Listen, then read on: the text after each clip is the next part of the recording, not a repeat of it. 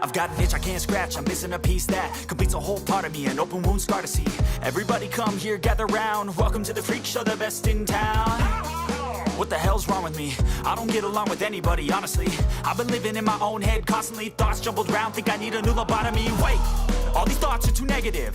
I don't wanna get lost in the sedative. Gotta show them what I got, I'm competitive. You know I'm about to go off, I won't let them win. I'll take a stab, I wanna chase the bag. I wanna weigh, I can change all the things I lack. I gotta face the facts, I got a taste in that. Got me obsessed with the rest, I got an itch to scratch. Lonely now, I'll give up everything. Daunting though, if I could see my dreams, I'll make things right. 'Cause I'll do anything to make what I want a reality. Don't let go,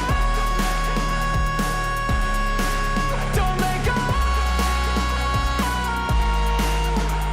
I'll make things right. 'Cause I'll do anything to make what I want a reality. I just wanna find a way out, sick of the venom in my brain. Running from the past, wanna escape my pain. I just wanna be a better person, I deserve this. I just wanna break these chains. Always destined for greatness, true to myself, I never fake it. Seen too many once that I so they get famous. And when I say the truth, most really can't take it. In spite of everything I've been through, I'ma make it. Fake friends, but on my downfall is toxic. Day one, started to outlaws for profit. Now all I do is write verses, no talking. All I do is put the work in, no option. This was everything I ever wanted. Created a legacy off of me, just being honest. And the fake ones hate, but it's all to no avail. They wanna see me lose, but you know I never fail.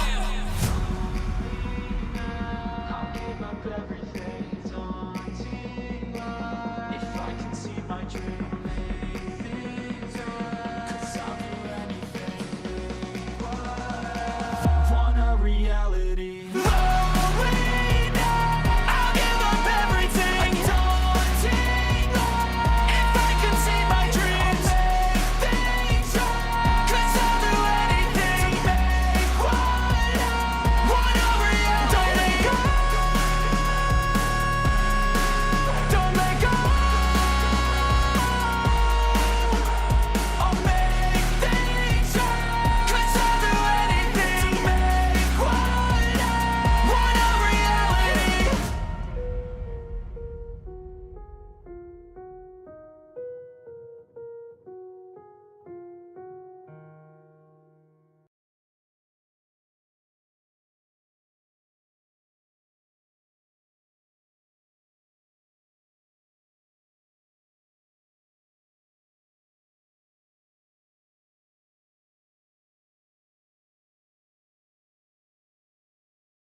How we doing this morning?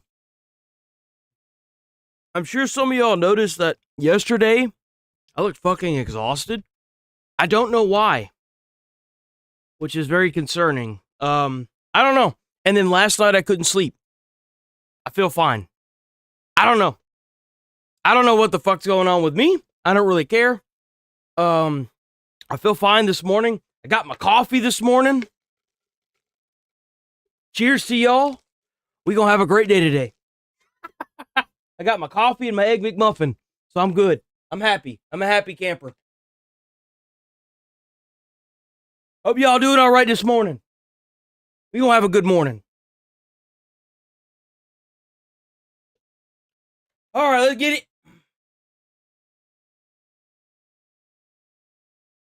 Did I not pull up IGN? Oh! I also have a Nick Shirley hoodie coming in. I've got the Leering Center hoodie coming in. And I'm probably going to start wearing it on stream once it gets here. Hell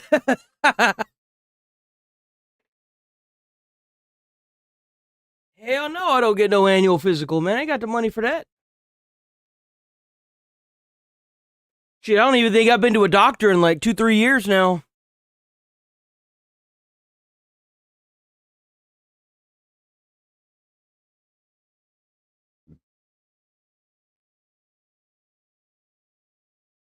There we go.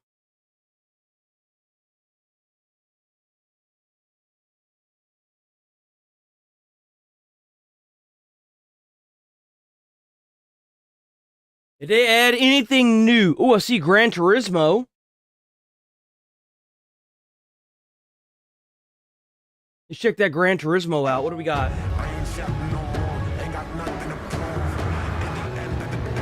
Oh, thank you. I gotta start linking video games. If y'all see a game come up like an IGN review, typically I'm gonna have the a game like little kickback thing in the description of it. I might do a couple of these games starting probably today. So if y'all see like the individual games, like a Turismo trailer or something like that, I'm reacted to, there's a good chance that if you click on it, it's gonna have a place where you can get the Turismo stuff in. Like give me a little kickback because I'm on some kind of thing that'll allow me to do that. So I get benefits for people using the links. So I wanna go ahead and tap into that if I can. I'm not gonna lie, Gran Turismo has been one of those games for me that is an in-between because I hate racing games. I love Need for Speed Carbon. And I've played one Gran Turismo and the cars in the game are pretty. I'll give them that.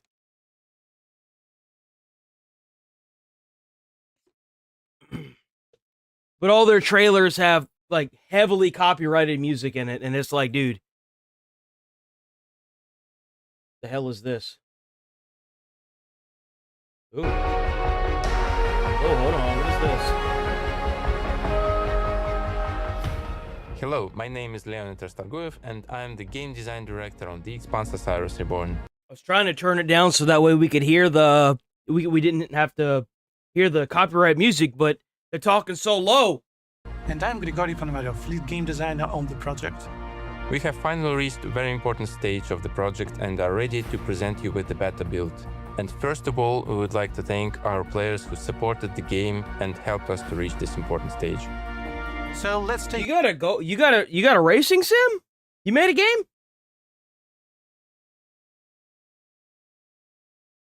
a quick look at a few things to try once you jump into the beta. During the beta, you will have a chance to play one The new AI? Man, I wish I was AI. By the time I turn 70, I want all of my body parts to be replaced. I want to look like Adam Smasher. That's my goal. I've got the same outlook on life as Hasman. I want all of my body parts to be replaced, and that's it. You know, I don't want to be human by the time I turn 70. I want like the Holy Grail, the immortality. You know what I'm saying? story mission. Bro, like put my brain into like a glass tube in some water and like add some like glowing effects so that way whenever I talk it glows and I'll be happy. For a station where you and your companions arrive right after Iris incident. There, at first, you will have some time to explore the station, chat with some NPCs, trade with local vendor Luciana, and even find some precious loot. And after that, you will have to report to your boss for a debrief. As you level up, you unlock not only new combat Legion Go handheld PC. abilities, What but the also fuck new is social that? skills for you and your That companions. sounds crazy. This Wait a unlocks minute. additional skill checks during the mission. Legion Go That handheld means PC. new dialogue options, new rewards during the exploration, and you can Fuck. even change the Oh, what the outcome of fuck? whole- Wait a minute. So the dude, this looks like a Switch almost. Yeah, the sides come off. Bro's in here dropping like alien tech on us, bro. What the fuck? important events. Some of those That's skill points will crazy. let you increase squad effectiveness, and others will let you increase firepower and gadget damage, and you will also be able to level up your companions and invest social skill points we mentioned before. This game looks cool. This game looks really cool. At some point, you will encounter I love games that give you before. this. Also be able The to skill level up. trees. Will let you. Some of those skill points will let you increase squad effectiveness, and others will let you increase. Is this single firepower, player? The expansion gadget Osiris damage, Reborn? And you will also be able to level up your companions and invest social skill points we mentioned before. Is the expansion At some Osiris point, you will Reborn? encounter Workbench, which is an important part of the progression system. There, you can upgrade your weapons and equipment using the materials. This is gonna be a single player game, by the way, guys. Oh, what the fuck? Bro, what the fuck?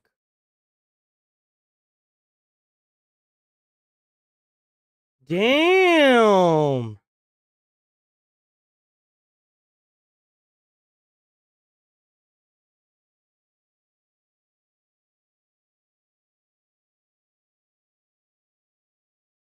Dang, bro, you got it hooked up in there. If y'all saw how I got my shit set up like this way, man, my shit is jank. Bro, I have been poor my whole life. On this desk, I drilled holes into the desk itself, and fucking, I got like it had lamps on it, so that way I could just pull the lamp down. One of them's still up. Is it on? Yeah, oh, the sun! Oh, turn it out!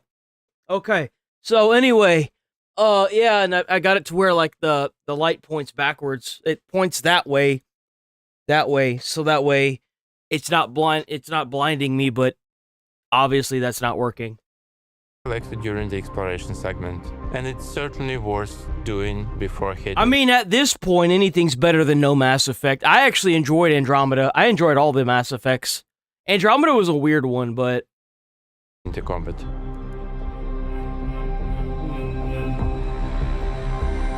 Combat is built around using cover and reposition. Staying exposed usually won't end well for you, so switching between covers at the right moment is key to victory.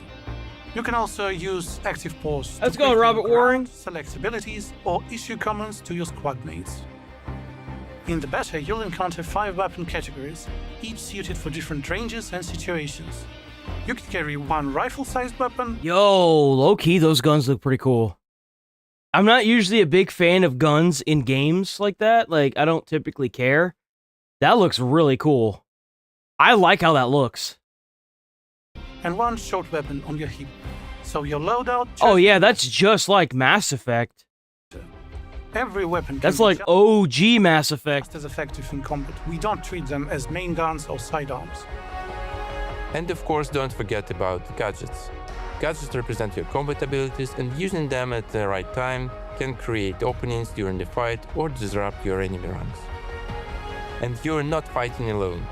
For this mission, Jay, your sibling, will join you as your companion, darling? and you can order him to use his abilities or exploit particular environmental weaknesses to wreak havoc on the battlefield. During the beta, we really encourage you to experiment. Try different builds, try different playstyles, different dialogue options, and see how the game plays out. Don't forget to hit like on the stream, guys. Don't forget to hit like. Beta will be available on Xbox Series X and S, PlayStation 5, and Steam. Oh, damn, so they're going to release this on everything. I wonder if it'll be Steam Deck compatible. I'll probably just get it on PlayStation, though. For your feedback. I've been playing Mouse PI for Hire, dude. I've been enjoying that game so much. Like, I get done editing, and I'm finally sitting down to relax. I'll throw something on the TV, and then I'll just sit back and play Mouse PI. It will help us improve the game. And yet again, I would like to thank our players who supported the game and helped us to reach this stage. We're really looking forward to see your feedback. Yeah, the past 2 days for me have been cooked, but I got my coffee, so I'm good. This morning was one of those mornings. Yesterday, I was so goddamn tired that, like, I don't know, I couldn't even keep my eyes open. And today, last night, I couldn't sleep to save my life. So this morning, I was like, fuck it, you know what? I'll take the coffee.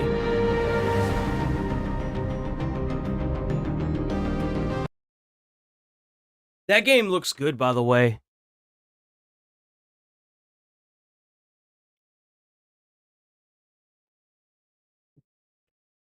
I have my doubts about this game, but we'll watch the trailer. Welcome to MI6. To succeed in the 00 program, agents must understand a set of rules that will grant them all possible chances to survive. So, take a deep breath, listen up, and you may learn how to get the job done and return to HQ in one piece. The first rule is to know how to blend in. Keeping a low profile while navigating a crowd will help you find different paths to your objective. Ken Banks, penetration tester. Pay attention. So weird, because I've heard that this game has used diversity hires. I've heard that. I've seen the crew. But this game is very mixed for me. I don't know, guys. I've never been so unsure about a game in my freaking life. Everything in my body says this game should be bad. But it doesn't look bad. Maybe they did it. Maybe they finally did it. Maybe they finally found a middle ground for a game. attention to the surroundings, eavesdrop on conversation, and talk your way in with the help of unexpected allies. Relax, fellas. He's with me. Once trespassing, slip past your opponents unnoticed, or use takedowns to silently get rid of them. When confronting a whole group of enemies, you may choose a gentler approach. And hut.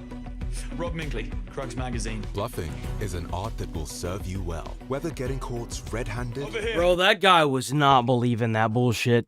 You see his face? He was like, I know this guy's not real. Look at his face! He's like, really? That's actually really cool. So, like, this is what leads me to believe this game might actually be good, and I want y'all to realize this. He doesn't look, this guy right here, doesn't look at him.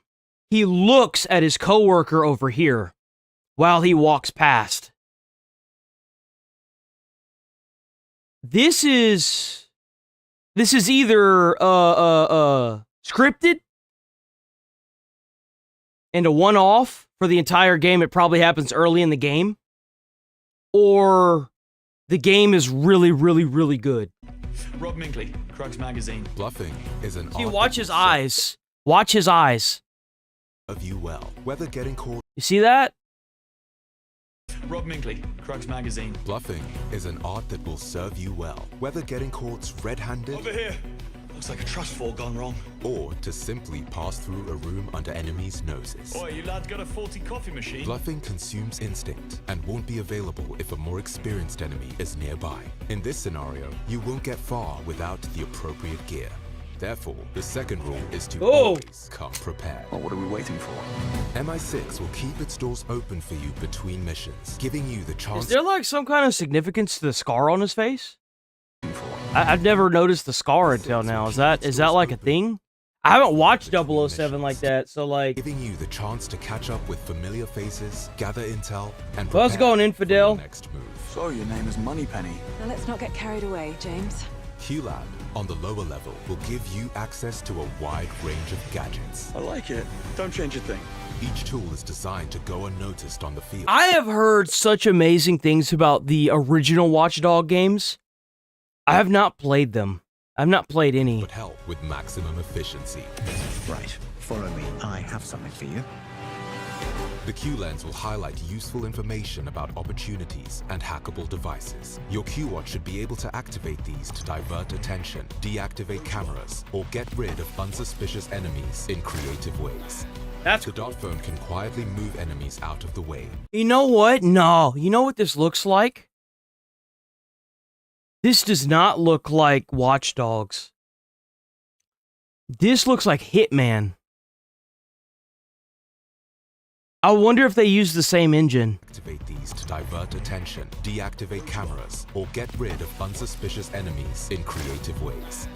The dot phone can quietly move enemies out of the way. The smoke pod, a timeless classic, will block visibility at short range. The modified earbuds will produce a flash of light to stun opponents. What the Other hell? gadgets will be developed in due time and will help you stay creative in all circumstances. No way, did he have robotic eyes? And will help you stay creative in Oh all no, okay, he shined him in the circumstances. face. you work for? Take the shot! Knowing how to improvise is a matter of life and death. What the fuck? Bro. Take the shot! Knowing I don't know, guys.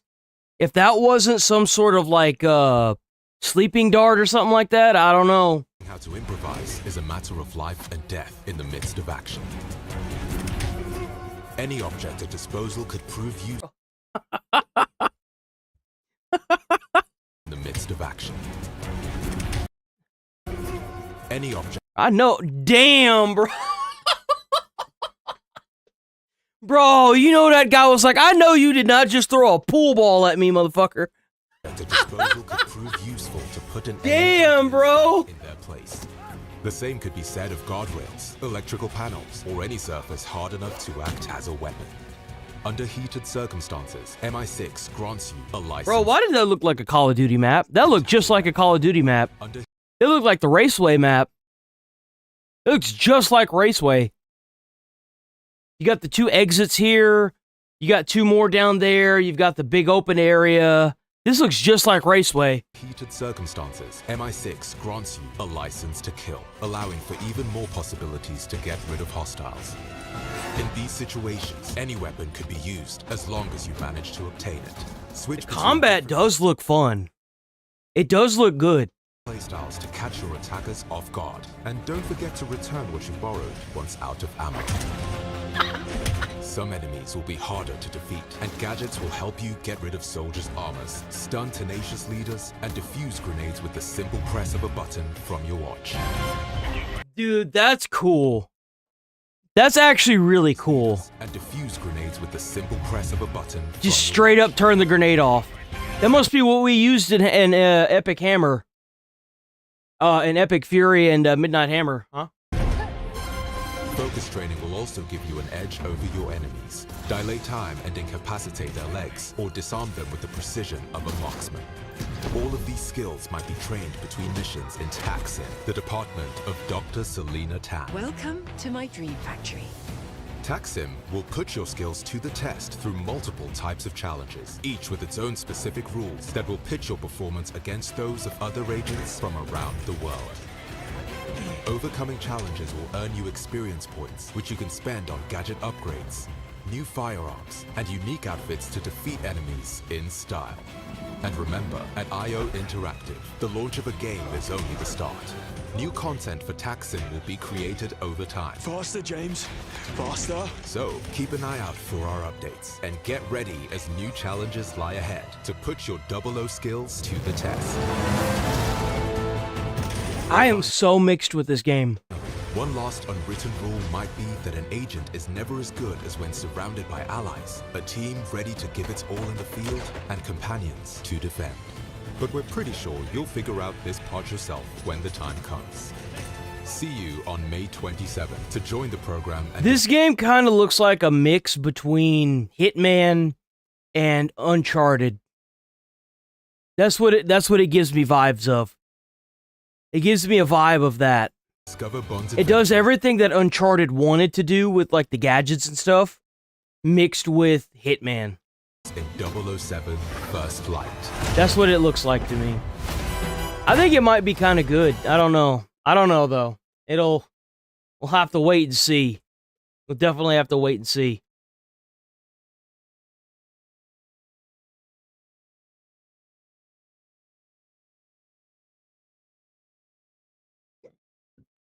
Y'all see they're coming out with a new Looney Tunes movie? It's called Coyote vs. Acme. It looks like it has John Cena in it. I haven't seen the trailer yet.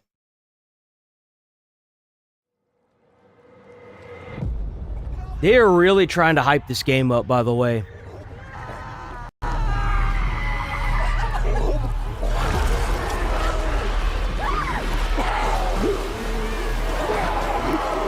You know what? It don't even matter. Well, you know what? I think the studio for this game shouldn't do games anymore. They should just do movies. It's Diablo 4.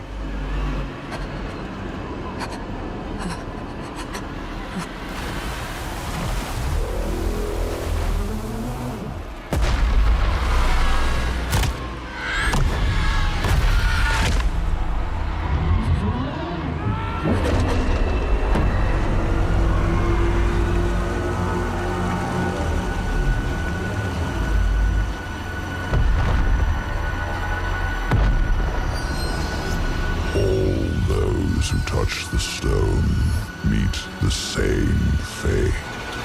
No! No! I need more time!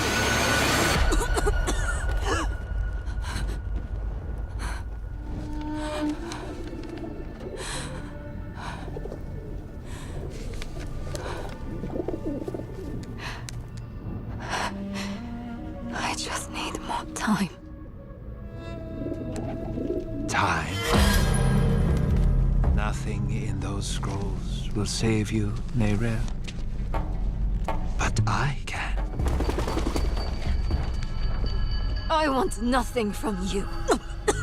It's not that it doesn't look good. The issue is that in order to get the most upgraded gems, unless you want to like play the game pretty much indefinitely.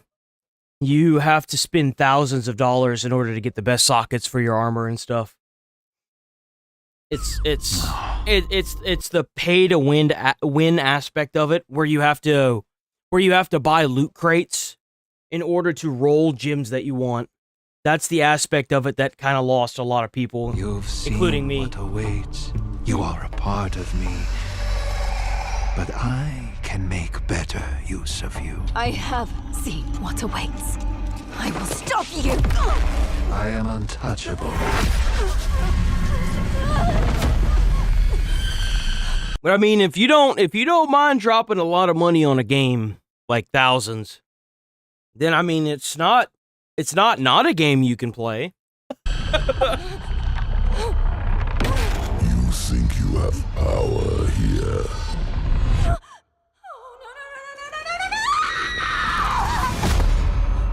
I could do this for an eternity, Neyrel. I don't see that you have a choice, but I'd like you to say yes.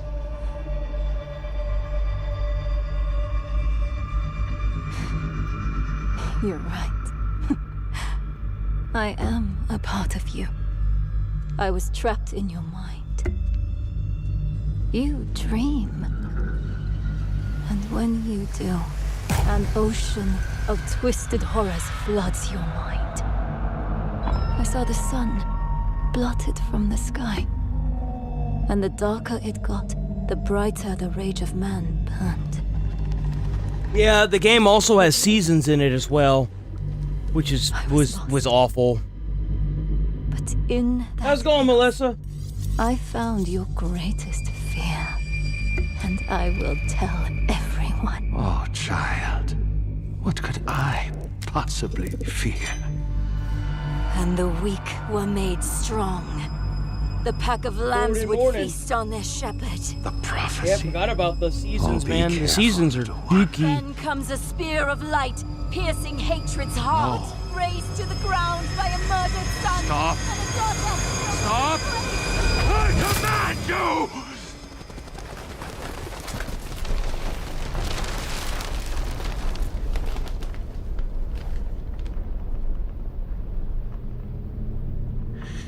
You could have been so much more.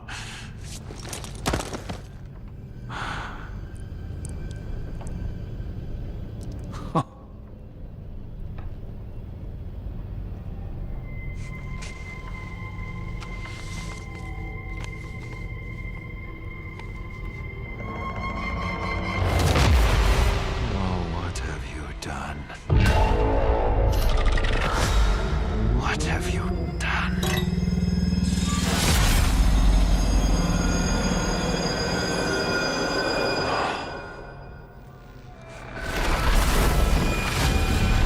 Let them come.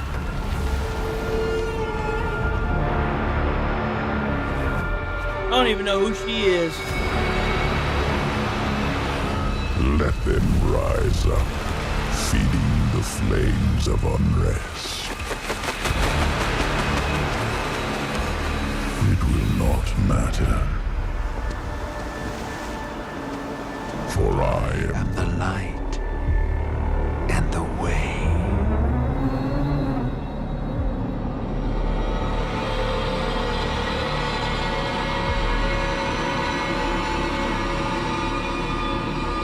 Well, again, the cinematics are really cool.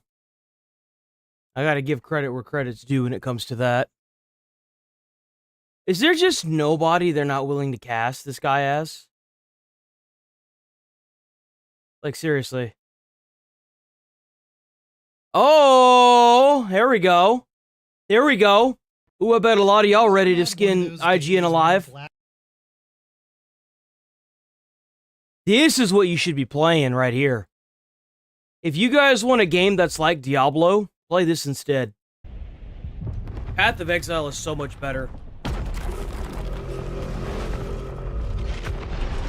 I can't watch Diablo and not have a Path of Exile.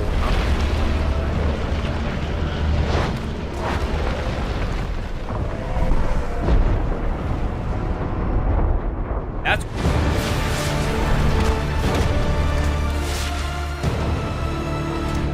of the Ancients. Ooh. That was it? Well, I guess that's what happens when you spend most of your budget on actually presenting a good game. What is this? What the heck is this, guys? What is this? Wait a minute. What is this?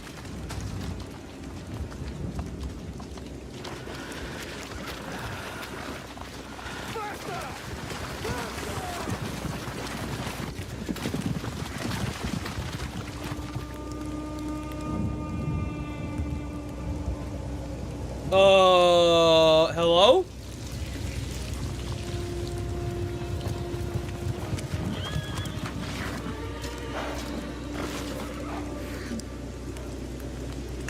An elf.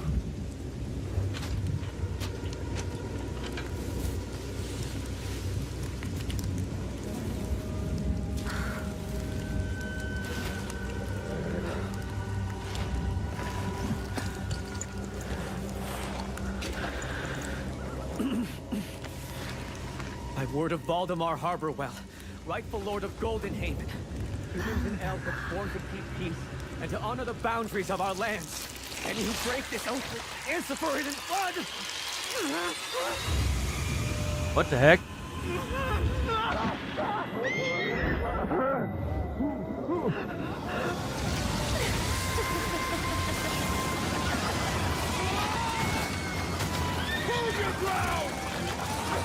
This a remake? This looks like crap, I'm not gonna lie. The animation looks awful.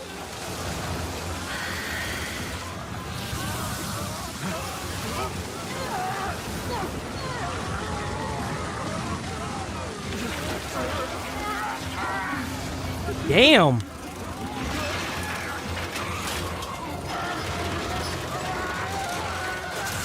Oh! Okay, I'd play this game. Yeah, I'd play this. Hold on, wait a minute now. Stay away! Stay away!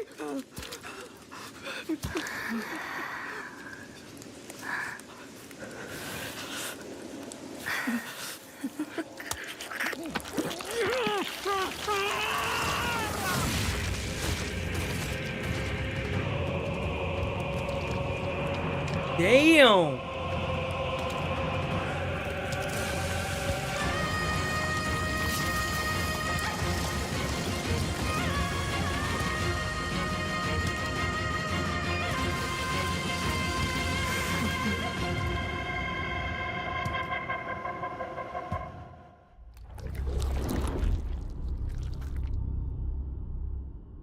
Uncrowned. Embers of the Uncrowned.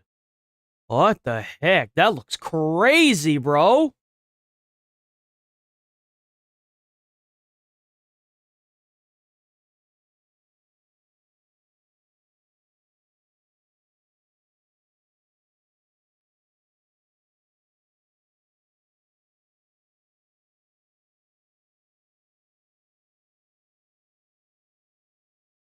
Ew, what is that?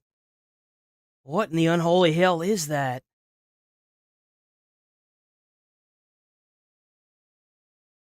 What am I gonna get? You always get the Happy Meal, Dustin. So get the Happy Meal. Hell nah. Hell nah. Alright. We got the Windrose review. Let's see if IGN can get this one right. Blackbeard boards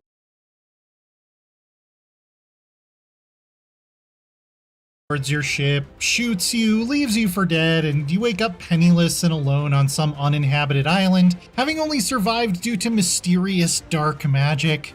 Who hasn't, am I right? Windrose, a piratical survival crafter that just launched into early access, uses that truly universal experience as a starting point for some in-depth exploration and swashbuckling during a mythical reimagining of the golden age of piracy. Don't forget to hit like on the stream, man. And there's enough depth and polish here already to match a lot of full games, even with an unfinished story and some rough edges. It's early access. It's early access, man. And never leave your happy homes to I swear to fucking God, if this guy brings up the whole like, well, it needs multiplayer, it needs multiplayer, like I've been seeing all across the fucking internet, I'm gonna blow my stack. Bro, not every fucking game under the sun needs to be multiplayer. I think that out of spite, they should just make the game fully single player with no co-op experience whatsoever. Windrose takes after Valheim in a handful of ways. I'm so sick of seeing people, oh, it needs to be multiplayer. Dude, not everything needs to be multiplayer. The fact that you don't actually need to eat or sleep in order to survive. Rather, food provides stat buffs, without which you can easily get one-shot by any wandering wild pig. So it's important, but you're not going to starve to death because W10 gifted. W10 gifty. Why can't I like that message? I want to be able to like the 10 gifties, man. Why can't I do that? It's dumb. Who sent it? Where'd it go? Oh, it's OTK Goat. OTR Goat. Why do I keep saying OTK because like it's Asmon, bro. Bro's always on my mind. Damn it, Asmon. AFK for a little while. The building system is pretty flexible. My earliest shelters looked very Robinson Crusoe chic, but I eventually unlocked the parts needed to get a nice Caribbean. That's right, OTR always hooking it up, bro. Always. Him and Darling. Them two always hooking it up in here. Reward for taking the time. There was another one. Sticks too sometimes. I think Sticks as well. Time to spruce things up a little.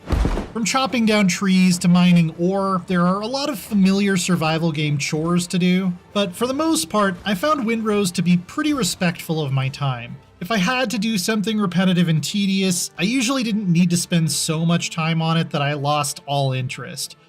You start out in a lush coastal jungle where the biggest threats are wild boars, and your main goal is to get your first ship built so you can get back out on the tides. Moving into the mid-level highlands, human enemies with sabers and guns, as well as predators like wolves, become more common. And I want to point this out. So the guy that did the IGN review for Mouse PI for Hire is a different guy than this guy. But I think the same guy that did the Crimson Desert review did that review as this guy. So I think these are the same. This is the same person that did the Crimson Desert review. So we're gonna see how this goes. Of interest that can feature mini dungeons with clever and challenging puzzles. At the end of the current early access journey, you venture into the deadly cursed swamps, where spending too much time in certain areas can cause madness and... Look, games journalist IGN, if you have to wait for the consensus of the game to come back, fundamentally you have failed as a journalist. It means that you're so disconnected from what gamers want that you can no longer do your job. Maybe you guys want to start doing something else. Because the game has been in early access for almost, like 2 weeks now? 3 weeks? Almost a month? I think you guys may be so lost in the sauce, there's no recovering it. Instant death. The escalation of mechanical challenges and supernatural elements. Oh yeah, Blackbeard is up to some kind of necromancy, by the way, meant that the loop of arriving in a new area and working towards the next upgrade tier didn't get too repetitive. With even more biomes planned for the full release, I'm curious to see just how supernatural we can go. The swamps are already pretty wild. Whether you're facing off against wildlife or the restless dead, ground combat is probably my favorite part of Windrose. The devs describe it as Souls-light, which is a label I'm a little bit hesitant to use as a big Soulsborne fan myself. I just think it's kind of over-applied. But this combat is quite responsive and kinetic, parrying opponents at... I'm not gonna lie, the combat looks just like Crimson Desert. It does. It looks just as weird. I honestly think that it'd be even worse if you couldn't lock on. Uses a big Soulsborne fan just by myself. looking at it, I can tell. I just think it's kind of over-applied, but this combat is quite responsive. Yeah, like right there. I just think it's kind of over-applied. See how he's not locked on and he couldn't hit him? This combat is quite responsive and kinetic. Parrying opponents at just the right time removes a shield icon from their health bar, which can eventually stun them and let you really go to town for a couple seconds.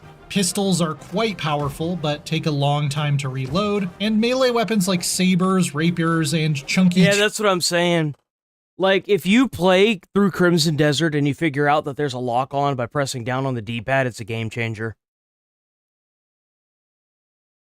Two-handers feel very different to fight with, including their unique special moves. The end chapter bosses... Why is it a thrust? It should be an overhand swing. Any big sword, if it's the heavy and it's a held heavy, it's always the overhead swing. Why is that even a question? Can be brutally the only swords that you want to thrust forward with are rapiers, pointy swords, stabbing ones. You don't. No. And I'm just showing you the first and most tame one here. Even with fully upgraded gear, I definitely got some of that Souls feeling in these hectic but satisfying encounters. My one complaint ties back to how stats are so heavily based on consumables, and as a result, dying to the same boss several times while you're learning the fight, which is a natural part of the progression, can require you to leave and go grind for resources if you don't want to face them on a... You know there are controllers and there are keyboards out there that'll help with your arthritis. For example, this mouse, it's designed with people that have arthritis, so it sits like this. And it's like a ball mouse. I don't have arthritis, but it's designed for that now. They've got more and more stuff coming out with for people that have like arthritis and stuff. My mom used to have arthritis really bad, so I understand fully what you're going through, and it sucks. Empty stomach in a greatly diminished state, and that can get tedious. Me lunch. There are also some edge cases where the enemy AI causes everything to fall apart. Melee foes have a tendency to completely mob you and shove you into a corner, while you get wombo comboed to death from 50 different directions. This can normally be avoided by picking your battles wisely, running away, and using terrain, but the two most miserable missions in the entirety of Windrose were these ones that required me to board a pirate ship and fight like a dozen zombies in very close quarters. You can't even stand on the deck of your own ship and shoot it. Has anyone else gotten to this mission? How bad is this mission? Is this guy just shitty at games, or is it actually kind of hard?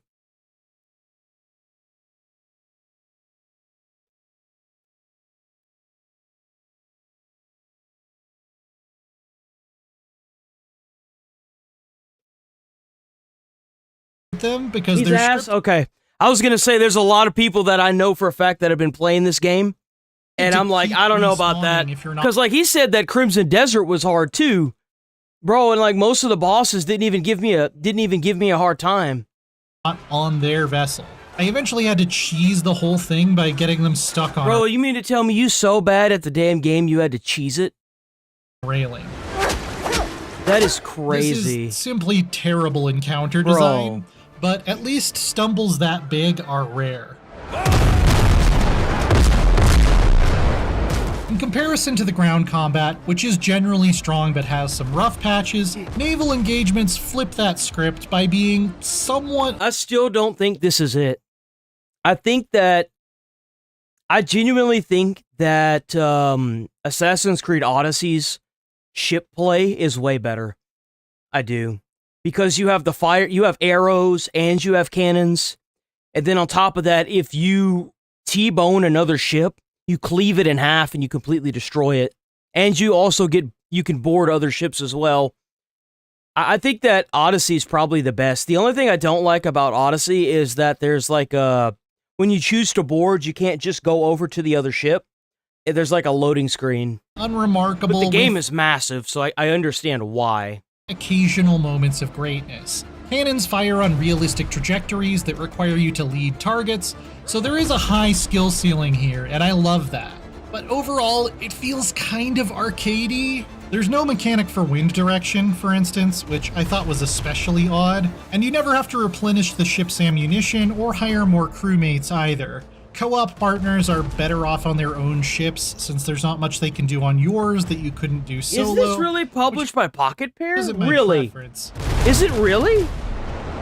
Boarding actions can be a great time though, since your crewmates will help you out in those, preventing the problem of getting mobbed by too many enemies in a tight space.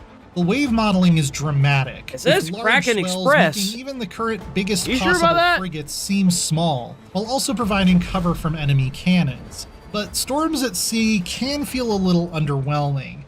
I don't think it's possible to capsize even in the freebie rowboat, for instance. I do like— Yeah, that's annoying. You know why you can't capsize? Because it's fucking annoying and it adds nothing to the gameplay. Why are you trying to capsize the boat? Bro, just trolling the score to troll the score at this point. Like, what are you doing? I know this dude didn't just say that. Guys, how many I gotta be better. I got to. Guess I can't expect these people to. How many ships have y'all seen capsize in the past, I don't know, 30 years? Like, even that one ship that blocked up that canal because it ended up, like, sliding sideways, didn't even capsize. What are we doing? Possible to capsize even in the freebie rowboat, for instance.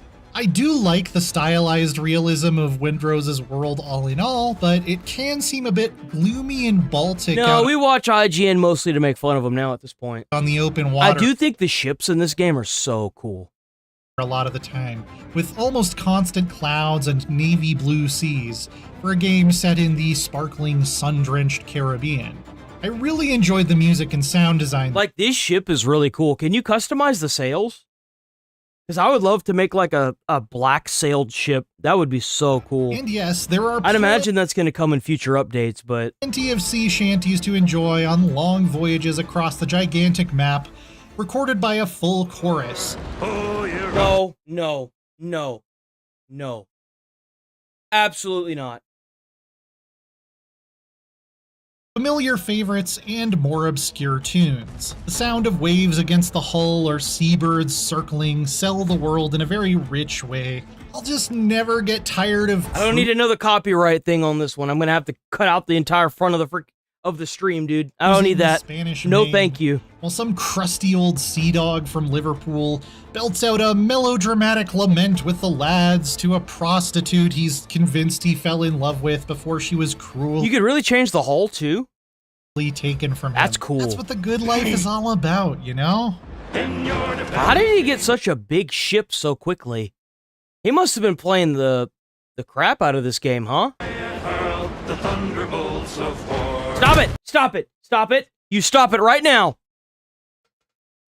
Rose feels a bit stingy at the moment. That's especially true of talent points, as I didn't feel like I got that many to play with. You don't even get one every level, which is a shame because they unlock neat playstyle enhancements like faster reloads or more. I can see why you wouldn't get a lot, because it doesn't look like there's a lot here. I'm not gonna lie. They most likely want you to choose a tree and go down it. That's kind of what it looks like. Health recovery from quickly landing counterattacks a la Bloodborne, but I'm also unsure how much bigger Windrose is supposed to get. Experience points exclusively come from completing quests, and there are only so many of those, which means the current level cap is somewhere around 15. Maybe with the full release, it won't seem so restrictive. Yeah, that's a thrust. That's With the kind of sword you snappy thrust. ground combat and excellent sound design, Windrose has made a strong first impression. Bro, he on getting his butt beat by a goat. At its early He access getting whipped release. by a goat, Particularly bro. when it comes to polish, this feels more like a finished game than a beta. And while the story and progression cut off a bit The only beta I see is the one playing the game. Damn. abruptly, Damn. there's still more than 80 hours of stuff to do if you want to see everything that's currently available. Some mission types need rethinking. It's no fun to be mobbed on the deck of a ghost ship by 20 zombies with no means of stealth or crowd control. I mean, dude's cheesing on a review. No stealth? Not once was it marketed in this game for being a stealth game. Are we serious, IGN? Are we being for real right now? Some mission types need rethinking.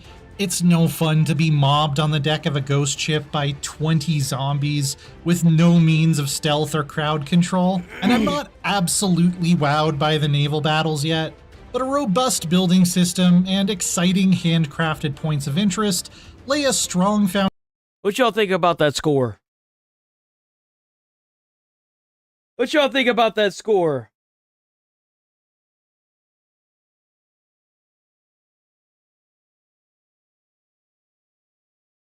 I think, oh, he's not there anymore. It's a 9. I was gonna say, with how many people are, like, enjoying this game, I couldn't imagine giving it anything less than either an 8 or a 9. Straight up. Even, like, Mouse PI for Hire and Pragmata should have been 9s. I don't know what the heck, IGN. What the heck? Foundation for some pirate adventures alone or with friends. If you want my thoughts on a different survival game for comparison. No, I don't. I definitely do not. Absolutely not. Okay.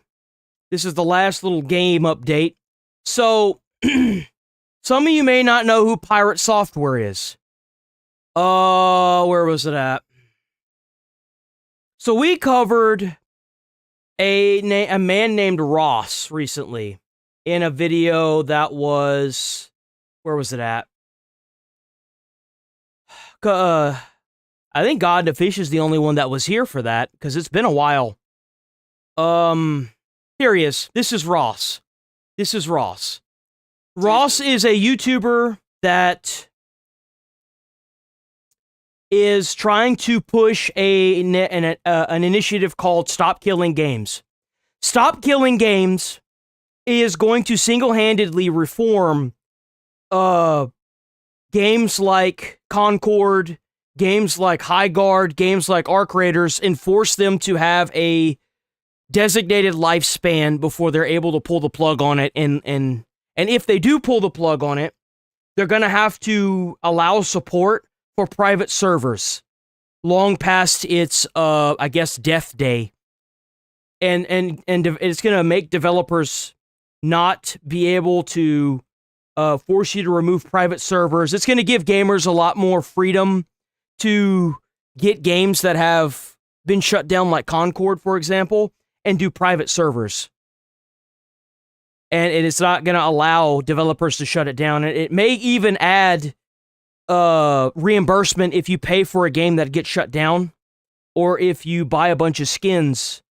Now, Pirate Software, being the disgusting little hood rat that he is, attacked Ross on the internet, like blatantly shredded everything about the idea of Stop Killing Games. And he got an immeasurable amount of backlash from it. And he even died on the hill. He literally died on the hill. He doubled down and then made another video straight up attacking Ross, to be quite frank.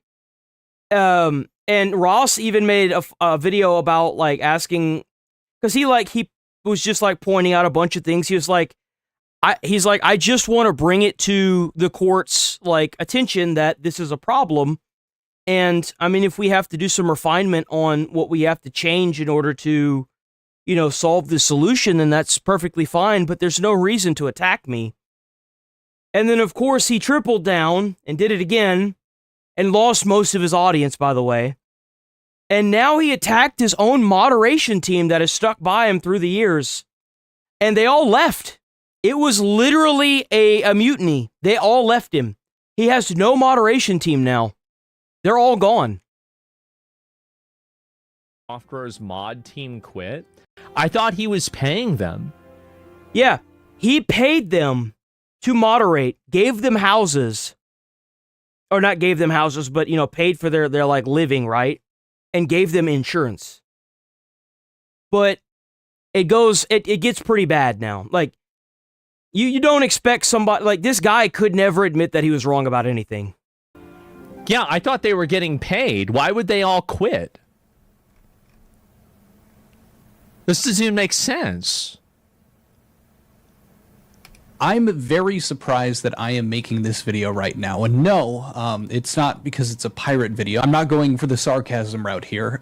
Pirate Software's crew, more specifically his first mate, that being Kronos, his head moderator, and the rest of his mod team have either been fired or jumped ship. And in doing a bit of research, there has been some very interesting details that have come out surrounding this mass exodus / firing that has just gone down. Like Pirate apparently calling Kronos a by the way, since I got a good little portion of y'all up in here, I've got the Nick Shirley hoodie coming in. So there, whenever the Nick Shirley Leering Center hoodie comes in, I'll probably be wearing that mostly on stream. And by the way, y'all are the ones that paid for that. That's the first thing I was like, you know what? I need to get something for stream. As well as the rest of the moderation team seemingly starting to jump onto the Pirate Software hate train. We had some sleeper cells from Quaker Nation infiltrate the very public... That's right, so much quality leering, boys. Discord that Kronos has himself, where he hopped into a voice call alongside a lot of the other mods who seemed to just be chatting. And it seems that they were having some conversations in regard to their tenure working for Pirate Software, and I would say the negative aspects of that, which are going to become very apparent. And I thought to myself, well, given the severity of what is going down here with a lot of the Pirate Software community, you know, leaving the community leaders, well, I guess to me it just feels like the Pirate Software ship is finally sinking. He also got caught for committing a form of fraud. Obviously, he didn't go to jail for it, but he was keeping his hype train going to break the world record by giving money to some of his moderators to come up with names and then use those names in his chat to donate to keep the hype train going. He's been caught several times, well, at least once doing it, but there have been other occurrences that have happened as well. So I figured now would probably be the best time to bring back the limited time doubling down merch. It's a form of fraud because people that were gifting in the hype train gifted with the thought that it was being kept up by them. And it's very it's obviously a very gray area, but Asman and a few other content creators have called it a form of fraud for obvious reasons. Here, that is. I mean, obviously, trying to get any kind of conviction from that's not going to happen. Wait, this. You want to great Discord name and stuff is going to be Kronos, but for the sake of just keeping it nice, Kronos is his head moderator. And simple, I am going to have blacked out all the other names. Now, I have reached out to 2 other separate mods to see if they were willing to comment. I'll also include screenshots of those. They were not interested in having a conversation. What a I surprise. don't necessarily blame them, but wanted to show you guys that I made some sort of effort to reach out to them. After those 2 responses, I figured, okay, I think I know how they're all going to be, and I even shot a whisper to Kronos, but of course, he did not reply, and he's got me blocked on every other platform. So this is kind of like the first evidence to show you guys to show what I'm talking about here. This is Kronos in a VC call as screenshotted here with a few other mods, as well as I think a few ex-members of Pirates Discord. And there's a bit of chatting here. So this is this is the mutiny? This is the mutiny Discord, is that right? And you should know that during all of this, Pirate Software is currently playing Windrose. Just so y'all are aware. How funny is it that a content creator called Pirate Software playing Windrose has a literal mutiny on him? Right? This kind of seems like, Kronos is speaking out loud and the rest of them are pretty much just chatting by typing in the VC chat. Now, again, I don't have concrete proof that they're always talking about Pirate, but using context clues, I think it's easy to kind of understand sometimes when they're for sure probably talking about him. In this case here, right behind me, somebody here says, just anything that might be used against him or proved him wrong gets nuked. The fuck? Now, from what I understand, most of these messages come from around the same VC over the course of a couple of hours in that evening. And I'll just be reading through the main points, but feel free to pause and read the additional stuff at your own pace, whatever. But the top one here to start. Bro, how are you going to tell your head moderator of being a parasite Like, why, man? So what is this nuke that's dropped that I've apparently missed? It sounds mad. And someone replied to them down here. Thor accused Kronos of being a parasite and removed his mod access to Discord / Twitch / etc. That is where I'm getting this, you know, he was called a parasite thing. And it seems like shortly after that, he ends up putting in his 2 weeks. I say that because in this other screenshot here, we can see, this, gonna prepare the catapult. Right after that, the prepare the catapult. K, I'm assuming Kronos already gave notice, don't stress. Yeah. They also follow up, and now this kind of seems to get into them, you know, airing their grievances with Pirate, saying, Common, all the collab and raids you did to all different people, versus Thor on a loop only raiding the ferrets does say a lot, seemingly talking about him being selfish. Another previous mod saying, just waiting for PS stream. I mean, that's his stream. If that's what he wants to do, that's what he's going to do. I think it matters because if you've ever watched Pirate Software, his name's Thor, by the way, he's very much a self-centered individual. I worked at Bethesda. I worked at this. Well, I do this for my community. I do that for my moderators. I pay my moderators X, Y, and Z. I do this thing here. I do this because, you know, he tries to sell himself as being like absolutely benevolent. And it's and he'll say this like 70 times a stream. Like straight up. Like he's like, I'm a game developer. I worked at Bethesda. I'm not Bethesda, Blizzard Entertainment. General like, chat. Why are they getting mad at Thor for that? If he wants to raid the ferret stream, what the hell's like? I can't believe it. I'm siding with Pirate Software. I think that's totally reasonable. Realize it. I'm assuming. Funny enough, I used to watch Pirate Software up until he started attacking Ross. Whenever I saw the video on YouTube where he attacked Ross, that first video, and Ross was like stating all these points that I was like, oh, that's a good thing. And then it goes to Thor just absolutely thrashing the idea. And I'm like, oh no, I'm done. I'm good, man. I'm good. Realize that all of the mods have disappeared. Someone else saying same here for Block Game. I actually have a really funny would take before somebody actually checked. Yesterday, and the mod was like, I'm not capable of doing this at this time. But Block Game wasn't receiving updates, and apparently it had been down for 4 days, and nobody noticed until Thor got a Texas speech in his stream chat literally today or yesterday as the time that you're watching this. And here's that clip. Block Game is down. It's been down for like 4 days, and no one said a word. Damn. I'll go put it back up.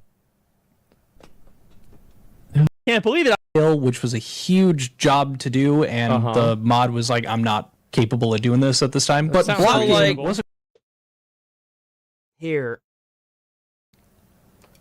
Realize I actually have a really funny clip in regard to that. Not exactly working on with one of the mods here as like the lead kind of thing that Pirate Software is working on with one of the mods here as like the lead kind of Java developer for it, which they ended up. They have a Minecraft server that they're like.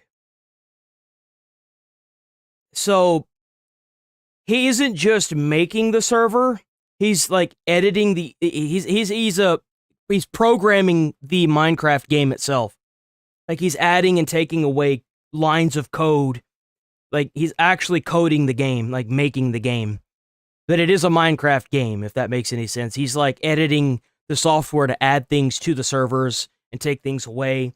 They have their own like Minecraft server, and Pirate Software out of nowhere was like, we need to do this, and I guess Kronos was like, I can't do this because I've got other things that I need to do, or for whatever reason, and then Pirate Software immediately bit the hand that was feeding him by calling him a parasite. But it's like, it seems like it's a very, very common thing with Pirate where you're only really his friend if you're available 24/7 to do what he wants at a moment's notice. Stepping down because Pirate wanted it all to be converted over to Hightail, which was a huge job to do, and the mod was like, I'm not capable of doing this at this time. But Block Game reasonable. wasn't receiving updates, and apparently it had been down for 4 days, and nobody noticed until Thor got a text-to-speech in his stream chat literally today or yesterday, as the time that you're watching this. And here's that clip. Block Game is down. It's been down for like 4 days, and no one. You should know that his viewership and his like sub base is plummeting. It has been plummeting since the Raw stuff that happened last year. One said a word. Damn. I'll go put it back up. So he just got a text-to-speech on a stream of his, and they told him that the Minecraft server hadn't been up for a few days. And usually he has a bunch of moderators to help him with that, but they're all fucking gone now. I was trying to see so nobody even how long it would take before somebody actually checks. The only other person that I've ever seen do something like that is my mentally ill female healing officer in Legion, who was stealing gold out of the guild bank. And when I called her out on it, she said she was doing it to see if I still cared about the guild and if I would notice. That's the only other time they're talking about their subscriptions to Pirate. Following up in this, you can hear that people are saying hi to each other, and then I think they're again talking directly to Kronos here. So because Kronos is leaving, most of them are jumping ship. Like they're all leaving because Kronos is leaving. I think you were a shield for a lot of BS, and then a bunch of people saying, I canceled mine from renewing, mine will expire soon, will end in June. I believe they're talking about their subscriptions to Pirate. Following up in this... Oh my god! They made a whole Discord to complain about him? Yep. When it's kind of clear that the other moderators really were not a fan of Pirate software, probably not even Kronos himself towards the end. Someone said, here, there's a reason why I wanted this community to be good for you and for all the mods to be chill and be safe from him. There's a mutiny, dude. Straight up. Yes. Well, you did lure in people with someone's name. You're a warmer person. He and the community were begging you to stream. Right. And then someone else saying you were the reason why he didn't lose mods and other streamers quicker. What? Now, this could be Kronos. It could be also they were chatting amongst each other. I feel like Kronos does need to stream. If he was holding that community together, he needs to stream. He needs to be the like shining beacon that comes out of this negativity. In this chat here, but still, like making a point like you're the reason why he didn't lose mods and other streamers quicker is crazy. And I do want to jump in and I just don't think that's unreasonable. I think especially mods talk with each other, and if somebody's on the edge, maybe they get talked down or talked into doing something. I think that's I just wanted to kind of touch base with this, but like Pirate software is going down quickly. I don't think I've ever heard of moderators jumping ship on a content creator before. That's new to me. I've never heard of that before, unless like maybe the content creator just stopped making content. But like for the mod team to like straight up make a different Discord to talk shit about him is insane. That to me is insanity. Like the guy must be an actual piece of crap behind closed doors as well. That's the only alternative. That's the only thing I can come to. Seriously. God, what is this? Let me look at this. Not this one.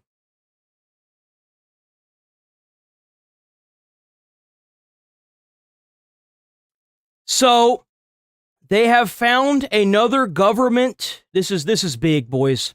This is massive political breaking news. YouTube. This is massive political breaking news. Okay. I need you to go on and loosen up the tap on me, okay, YouTube. If you're new here, sub to the channel, hit like on the stream. So, they have found massive fraud in an organization here in America. Like it doesn't look good for most people. Really are. Why is it? Why is this happening all the time? It's actually super simple. It's because these people want to be seen as, you know, the good person, the right person, the morally correct person, and most importantly, right? I mean, we could talk about that bullshit, but like, here's the real reason. It's for money. Like, they get a bunch of donations. You know, you whip all the suburban moms. Oh my God, the Nazis are going to come. The Southern Poverty Law Center.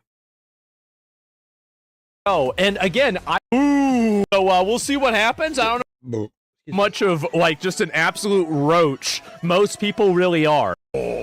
Happens. I don't know. Drama. It's stupid. Yeah. I saw a little. No, we'll see what happens. But so I did see tons of this. Right? We pay people to be racist so we can fight racism. There you go. And again, I find this to be like, if you understand, like, just.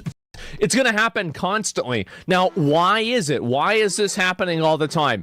This is like an HR department. So, if you have an HR department at a job, I think HR is good. HR is a good example. A lot of people think that HR is for the employee. It's not. It's to protect the company.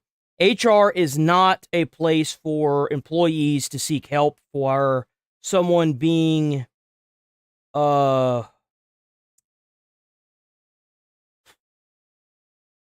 guess being a dick to you as far as management. I'm trying to articulate how I'm going to say this. It's meant to protect the company. HR is going to find a problem. Like, for example, Magic the Gathering had gotten an HR department as of, I think, 2 years ago or a year ago. And they are revamping or they are changing up older cards that look a little too skimpy, I guess. And the problem with these departments is that in order for them to stay employed, they have to keep finding problems. So they're going to keep finding problems. Like, that's what they do. Actually super simple. It's because these people want to be seen as, you know... It's kind of like the whole, like, movement with Pragmata, where these women were like, oh, you can't have the little girl, you know, with all these freaks that are the gamers and da-da-da-da-da. And it's like, if you take women out of games altogether, they're going to find something else to bitch about. It's just like the Palestine and Israel thing. They're still protesting Palestine and Israel.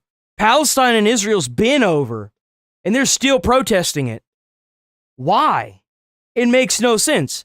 It's because they're not protesting it. They're being paid to protest something. They're being paid to literally stir up anything they can. So any problem that they can find, they're gonna sit there and try to do something about it. That's what they do. Person, the right person, the morally correct person, and most importantly, right? I mean, we could talk about that bullshit, but like, here's the real reason. It's for money. Like, they get a bunch of donations. You know, you whip all the suburban moms. Oh my God, the Nazis are gonna come back. It's gonna be like American History X. Oh no. And it's like, oh, it's like Hitler. Oh my God. And, you know, they get terrified and they're like, I better send them all my money quick. And that's it. They're sending the money away. And I think to myself, I'm like, how fucking stupid do you have to be? But, you know, there's a lot of people that are fucking stupid. So, yeah, apparently there's too many of them. So there are a lot of names. We're going to go through everything today, right? But I do want to say that I think that this is the so this is right. I'm at B while driving. A lot of this type of like this dissonance and this divide and everything. All right, race America is like so excited. People think to themselves, shift that happened. Old reliable. People could get along. Really, what ended Western civilization being able to be normal? What was it? It was COVID. COVID took every idiot. See why you COVID people on. Where do I get Elon Musk? This is what I think is funny. So Elon Musk said this. is that everybody was calling out the SPLC and these Charlie Kirk was calling out the SPLC. I want y'all to think about this. Charlie Kirk was calling out the SPLC. And by the way, a lot of these other like NGOs and these organizations, they're all the same. I want people to... We need to go through and systematically dismantle all these organizations in our country. They're all funding this. Understand this. They're all the same. Yeah. It's not like some of these are good and some of them are bad. They're all doing it. All of them have corrupted their purpose, and they're no longer doing what they have been put in place to do. All getting kickback money. They're all in on this. They're all creating this grift. This is it. And so Game recognized... The Southern Poverty Law Center, SPLC, has admitted to funding, because I haven't really stated this, the SPLC have admitted to funding protests.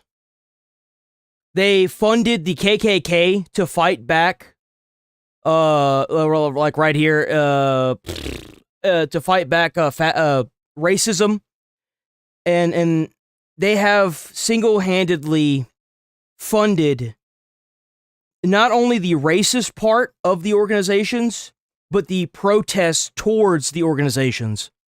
They have admitted to funding both sides to continue the spiral.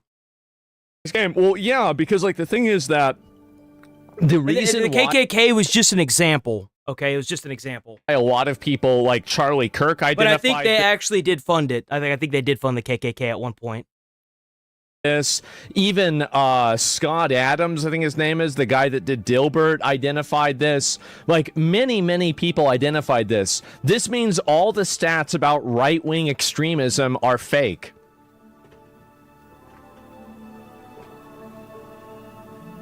I told you. I tried to fucking tell you. I tried to say it. I tried to explain it. But people, man, it was so obvious. We all knew that, though. It was so fucking obvious. It was so obvious that it was happening. Like, I don't know what's the whole... I agree with that. I feel like in order to protest, and I want to make this very clear, like, if you are protesting, the second that you start standing in the street, blocking traffic or blocking people's movement, you should immediately just be thrown in jail, because you're no longer peaceably assembling. You're rioting. When you break the law by impeding somebody, like impeding the flow of traffic, is against the law. Not allowing somebody to pass it's technically a form of, what was it, like, it's not kidnapping, it's is it kidnapping? There's a word for it. But like, if you're sitting there and you think that you can just break the law because you've got a massive group of people, that's not protesting. That's just breaking the law, and it's rioting. Like, the minute that you start blocking up the intersections and like, if you want to do that, then get a permit. If you get a permit, that means that you can talk to the local police and they can set up barricades and you could have a nice, peaceful protest. You can. But when you start breaking shit, looting shit, impeding people's right of movement, that's when it becomes a problem. Because it only escalates from there. It only gets worse from that point. Narrative was built on a house of cards. I know.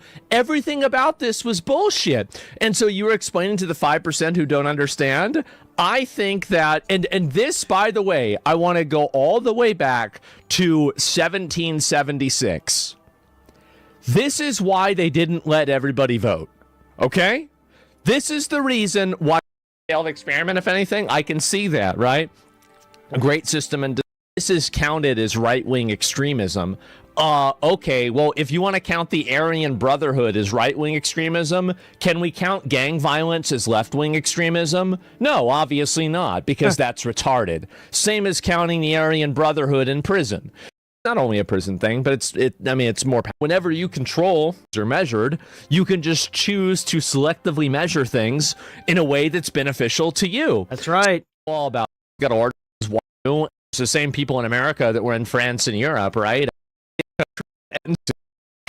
Damn. SPLC helped, and there's also another gerrymandering thing. If the SPLC helped fund and organize Charlottesville, then they are responsible for the death of Heather. Oh yeah, there's a woman that got run over. I forgot about that. Damn, bro, that's a Challenger? That thing got messed up, bro. Shit. It got messed up. Like, so you have to keep that in mind. These government-funded agencies are paying to... They're paying they are paying not only for the protesters, but they're paying for the people that are being protested against. It's literally a way to deter people's view from going to the 1% of America. Like, that's what this is really about. It's let's try to keep racism here. Let's try to keep people at each other's throat, because they know that once people start realizing that the 1% are what's keeping everything in chaos, well, the 1% are going to be in a lot of trouble. They are. It came apart like that. Damn, like, really? Like, it was? Yeah. That's a Hellcat. It's not a Hellcat, and I know, like, Ohio. He's getting... This fucking sucks, man. This video is garbo. What is going on with the editor of Asmon's stuff, dude? This is garbo. Holy fuck, this is garbo, dude. Or their things, plan and organize the direct mail, basically. If I'm neurotic, left-wing... While raising hundreds of millions of dollars from neurotic left-wingers via direct mail by stoking fear of surging hate groups, the SPLC literally paid someone for more than $270,000 to, among other things, plan and organize the Unite the Right rally in Charlottesville, VA. The SPLC also paid six-figure amounts to people at the same time. They were listed as extremists. The group was dedicated to battling against. If accurate, the SPLC was literally funding and coordinating the hate surge it used to solicit funds for its operations. The whole organization was a con job. So what they were doing is they were funding the KKK, and then they were funding that's what they were referring to as the extremists, the KKK. And they were also funding the protest against the KKK to stay active in America and continue getting government funding. That's what they were doing. That's literally what they were doing. Left-wingers via direct mail by stoking fear of surging hate groups. The S&D also released, like, we could keep bombing underneath to it. The SPLC was... Anybody who's surprised by this should not be allowed to be in a leadership position for anything. Like, for anybody, and by the way, for anybody that's a real one, like, all the real ones knew this. We all knew this. Elon Musk knew this. Charlie Kirk said... And I guarantee you, this is the second organization in America that has been found doing this, by the way. The first one was, oh my God, what was the name of that other one? It was, wasn't it like something AID,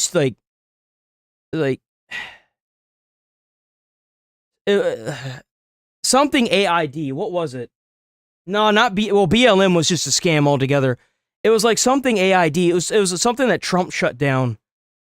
Is it USAID? What was that? USAID. That's what it was. Scott Adams, the Dilbert guy, knew this. Like, they also found not systemic, but them using funding to fund protests. So no surprise to anybody. But, like, you've got to be a real one. I knew. So now there's 3 points of obvious problems. You've got because Fox had said that there was a tech billionaire in China that was funding protests during the No Kings rally. You've got USAID that also had them funding these protests. And then you had this SPLC funding protests as well. So, big surprise, not a whole lot of the protests are being obvious. seen anymore. And so anyway, and I guarantee you the rest of these organizations that have these special kind of funding are all doing the same thing. I guarantee you. Higher, the is fucking built, and so like I'm proud of them. I really am. F-37 was a number of the online leadership chat group that planned the 2017 Unite the Right event in Charlottesville, Virginia, and attended the event at the direction of the SPLC. F-37 made. I would imagine the F-37 is somebody who they're trying to keep under wraps. Made racist postings under the supervision of the SPLC and helped coordinate transportation to the event for several attendees between 2015 and 2023. The SPLC secretly paid F-37 more than $270,000. I'm very proud of them. And so I've got to tell, Cody and Jeff, because, racist postings. This is reach that this is what's happening. Like, this is the extremist file webpage about F-42 from which the SPLC solicited donations. So the F-42 was the former chairman of the National Alliance. The SPLC website contained an extremist file webpage about F-42 from which the SPLC solicited donations. Between 2016 and 2023, the SPLC secretly paid F-42 more than... So, to give you an idea what that means, is let's say that F-42 is the leader of the KKK, or the leader of the protests that are against the KKK. So what they would do is they would have somebody take portions of money up to $140,000, and they would take that money and they would anonymously donate it to the leaders of either side, right? They would anonymously donate that money. And that's how they were getting funded. 2016 to 2023, they paid this person $140,000. We got to thank all those dumbasses that were down in Minneapolis protesting and getting themselves shot, because, if it had not been for them, the government wouldn't be doing a heavy investigation into figuring out where all this money's coming from. Because they're obviously getting paid. The question is how quickly can they stop the tap? Overlapped with the time period that F-42 was featured on the SPLC's extremist file webpage. And so what's happening now... It already has. Think about how bad my comments were last month. Last month, there were so many negative people. There were so many, bro. Think about how that has drastically changed since they started shutting down these organizations. It took a little bit for that lack of money to kick in, but man, they hurting now. Yes, I'd be remiss if I didn't mention that Charlie Kirk spent years calling for groups like the SPLC to face investigations into their activities. There you go. And people think it was Nick. Everybody's saying it was actually Nick Fuentes, who was the one that was the inside. Nothing. These people are so deep into the psychosis, they're so deep into drinking the Kool-Aid, that they're not going to back down off of this. They're not going to stop this. Everybody knows that's a scam. I mean, we all... Yeah, the BLM members that ran the BLM riots, they took all the money and left. And then they lost all the money. They literally got the money from the BLM riots. They got scammed out of all of it.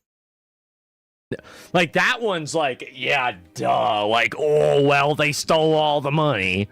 And so it's not that big of a deal. Term of bad than this. Economic Forum? Yep, probably. And let's see here besides that. And all of these organizations, I want to make one thing very clear. All of these organizations are at a fundamental adversarial position to Western civilization. all of these organizations work towards and in the best interest of undermining, delegitimizing, and damaging and weakening Western civilization. This is the primary function that they serve, because they've been infected with people that think that it would be better for us to be something different, right? Stop the far right in the UK. I'm not a UK into our election. Welfare checks? I don't think so. They're not the government. How are they going to make Trump look like a racist now that he's going against this group? Well, the problem is that the issue is that these people are they're brainwashed. They're going to continue doing it anyway. They are. They're going to continue doing it. I mean, think about like Alex Peretti, for example, or Renee Good. They found out that Renee Good's kids were taken away from her, and then her dad or her stepdad talked about how, like, it sucks that it happened to her, but, like, you know, she wasn't really a good person. And then, like, Alex Peretti's parents talked about how he had been fired from his job months earlier and had started hanging out with a bad crowd. It's not going to change anything. Like, everything that happened between those two people have been proven. And actually, as of recently, the Renee Good shooting, the guy didn't, all charges were dropped. Even the Minneapolis, like, charges they were trying to dig up, it was all dropped. For obvious reasons, he didn't do anything wrong. It was self-defense. A court came to a conclusion. See, you are operating inside of the frame of the optics. These people always control the optics because they're the ones, like, optics are generally... And the thing is, like, because they can't control the optics here, they're going to spin it as a lie. Oh, well, you're lying. This is a lie. That's a lie. No, it didn't happen. And it's like, well, where are you getting this from? Like, how do you even... You see what I'm saying? Like, you don't logic somebody out of something they didn't logic themselves into. Controlled by the people that are the most reactionary, the most emotionally driven, and the most impulsive. So if you want to figure out how the public will react to something, think about the dumbest, the most self-centered, the most short-sighted, the most emotionally charged, and the most brain-dead thing that you could possibly imagine. That will be the optics for it. So I think that really what a lot of those left-wing people are going to... She did instigate it. Even her, and I said this from day one, I had a little pushback from the comments. I'm not going to lie. I had a lot of pushback, and they almost had me convinced that I was wrong about what I had saw in those 7 different angles. I stood by it. I was like, nah, she tried to run him over. It's obvious what was going on. And then more information and more information and more information kept coming out. And it was like, damn, validation feels good. Say about this, I can already guarantee you this is what they're going to say, is that they're going to say that this is all fake and they made all of this up and they're just doing it in order to make Trump look good. Yeah. They're just going to say it's totally fake. Just like the Epstein files. They released parts of the Epstein files that showed that Trump had called the police on Epstein, and now they're just saying that it's a lie. That you advocated for the release of the Epstein files, and now that a lot of it's been released and Trump isn't as bad as you wanted him to look in the Epstein files, like, what are y'all going to do if they actually do fully unredact the rest of the files and it doesn't have Trump doing anything? It's going to be, well, the files are fake. They edited them. That's not true. Da-da-da-da-da-da-da. You'll never appease these people. You'll never make them happy. You can put them in a 4x4 box, though. The entire thing. They'll deny it in its entirety, and they'll act like it didn't happen. Yeah, exactly. And so that's the reason why it goes so deep. The corruption they are already. Of course they will, because again, those people can't be reasoned with. You can't try to win the battle of optics with them because they're not. You know, optics require visuals, right? Like, what is an optic? This is like your eyes. They have their eyes closed. They're not waiting. They don't want to hear the truth. They don't want to see the truth. Since the KKK are shills. And you know why? You know why that is? You know why they don't want to hear the truth or see the truth? Because they're not getting paid to care. That's why. Let's not sit here and act like that's not what's going on.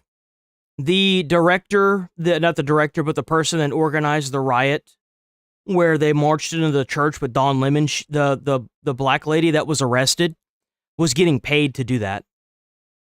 She was getting paid. How come it is that whenever you arrest one of these leaders, they're getting paid? Why is that? It's because these protests are manufactured, that's why. How do you have Maduro getting picked up at 2 in the morning, brought to New York for trial, and by 8 a.m. or 7 a.m. on a weekend, on a Saturday, you have fresh new signs being protested 3 hours after he's been captured? How? They're not waiting. They don't want to hear the truth. They don't want to see the truth. Since the KKK are shills, do we have to take their racist card away? I think that what happened is that they paid the KKK anonymously. I don't think the KKK or the Charlottesville rally even really knew about this a lot. I think that what happened is that they basically took a very small subset of people who were angry and they funded them and they gave them a microphone and they extrapolated it and exacerbated it to where it's such a big problem that now everybody's talking about it. I think that's really what happened, is that they paid the money anonymously. Maybe protesting is informants and not now. actually launder money to informants. You just hire them normally. Their operations, is that? Here you go. Because there was somebody in the comments a couple minutes ago, but I had seen this clip of it. He straight. It wasn't even Kash Patel that said it. It was this guy. Southern Poverty Law Center. I just want to make sure I understand. You're alleging that the Southern Poverty Law Center. I just want to make sure I understand. You're alleging that the Southern Poverty Law Center was paying the leaders of KKK and other groups to continue their operations? Is that? I'm not alleging it. The grand jury returned an indictment that says that. And so the grand jury. He's not stating or alleging anything. It's a fact. That's what they were doing. The United States grand jury came to that conclusion. Operations, is that? I'm not alleging it. The grand jury returned an indictment that says that. And so what? There it is. There it is, boys. This is not allegations. This is the truth.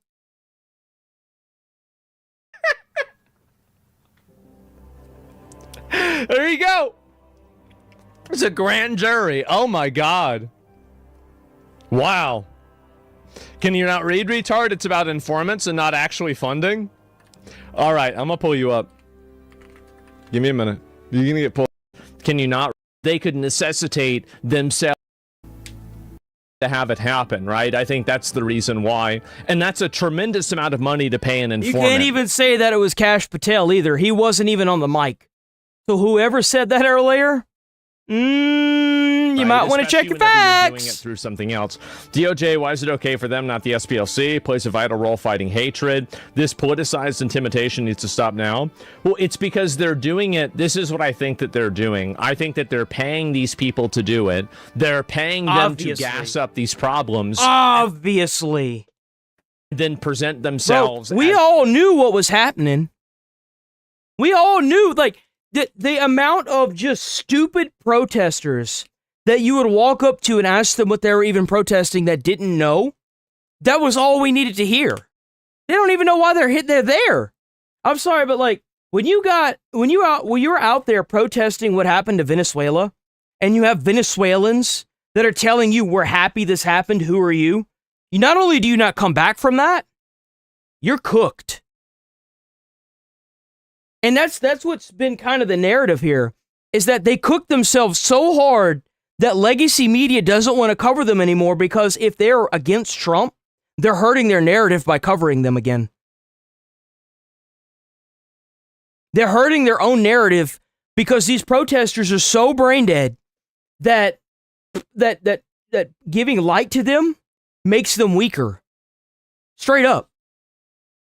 The solution to them. I think every single one of these like weird anti-hate groups, these like bigotry groups are doing this. And I'm so glad now. What I hope happens now. If you're new here, sub to the channel. Hit like on the stream. It helps out with them views. We're here every single day, 8 a.m. to 11:30 a.m. Central Time. So please stick around. Check out that channel membership. Is that the government systematically dismantles them and puts the people that are running them in jail. I do, because I think that they're paying these people, they're causing these problems to happen. And I think also, like, and this is the angle that I hope they go with, right? Is that if you're paying these people to do this and you know what they're doing, and these people get someone killed or they, got cause TBI problems, torn in the other there chat should be as well. accountability for that. Poor guy. And the left will always hide behind vocabulary. The informant's bullshit. It's just no one of the obscurities. Well, again, they will always try to obscure things, but I think it's very obvious this is what's happening because of incentives. Again, you don't. And this is the best part about this administration. You needed it. We needed an administration that was just going to say it. When the press is like, oh, you have these allegations, and the guy's like, no, these aren't allegations. The grand jury came to this conclusion. This is a fact. This is what happened. Like, we needed this transparent administration to take whatever legacy was doing and put their ass back in line, like on the tracks where they belong. It's crazy to me. Need to know anything. All you need to know is what someone wants, what they're trying to do, and just follow the paper trail after that. If you figure out if you can figure out why somebody is doing something, it all falls apart. It does. At least if you have bad intentions. Like a lot of those protesters, well, they want money because they got fired from all their jobs at gaming development companies. So they need money. Well, follow the paper trail. And now we're finding all these businesses that are single-handedly funding not just the protests that have happened this year and last year, but protests that have been getting funded for years, which is a damn good thing. Hold these people accountable. Now you need to take the SPLC and start locking people up.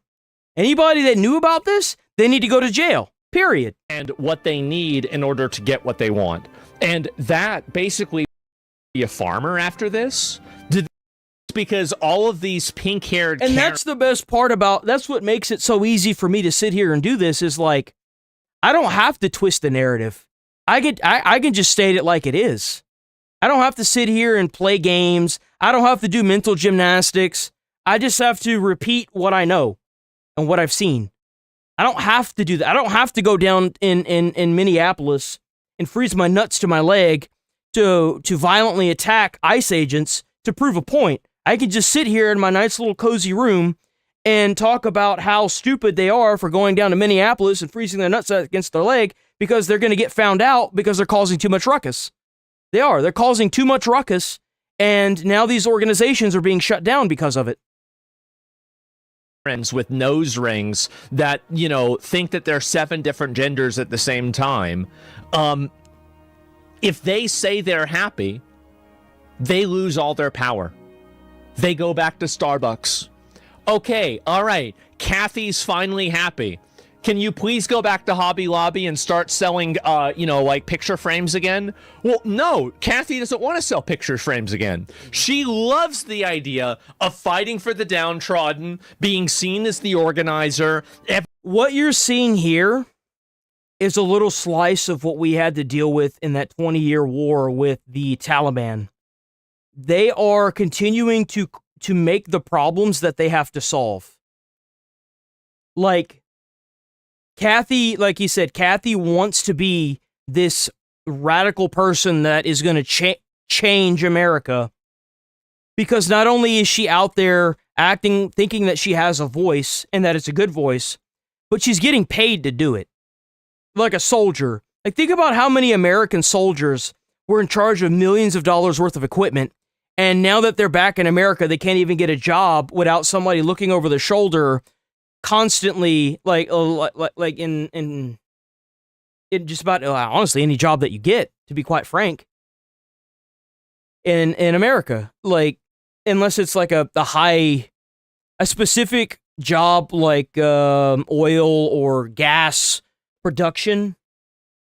If you work like at Walmart, a fast food, not Walmart, retail or fast food, bro, like you get treated as like a child. It's awful. A lot of jobs do that. Postal service the same way.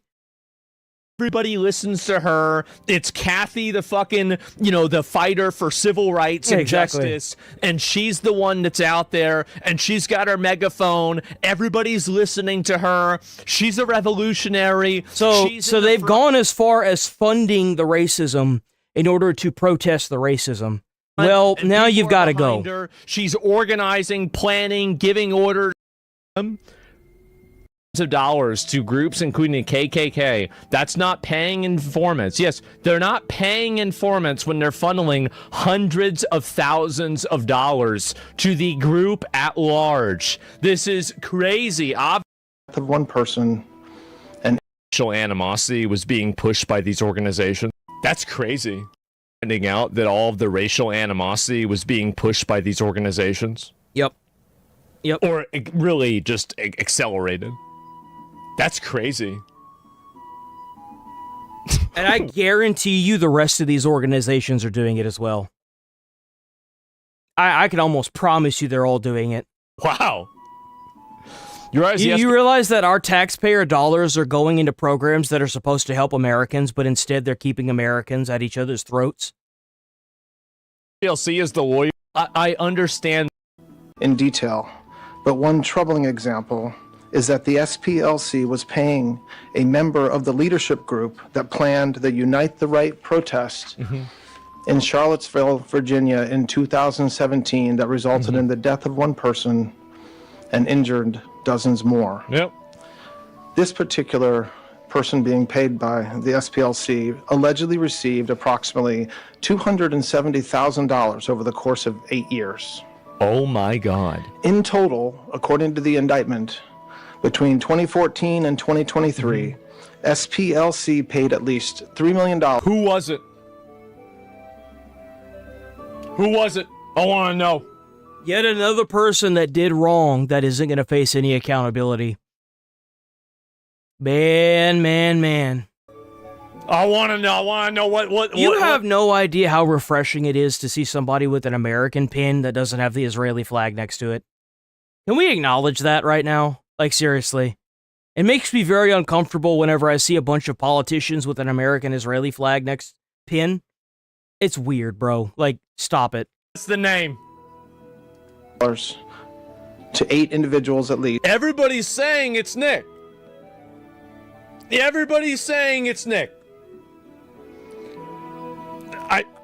I don't see any. He's talking about Nick Fuentes, by the way, if you're wondering. They're saying that it's Nick Fuentes. Evidence for that. I think the only reason they're saying it's Nick is because he's the most famous person that was there. These individuals were affiliated with the Ku Klux Klan. Ooh, not a good one. Remember them? They're the bad guys. United Klans of America. Let me guess. That's like a... Is United Klans of America like the store brand KKK? It's Timu KKK, guys. Like, I don't know, like... It sounds like just like a worse version of it. The KKK Plus? Yeah, like DLC. Timu KKK. Hey, there it is. Socialist Movement. Aryan Nations affiliated Sadistic Souls Motorcycle Club. What the fuck? Movement. Aryan Nations affiliated Sadistic Souls. So the Aryans are a gang, right? Club. That's the Nationalist Socialist Party of America, Nazis. So they were. What the hell? Just literally Nazi. Oh no. And the American Front. Now, as the indictment lays out, after SPLC paid members of these extremist groups, it created work product that reported on these activities that the members participated in or contributed to. And to that end, it was doing the exact opposite of what it's told its donors it was doing. That's right. That's right. The whole time they were doing that, I did not see that coming. I think everybody should have seen that coming. Their feds. Yeah, I mean, like, we've got to ask Kash Patel. Like, that's, if I ever had a chance to talk to him, that's what I would ask him. I would say, all this Patriot Front, Proud Boys, all this shit, how involved was the FBI or was the government? Why the masks? Well, I mean, obviously, there can be multiple reasons why.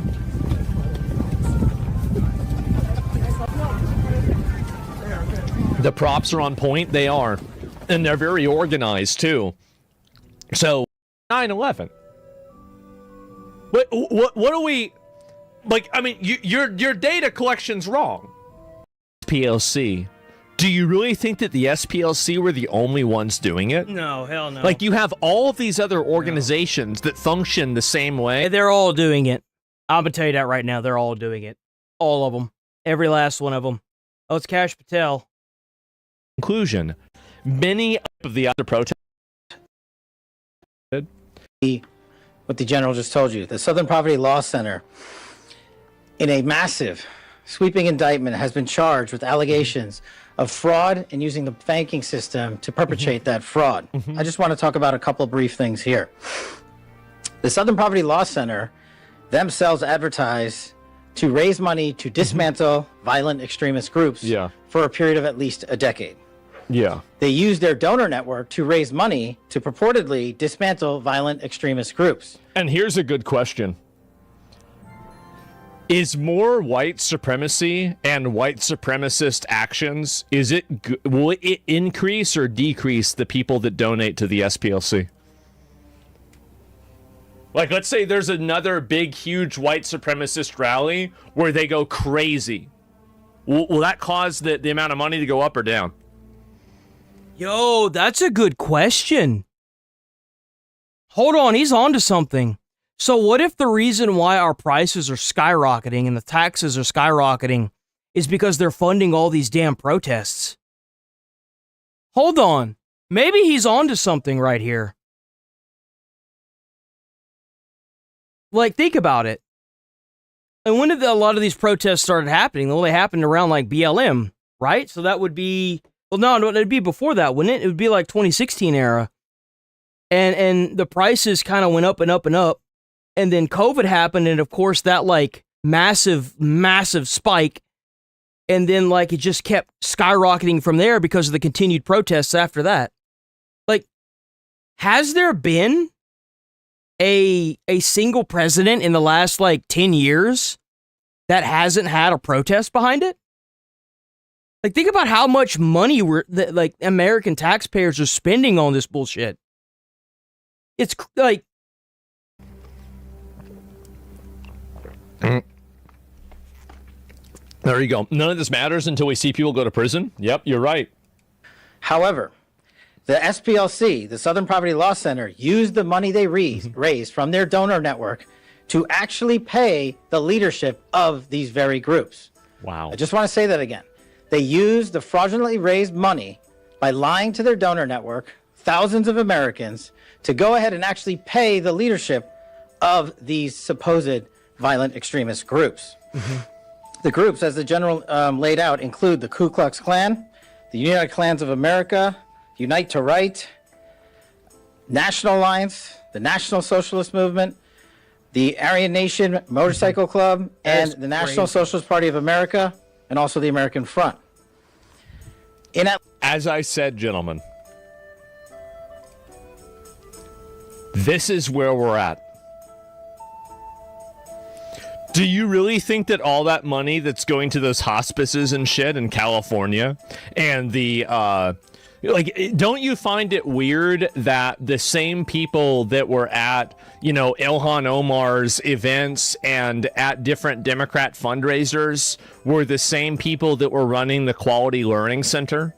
Doesn't that seem weird? No.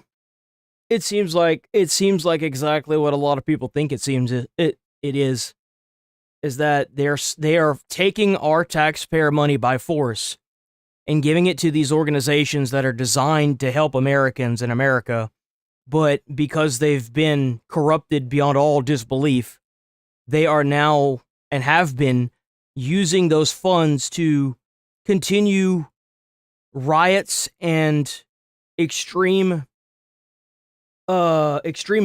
in the country to the point where our prices are skyrocketing to a point where nobody can live anymore.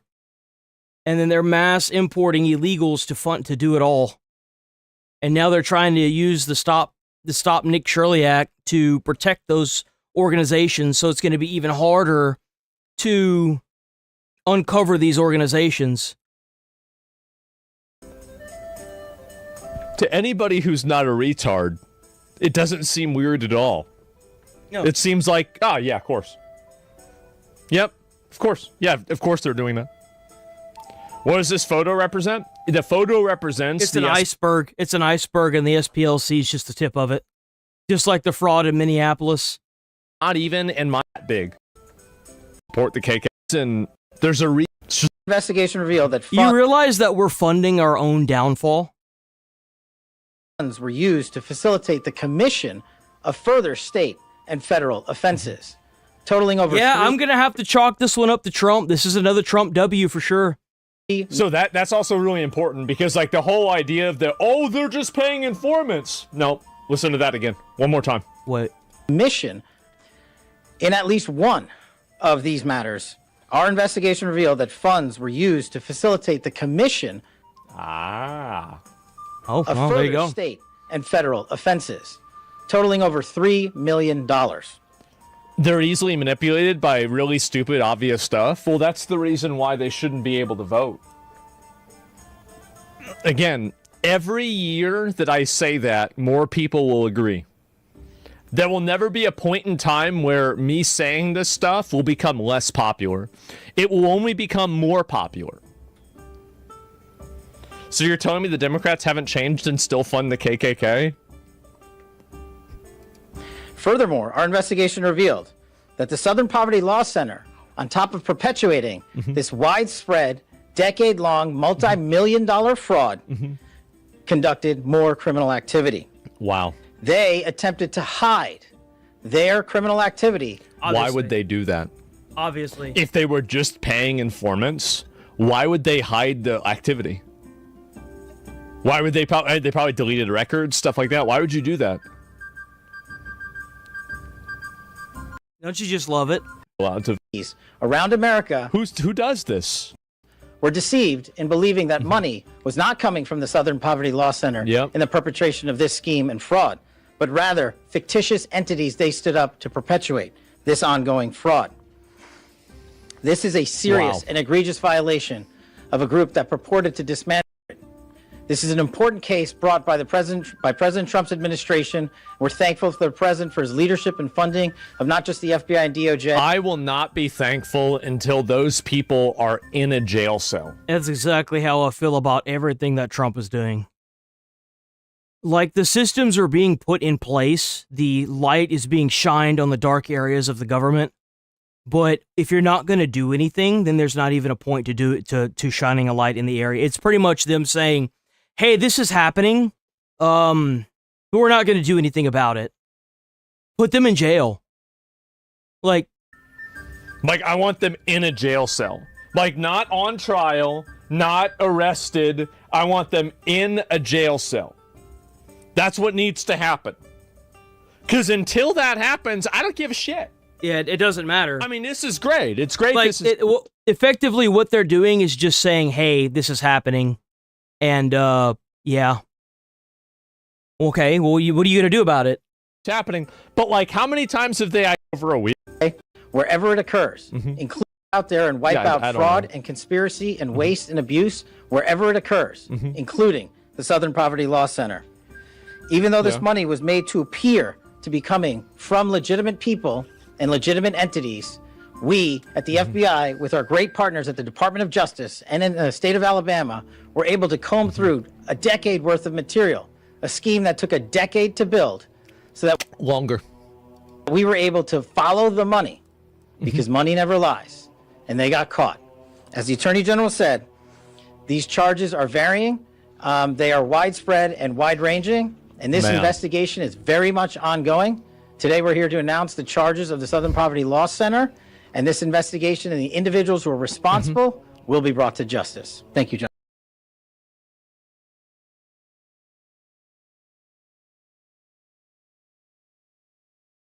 We got an original thinker, boys.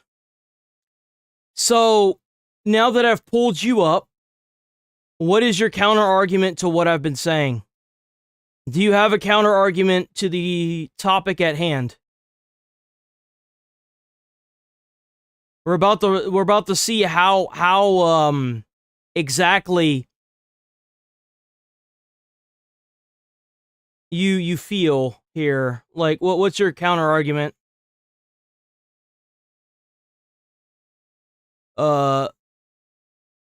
Small iron.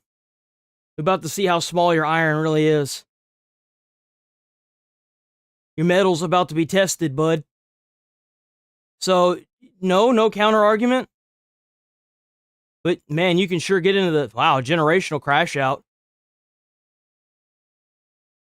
Why are people like you on YouTube when you should be on TikTok? Nothing about what you want to do here is true to you. Claim you wanted. I never claimed that I wanted to debate. I never said that once. I've never said that. Not a single time that I have been going live every single day of the week have I said that this is a debation channel. So you're wrong about... You're telling me that I'm wrong, yet you literally start with misinformation. That's crazy. Want to debate, but idiots like you only know how to argue and complain. So, not only are you wrong on the first thing you say, but to boot, you call me a name, which is you insulting me, and then you tell me that I need to go to TikTok? No. I'm not going to. You're not going to bully me off of YouTube. You know how many people I've pulled up like you and humiliated? A lot. Don't tell me you're going to roach out. I mean, you were chirping pretty hardcore. I certainly hope you're not roaching out now. What's the matter? The big talking man has a little tiny penis? What, you ain't got nothing to say now? You got pulled up? Is that it? You just gonna sit here and crash out in the comments every single day and then just, what, nothing? Wow, that's crazy. What are we gonna do with this clown?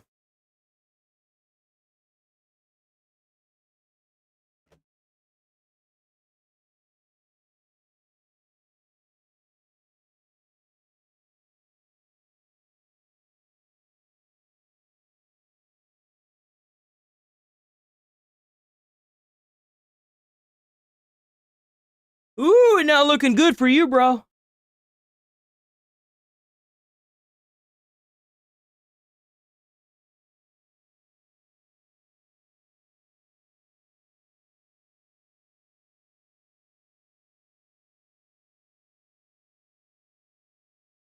We banning this guy right here, who wants to talk about topics that he genuinely knows nothing about.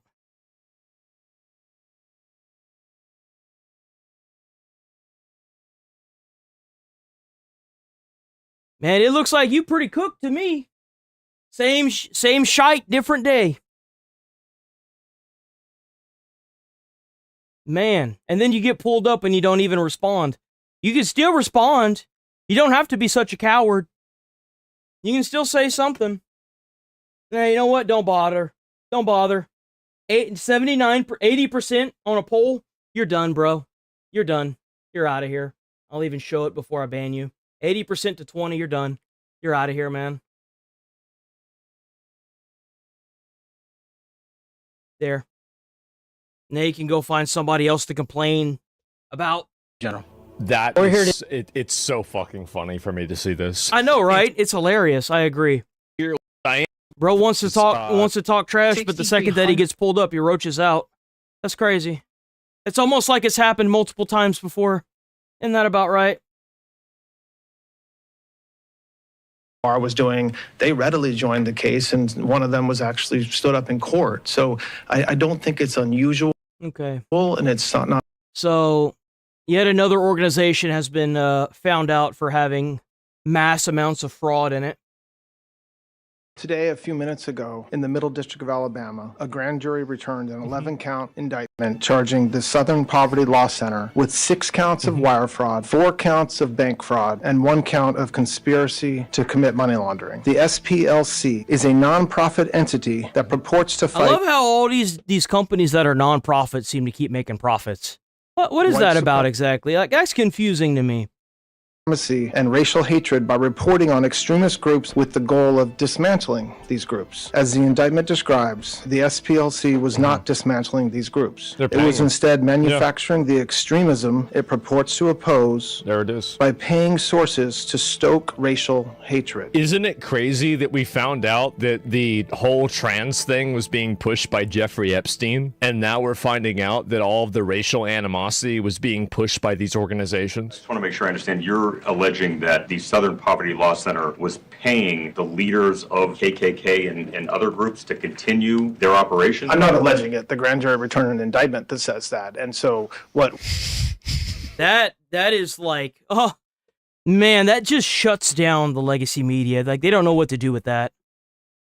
It's a beautiful thing, isn't it? It's a grand jury. Oh, my God. Oh, here we go. And my bosses insisted that we move out of the house for a week. Notified last year by a letter from a non-Hispanic whites proportion of U.S. population? Man, that's crazy. Remember that Mike Potok proudly kept a handwritten record of the white U.S. population on his desk. Which other... Oh, bro. Oh, they are locked in. It's Mark Andreessen, Elon Musk. Which other prominent NGOs are doing this? Exactly. They use their donor network to raise money to purportedly dismantle violent extremist groups. And here's a good question. Is more white supremacy and white supremacist actions, will it increase or decrease the people that donate to the SPLC? You're just paying this problem to continue, so you have a reason to keep solving it. The Southern Poverty Law Center used the money from their donor network to actually pay the leadership of these very groups. Wow. I just want to say that again. They used the fraudulently raised money by lying to their donor network, thousands of Americans, to go ahead and actually pay the leadership of these supposed violent extremist groups. Our investigation revealed that funds were used to facilitate the commission of further state and federal offenses. So that's also really important, because like the whole idea of they're just paying informants. No. They attempted to hide their criminal activity. Why would they do that? If they were just paying informants, why would they hide the activity? They set up shell companies and entities around America. Who does? Wow, that sounds awfully familiar, doesn't it? So that the financial institutions that we rely on as everyday Americans were deceived in believing that money was not coming from the Southern Poverty Law Center in the perpetration of this scheme and fraud. This is a serious and egregious violation of a group that purported to dismantle violent extremist groups, but in turn actually only fueled the hatred. I will not be thankful until those people are in a jail cell. Lock them the fuck up. Alex Jones. No. Charlottesville was a false flag run by SPLC operatives. Like, what the fuck? Man. Alex Jones at it again, huh? Alex Jones is always at it again. Becoming most dangerous places to be. Did you guys know that? I think actually a lot of people knew that. You can't cut in line, boy. What? I'm right here. You can't cut in line. Ah, pop the shit out you. Fuck what? And you know what you do right there? Whenever someone threatens you like that, unload a clip into him. Unload a magazine in him. I hate living in a country where somebody can just cut in front of you in line and then say that they're gonna assault you in that line. I guarantee you got these people getting killed for doing this dumb shit while he's being recorded, and you can prove it in a court of law that he threatened you like this. I guarantee you it's gonna stop overnight. Promise you it would. Ah, pop the shit out you, boy. Hey, watch the fuck out, boy. Who the fuck is dude? Hey, this nigga just put his hands on me. And look, by the way, look at the plexiglass walls. Yep. I mean, this is at a gas station. This is at the Valero. Bro, imagine having a bulletproof wall at Quick Trip. Bro, how is it that gas stations have to have as much security as a prison now? How? Why? Why are we tolerating this? Seriously. You want to go to the 7-Eleven? Oh, I was going to rob that place. Oh, you can't. It's bulletproof now. Oh my God. That's tweet. Well, that's tweet. I'll be back. He'll be back. What? I said I'll be back, bitch Man, ass. it ain't about blacks. That's not what it is. It's not what it is. I guarantee you that gas station has about almost 200 people that go through it every day. Probably a lot of black people that just walk up in there, get their chips, pay their little stuff, and then leave. It ain't about the skin color. The minute you start seeing skin color, you lose me. Sorry. But it could be a white dude, could be a black dude, Hispanic, Asian. The second that you walk into a gas station, cut in line, and threaten somebody, that's the second that somebody needs to pop your ass. You need to catch some hot ones. I'm sorry. That's just how it is. Because, like, and now he's threatening to come back and kill him with a gun. Like, watch. I'll be back. He'll be back. What? I said I'll be back, bitch ass nigga. Fuck did you talk about? I bet.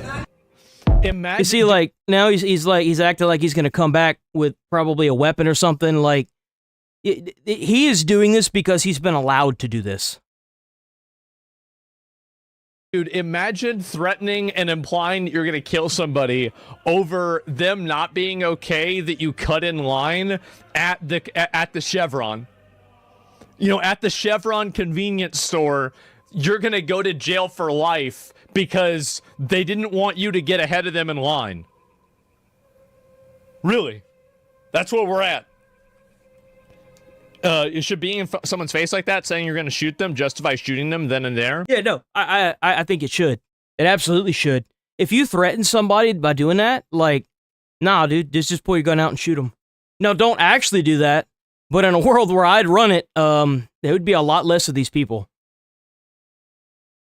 If the guy pulled out a gun and shot this guy after he said he was going to pop them and he's going to come back, I would say not only, I'd say presidential pardon. Yep.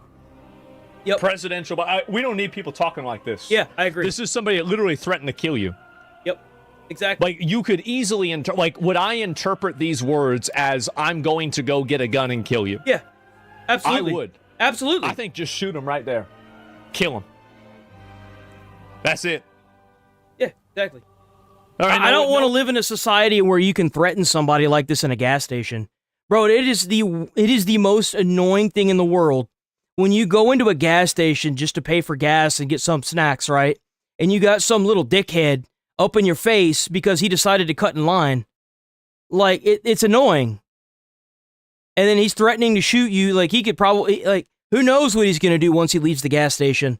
He can go around the corner. Maybe he's got a gun hidden in the trash can. He comes back in, shoots the place up. Like, you know what I'm saying? Who's gonna deal with this? Why we deal with this? No pardon, exactly. Threatening to kill? Yeah, he flagged for PvP the moment that he said, I'm going to come back. You flagged. Shouldn't have done it. Yeah. Yeah, should have popped him off, no problem. And I hope that's what they mean, exactly. True, brother, we used to have a country? I guess so. And it's just insane for me. I just call the police, maybe. I don't know. You know, there's kids and innocent bystanders around there? Yeah, exactly. Exactly. Like, you go out to your car, they could be waiting on you and stuff. Like, you don't know that. All you know is that this dude said he was going to pop you off, which means that he's going to shoot you. He's going to shoot you. He said it himself. That's why you got to shoot him. That way people like that can't make those kids and those innocent bystanders, living in a dangerous environment. Exactly. That's why you got to pop them off right now. It's to keep them safe. Remember that guy that went to a school and he started groping a bunch of girls? Well, guess what? Justice has finally been served. Breaking news moments ago, the adult 18-year-old illegal immigrant found guilty of sexually assaulting several... So there's an illegal alien. So he went into a school and started groping women or girls in the high school. And he's illegal. That went to there was an adult-aged 18-year-old illegal alien that went into a high school and was groping American girls. And this happened repeatedly. That's what happened. All I gotta say to him is he better be thinking whenever it is he prays to that one of them parents didn't get a hold of him. That's all I gotta say. He better hopes that he doesn't come back to America and one of them parents doesn't recognize him. High school girls in Virginia has just been sentenced to 100 days behind bars. And one correction there, he's actually 19 years old. We know he was 19 years old attending that school as an adult. However, so he's 19 years old in high school.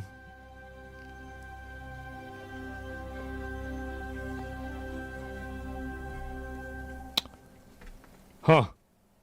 Wow. With time served and the calculations for a misdemeanor crime, he has 135 days left in prison, about 4.5 months. Shannon, it is on. Imagine sending your daughter to school. She gets groped by an illegal alien man inside of our high school who's supposed to be a student there, and then he goes to jail for like a few months. Wow. They're gonna end up killing him. He is better off in jail or deported. I'm telling you that right now. If he gets out of jail, there are gonna be some people that are probably gonna snap him up. I promise you. Them parents don't play, man. They don't play. Thinkable that it's 135 days. But here's something Spanberger can do. Serve his time.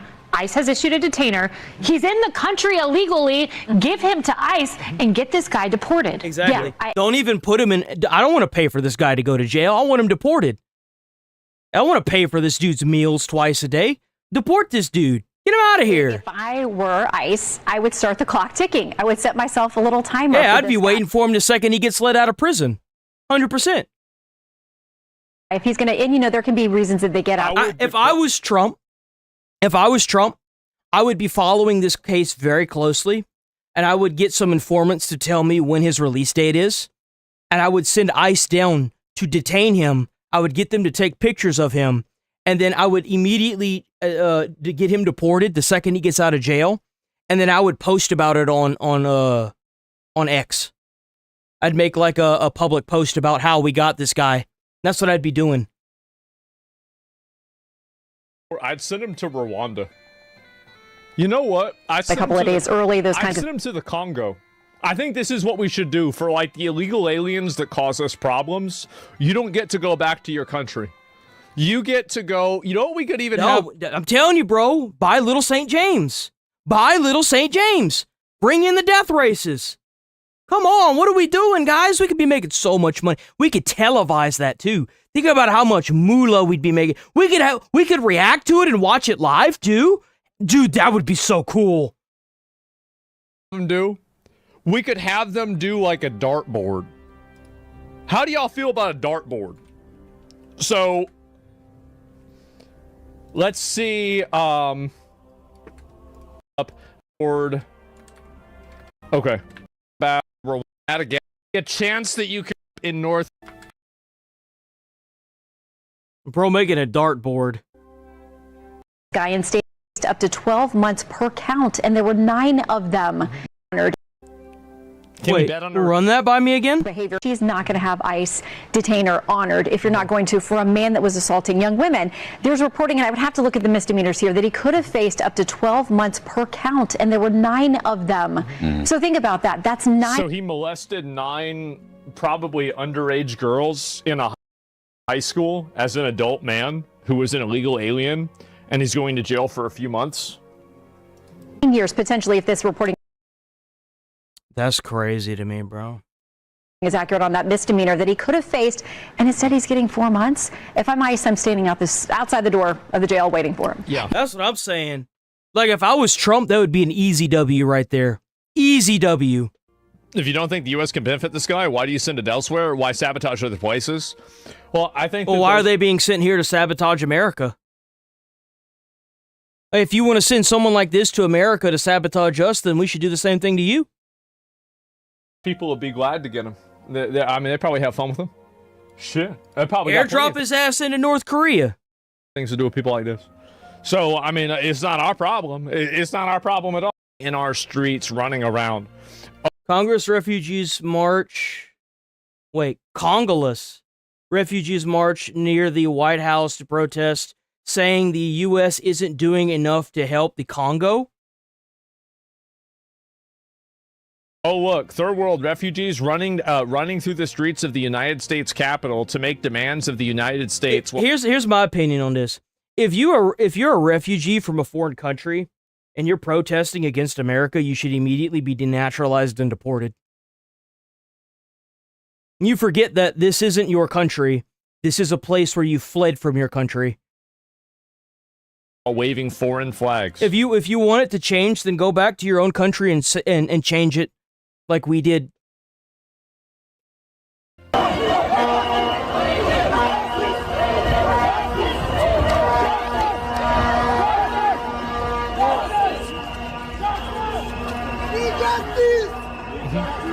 We need justice! Justice! It's another easy Trump W right here. Easy Trump W.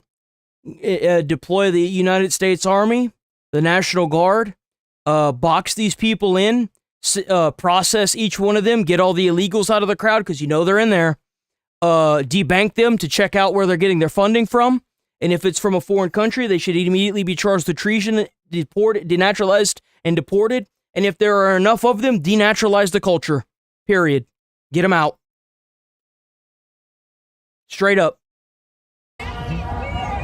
Easy W right here. You wanna sit here and do this and clog up the streets and block traffic and impede the flow of traffic and commit crimes, then there you go. Problem solved. My understanding of this conflict, I could be wrong about it, but like, isn't this conflict exacerbated by the Middle East? Aren't they gassing this up? It doesn't even have anything to do with us.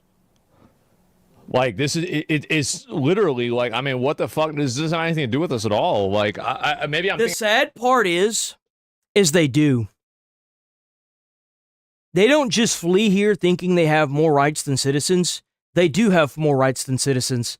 When you're busing these people in mass, giving them free housing, giving them health insurance, free travel, food, checks even, payments, free phones and phone service, healthcare, they do have more rights than citizens.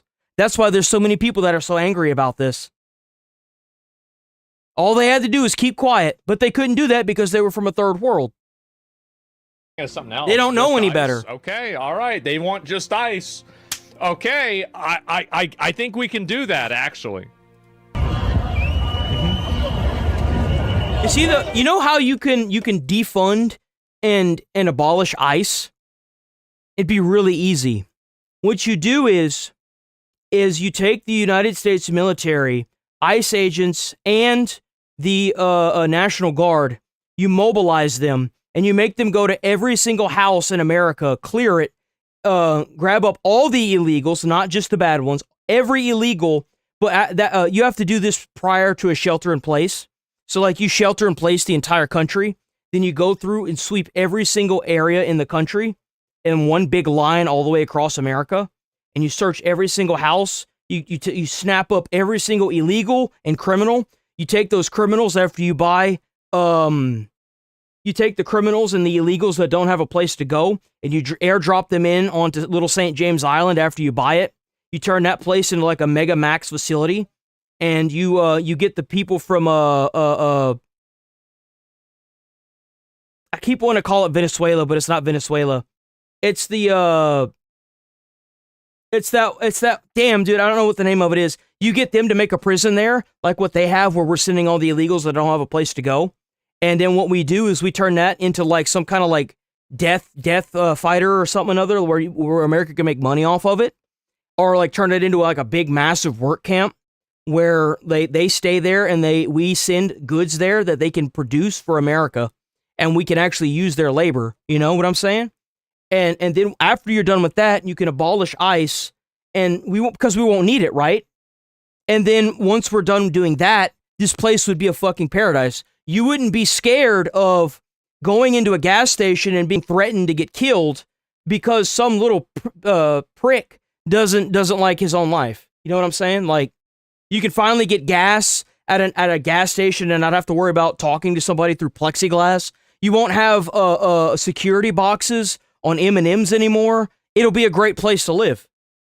Granny will probably be able to get her insulin because the thieves didn't sit there and continue stealing from the store until it got shut down.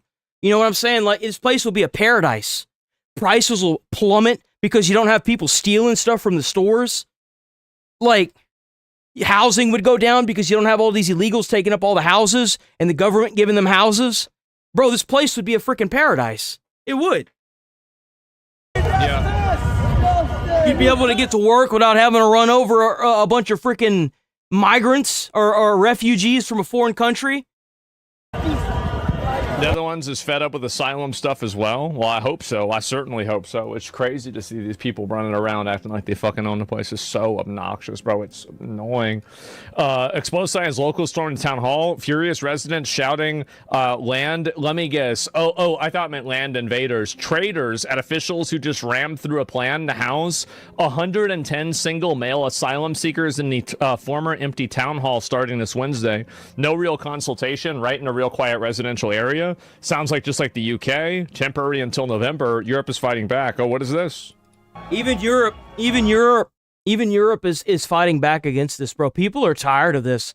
This is happening all over the planet. It's happening everywhere. These mass protests of these illegals.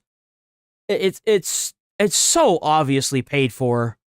Like the more of these companies that get shut down, like the SULP or whatever the heck that was, and the more ways they're able to trace this money back to foreign countries, the sooner they can start shutting this nonsense down. That's a lot of people. Uh-oh.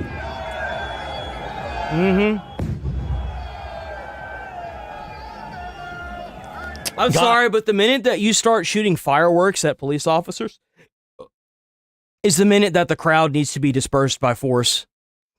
Damn. That's a lot of people keeping the game together? Yeah, I guess so. So they have a bunch of only 1,500 demonstrators? That's not enough. See, like, a lot of these European countries need to realize that their countries are a lot more woke than they think they are. And you have to find out a way to either, like, ignore or not have to deal with those people. Because, like, what happens is that these parties keep getting voted in, and these issues aren't important enough to them. It's a small place. Not many people live in the town. Yeah, I know that. But, like, again, the rest of the country is way too woke, and they're letting this happen themselves.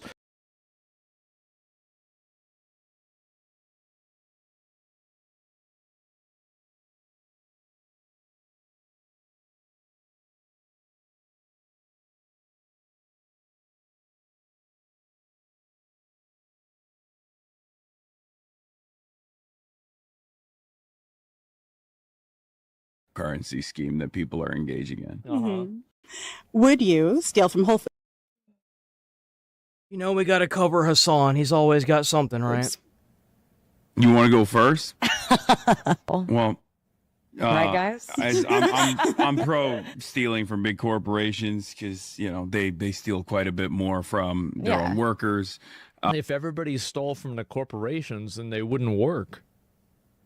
Like, how could you be pro-stealing? Like, if people stole... What do you think is going to happen if all the corporations get shut down? Who do you think is going to be next on that totem pole? It's going to be people like Asman, and then it's going to be people like Hassan. Oh my God, dude, I couldn't think of his name. It's going to be people like Hassan. It's going to be rich people. What do you think is going to happen after that? Like, at what point does that end? From the, like, then they wouldn't be. How could you run a business if people keep stealing the stuff out of the business? I don't understand. Like, how is that? It's not sustainable. Like, what is it? It's an insane statement. Yeah, you can't do that. I mean, I don't. Like, what? However.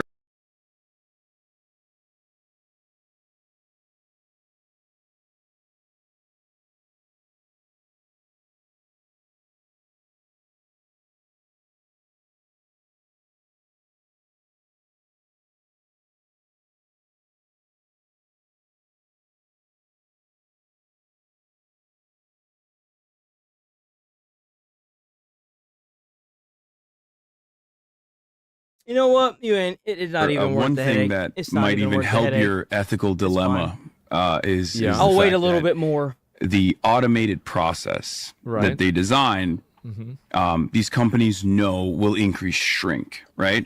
El Salvador. That's right, El Salvador. That's right. Yeah, El Salvador, man, they love their country now. You go up to any citizen in El Salvador and they say that they love their country. You know why? Because the person that made the jail for El Salvador is a freaking legend. he is going to be the domino effect that tells the rest of these countries that you can do it. You can go through and do what El Salvador did. It was very easy. It's actually factored in. The lemons that you stole are factored into the bottom line of these mega corporations, regardless. And what happens when it gets factored into the bottom line? They literally westernized a country in a matter of a few years. All they had to do was clean up the streets, get all the garbage, including the bad actors, out of the country. They sent them to their own little hotel in the middle of the water. And you know what? That place is a paradise now. They love that place. And to be quite frank, I don't think I'm allowed to say what should have happened to them. If you're a gang member and your stray bullets that you're firing at another gang member kill innocent people, well, let's just say that being locked up for life is it's the nice way of doing it. Is then that the costs get off. If it was, I'll do another little side bit of that.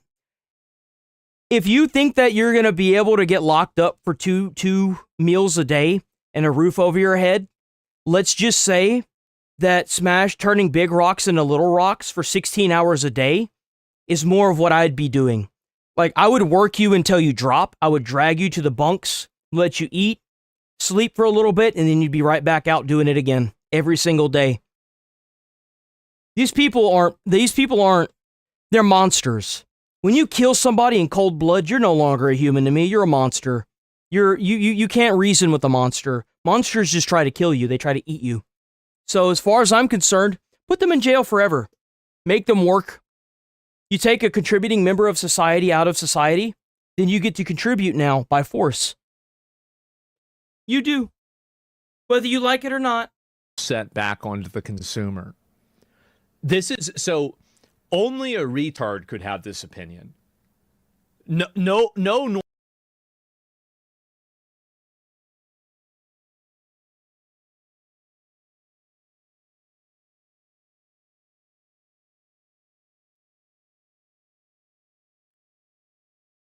The majority of protests are peaceful. Majority of protests don't result in that. It's literally opinions being discussed, not facts. I'm just asking questions, and all I'm getting in response is gibberish about permits. They don't have permit. Nothing violent in that video of the protests. Why would you bring fireworks to a protest? Why would you bring fireworks to a protest?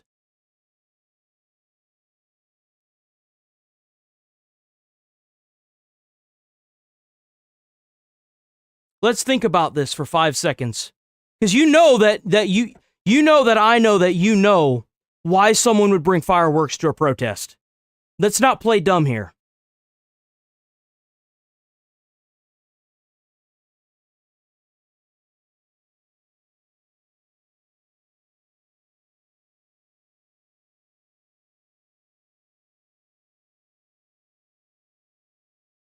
And the riot should be shut down. But how is it that the police are going to get to the guy that fired the firework if they don't know who did it? You know what you do? You round up the entire crowd and you arrest them one by one. And then in a couple days when they get let out, you continue doing that until people stop bringing fireworks. If you don't enforce the law, it progressively gets worse. It went from shooting fireworks up into the air to shooting fireworks at police. It went from throwing water bottles or snowballs to putting rocks in the snowballs and freezing water bottles and throwing them at the cops. It went from walking on the streets, blocking up traffic, which by the way is illegal, to throwing bricks from an overpass onto the police cruisers below, pinning down police officers under an overpass. You have to crack down on this the second it happens.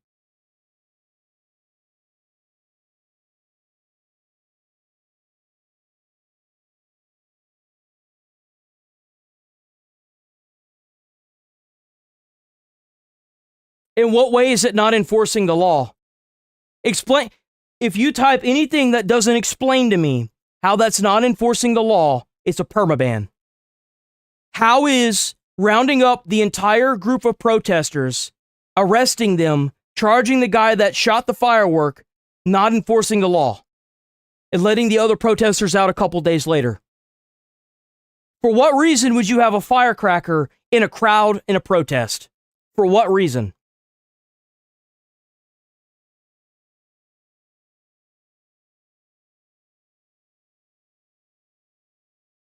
They were detained. What are you talking about? They were detained. Oh, you think this is about... You think that this is about the whole left and right. Fuck Trump. Fuck the Democratic Party. Fuck the Republicans. This is about America. Fuck Israel. Fuck Iran. This is about America and America's interests. It's not my fault you don't understand that. I want what's best for every American. And I hate to break it to you, whenever you cause violent riots in the streets, guess what happens to the Constitution? It starts getting shorter. In the absence of enforcing the law, they will enforce the constitutional rights and start taking them away. You start bringing firearms to protests and it breaks out in a violent riot and cops start getting shot, guess what happens? You can kiss that Second Amendment goodbye. Does that make you understand? I don't give a fuck about the January 6th insurrectionists. A lot of them should still be in jail. Someone died during January 6th. You realize that one of the protesters, was shot and killed? That's not even a go-to argument. What are you even on about? Trump is a means to an end. He's doing what I want him to do, which is lock down the border and start tending to the American lives. Sure, he's done an amazing deal that I never thought Trump would do half the stuff he's done. I care about every American citizen in this country. The ones that fought for this freedom. It's not about left and right.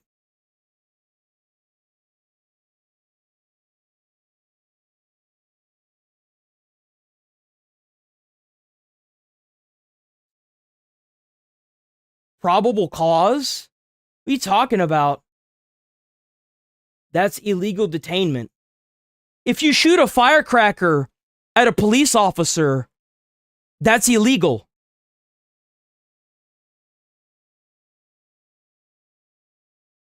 What are you talking about? It's assault. Did you know that in America, if you splash somebody by driving your car into a puddle while they're walking on the side of the road and your intent was to splash them, that's assault and battery? Did you know that? Clearly you don't know the laws.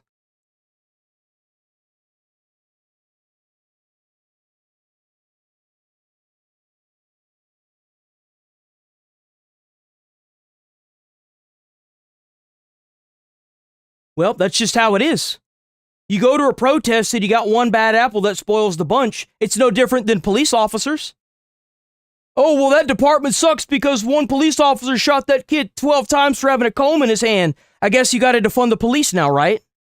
If you apply this to anything else, it falls apart. Because that's what they've done. They've effectively done that. So what's wrong with doing the same thing to the opposite?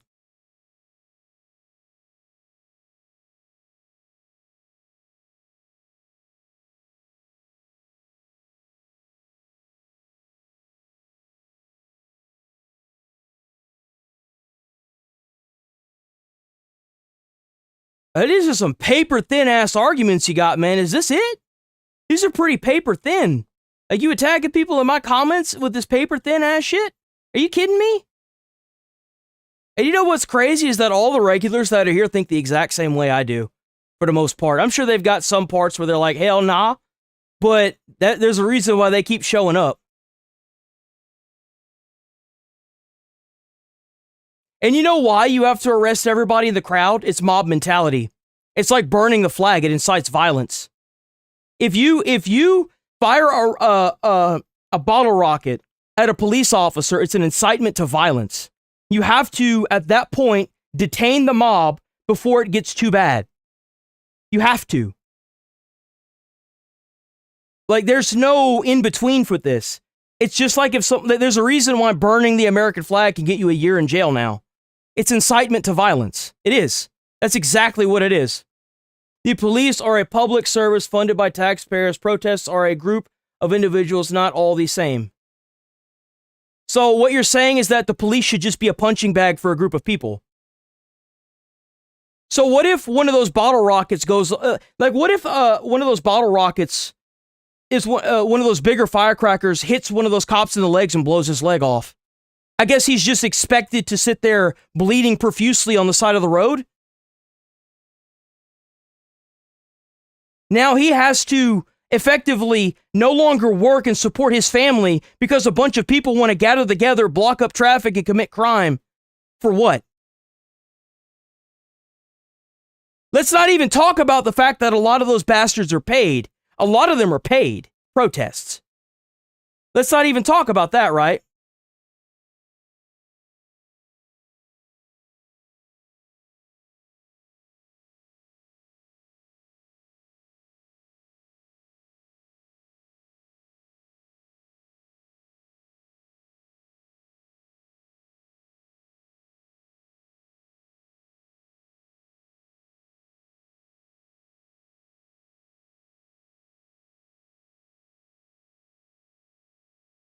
Absolutely no proof. Man, that's crazy.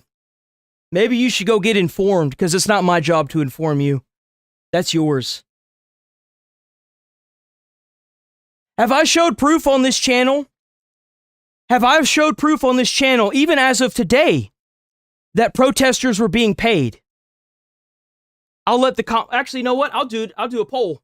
I'll do a poll. I'll do a poll.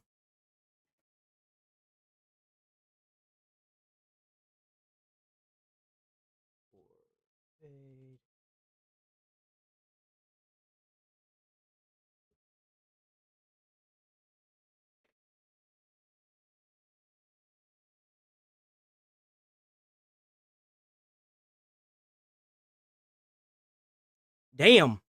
That's the highest poll I've seen so far.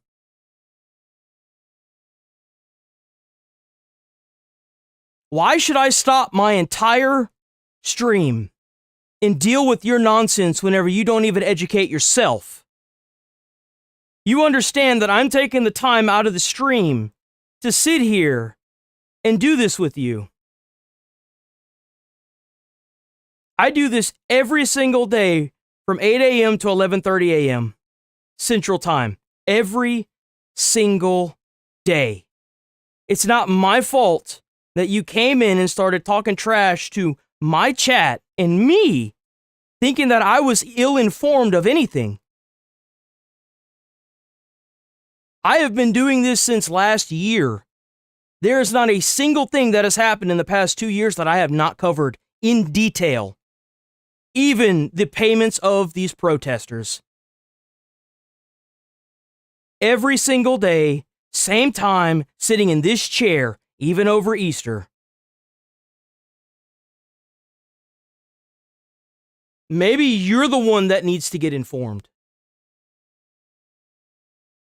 There is a playlist on this channel that has 2,000 videos plus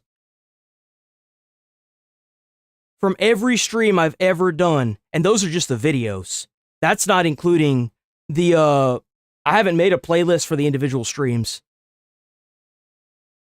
Maybe you should go get educated, because I'm not going to baby bird the information to you.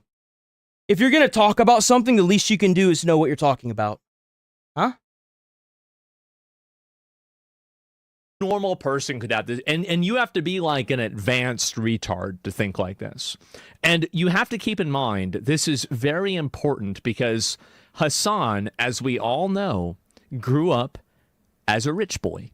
He did. He grew up like a rich boy, and he was, riding around on horses, playing polo. Oh, look at me. I'm a good boy with my special hat. You don't understand the way that poor people get money and they eat food. Let me explain it to you. There are food banks for people who don't have the income and the resources available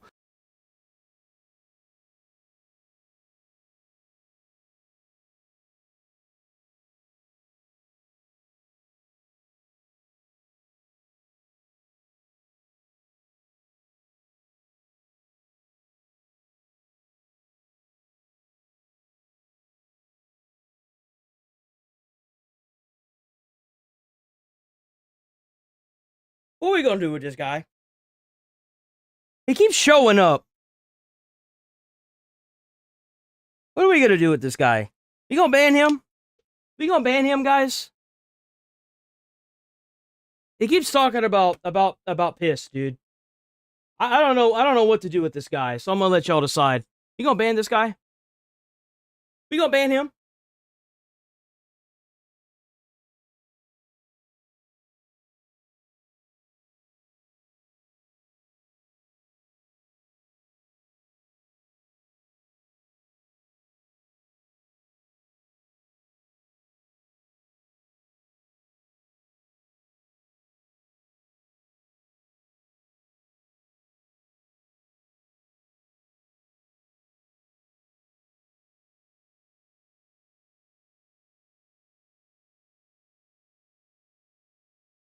Man, you are cooked.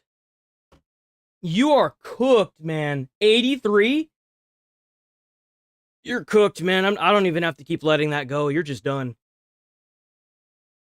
Go take your pills and go somewhere else, man. Please. That they can simply get that food for free. If you're new here, sub to the channel, hit like on the stream. I'm here every single day, like I said. Every day talking about this stuff. Accounted for, it's subsidized, and it's paid for either by charities, churches, the state, or a combination.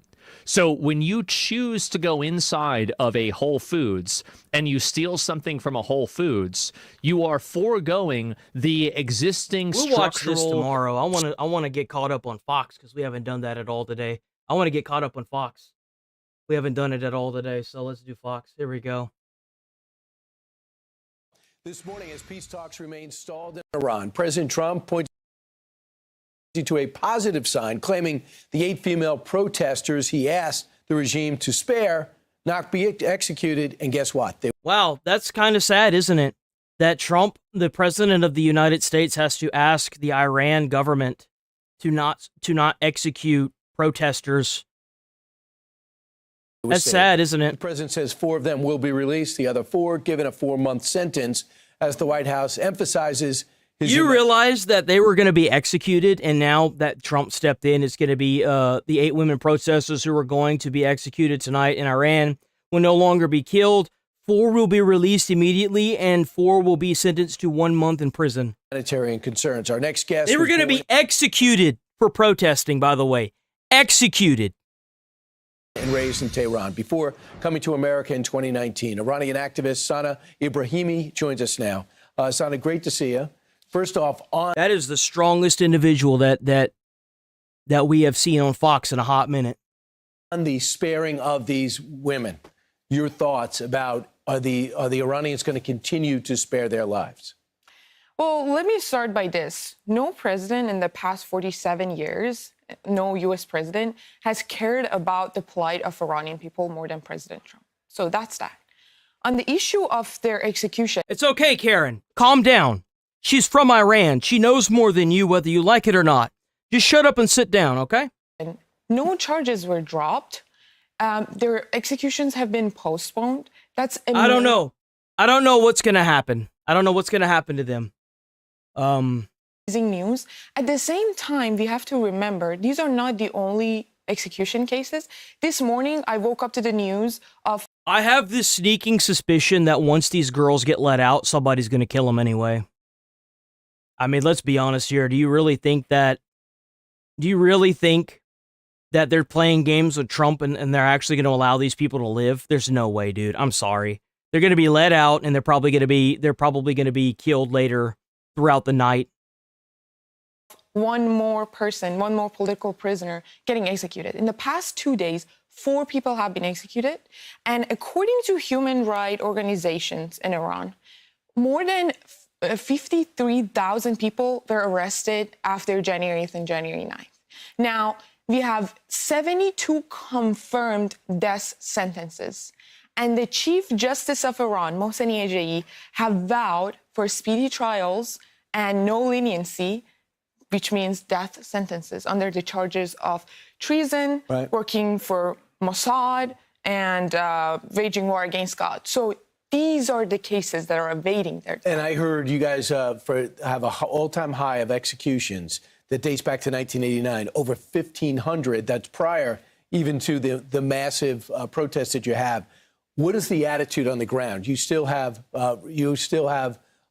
ways to contact people in Iran. How do they feel about this whole conflict? It's horrible. Just imagine that an illegitimate terrorist regime has shut down the internet on 90 million people. Now, people barely get to contact their families. Like, they use point of contacts, like some people that have access to maybe Starlink or VPNs that they can contact and follow, like check in on their families. From what I understand is that they started dismantling the Starlink dishes, I think last week. They started dismantling them.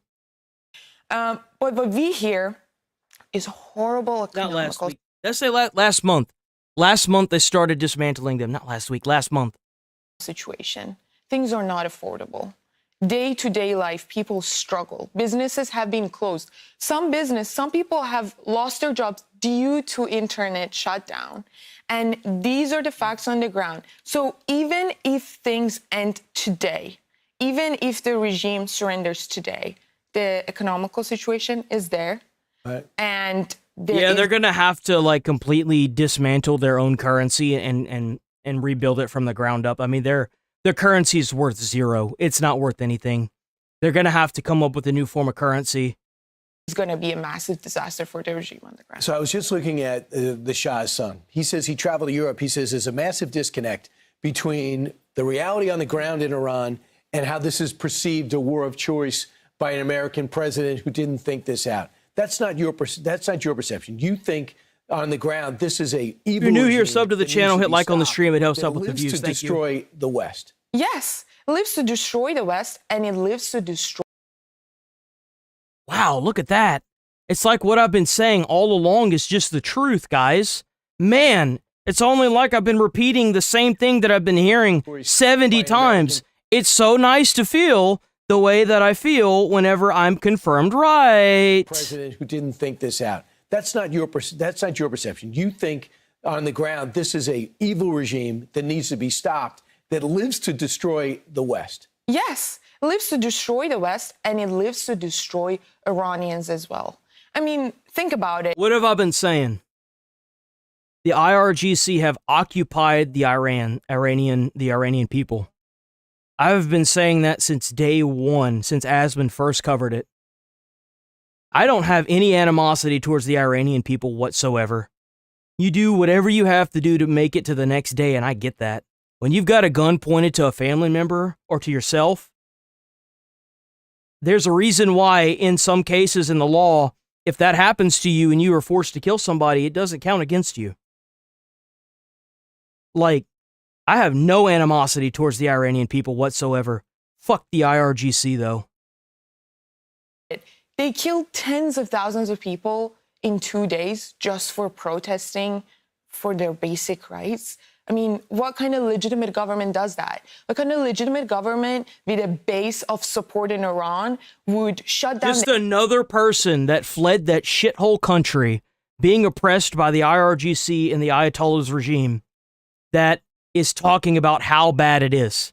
How many more of these people do I have to bring up on this channel before the idiots at the ass end of the internet finally decide that maybe it's a bad regime that has been screaming death to America for 47 years? Like, how many more times? Like, how many? To stop the flow of information. So people on the ground, what they think about is that the worst case scenario after these peace talks is the Islamic government in place, Islamic Republic surviving this war would be the absolute worst case scenario for the people. And I personally believe that you cannot really negotiate with savage terrorists because they... Wow! Somebody that fled that country for the same reason that we're bombing it is saying that you can't negotiate with savages. Terrorists. Whoa! That's crazy. How many times we've been... Man, I need to make like a record and just call it like on repeat. I just play that stuff in the background. It'd just be like, you can't negotiate with terrorists, you can't negotiate with terrorists, you can't negotiate with terrorists. Just on repeat, constantly. Anytime I listen to Fox News, I'll just put that on repeat. The faithful to their promise. They will never keep their promises. And they have shown that previously. I mean, multiple times. So many times they've shown this. Why are you trying to negotiate with terrorist Trump? What are you doing, man?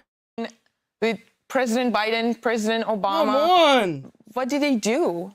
I hear you. But I guess we're in the situation now where you got to get them in where they have no choice. But we'll see. Maybe it's going to go back to bombing. Sana, thanks so much. Appreciate it. Glad you're here. Thank you. And I hope people can get your story out.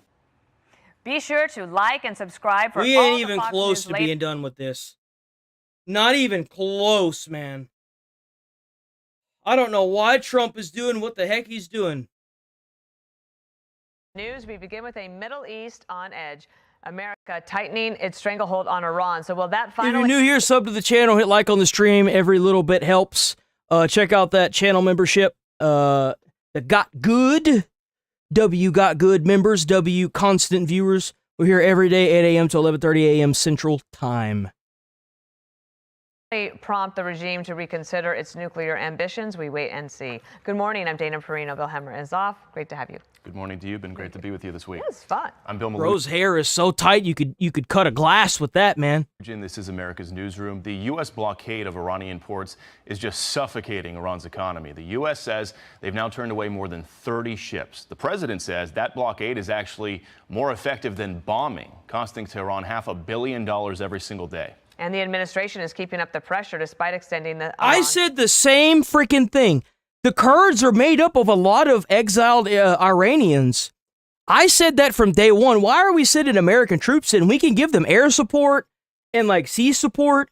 Just let the Kurds go in and clean it up, man. There's a lot of Kurds that want that are ready to get their hands dirty. They've been wanting this for a long time. But then I found out that unfortunately, Trump sent the Kurds a bunch of weapons to give to the Iranians, and they kept them all. Ceasefire. The president giving it... Yeah, that's a thing that happened.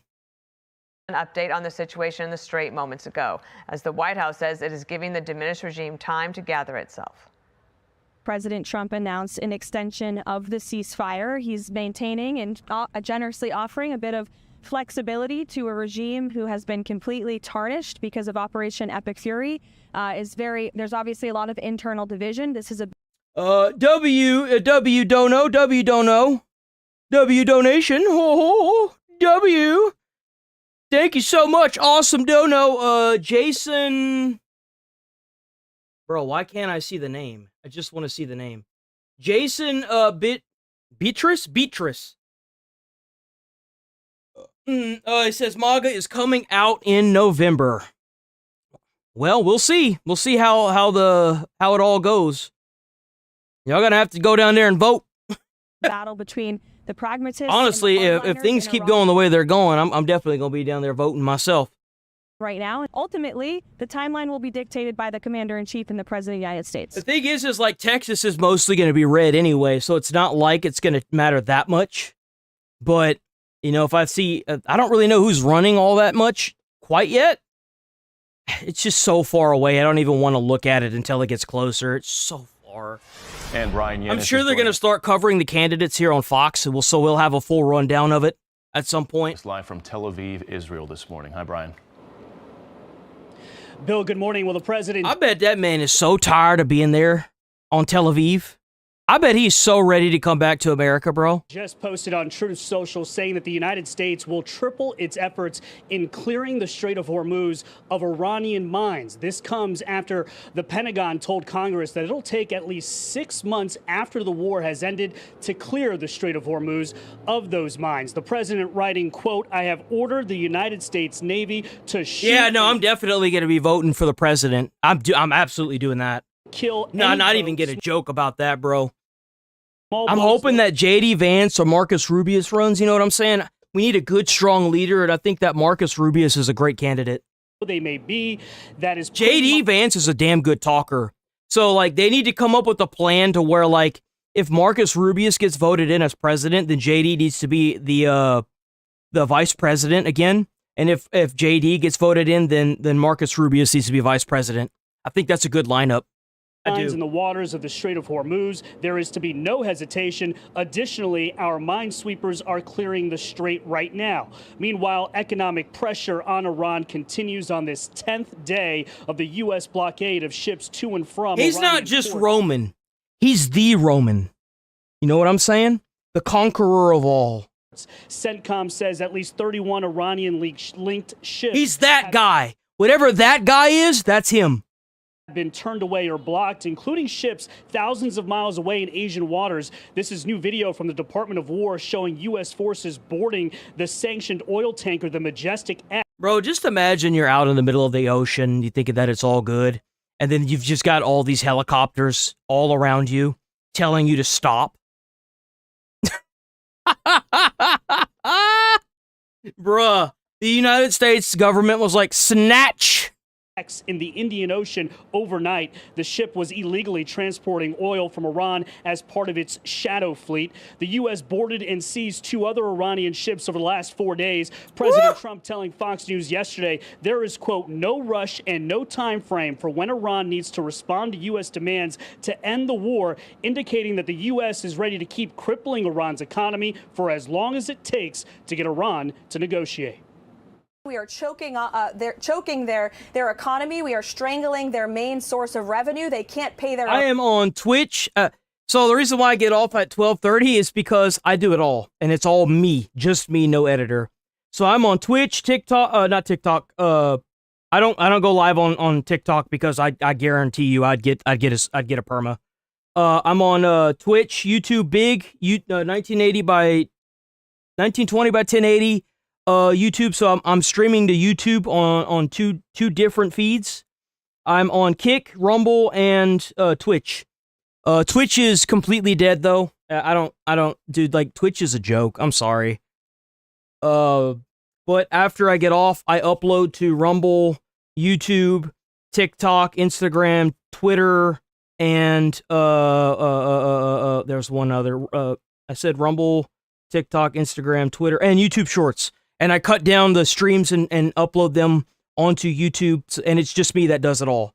So whenever I hopefully eventually get an editor, I plan on streaming longer, but until then, it might be a while. So I'm stuck with the time frame that I have, because then I shut down stream and have to edit out all the videos. But if you ever miss a stream, don't stress.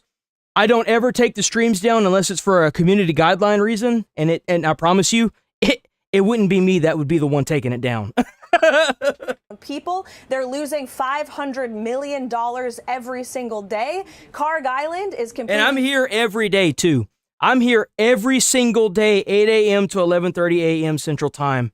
Every day, all 7 days.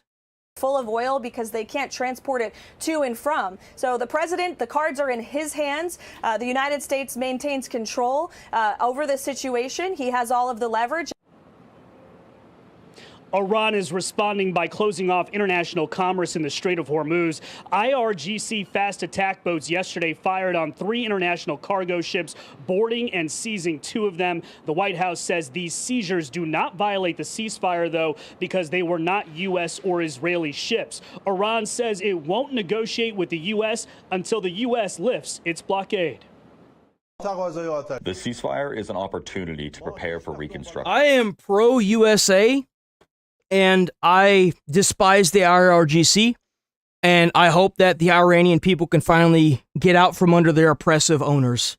That's exactly how I see it, because they're being occupied by the IRGC and the Ayatollah's disgusting terroristic regime. That's exactly what I think. I don't give a shit about Israel. I don't care about Israel. I don't really care about Trump. I care that Trump is doing what he's doing. I like what Trump is doing right now. I like that he's attacking the IRGC. I like that he's done a lot. He's done a lot. I love the borders being shut down. I want ICE to be more aggressive. You know, those are the things that I want. Or, in the words of our armed forces, an opportunity to reload. America is the best country in the world. That's the one thing that I don't like that Trump made. He said, make America great again. America's always been the greatest country in the world. That's why they keep trying to take us over. That's why they want us. They want to spread a sickness that says that because you're a hardworking United States citizen and a patriot, you should feel bad for yourself. You should hate who you are and who your legacy is because, oh, the slaves. Fuck that. I never owned a slave. In fact, I've lived most of my life so poor I probably would have been a slave. So don't feed me that. That won't work here. We have certainly made the best possible use of this opportunity.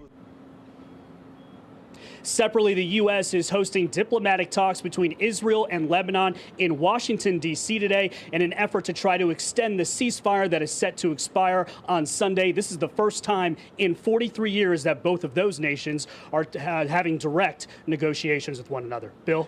All right, Brian Yanis. Well, who do you think sold the slaves to America? Black people sold slaves to America. Like, come on, what are we doing? Live in Tel Aviv. Brian, thank you. And former Secretary of the Navy, retired Rear Admiral hello? Kenneth Braithwaite. Thank you so much for being here. Sir, let me just put up this map here. This shows the military assets that we have in the region. President Trump, as Brian just explained, said, we're going to make sure that any of these small boats are just obliterated, and they're working on tripling the speed in which we can demine the strait.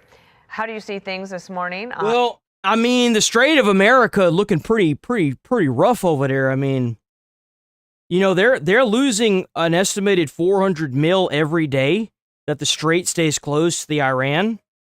Like, if I was them, I'd be panicking right about now. I'm not even going to lie. I'd be panicked. On the Thursday of this week. Well, Dana, thank you very much for having me on. It's always a pleasure to be here. Thank you. Literally what we see in America from the sea to the shore is being demonstrated today. We do have the ability to seize the straits. We do have the ability, as the president indicated, to wipe out the fast boats. But again, that's going to take time, and it's going to take a concerted effort by all of our forces that are there. We have 3 carrier strike groups. We have 2 amphibious readiness groups. I don't think there is anybody in charge over there either. I don't think so. I'm going to be honest. I think that they're a chicken running around with their head cut off. I think they're cooked. I do. 100%. I don't think they have anybody running the show. Fleet assets that are there. Again, this is the greatest concentration of naval forces that we've seen in a long time. The Secretary of the Navy, John Phelan, was abruptly fired yesterday. There have been some reports that the White House wasn't thrilled with the speed of shipbuilding under his leadership. What does it say to you that the Secretary of the Navy was let go right in the middle of a war? Yeah, well, you understand the Secretary of the Navy is responsibility is to man, equip, and train the Navy. And they fired the Secretary of the Navy? Huh. So the actual command and control of the operation in the Middle East falls under Admiral Brad Cooper, the CENTCOM commander. However, this is indicative of a situation that has really complicated matters within the Pentagon. It's no secret that Secretary Phelan had fallen out of favor with Pentagon leadership, but also leadership over in the White House. Recently, I heard him doubling down. I was at a speech that he gave just 2 days ago about building a battleship. I've spent my life dedicated to the Navy as a naval officer first, and then having the honor to serve as the Secretary of the Navy. Battleships became obsolete on December 8th when the Japanese proved they no longer mattered in fleet operations. And so I think that frustration and canceling the recent frigate, I mean, we need distributed lethality over smaller platforms, not concentrated forces on large platforms. So again, I think all that frustration came to play. And the management within the Department of the Navy just had become very frayed. What a dumbass reason to lose your job. Like, what the hell? That has got to be the most petty shit I've ever heard. Wait. An individual that listened to a lot of the admirals that were around him, people who spent their life dedicated that's so petty. In naval service. So this was the outcome that the president decided. Actually, you're the best person to ask this. If we zoom out and we're talking about longer range, little white cotton ball preparedness, what are you how talking important about? is this issue? Are you talking about my little cat bread? It's a cat bread, bro. I'm not stressed. I have ADHD, so for me, I don't know. Why you talking shit about my cat bread for, bro? A cat loaf. You stress forming with that little... Got him? Got what? Finally catching up, LOL, I love that. Your chat is so little, and I know you see my comment. I actually haven't seen your comments. Who touched you, young man? Man, what we gonna do with this guy? What we gonna do with him? This guy's weird. I'm gonna let chat decide your fate. Nice logo, though. I'm gonna let chat decide your fate.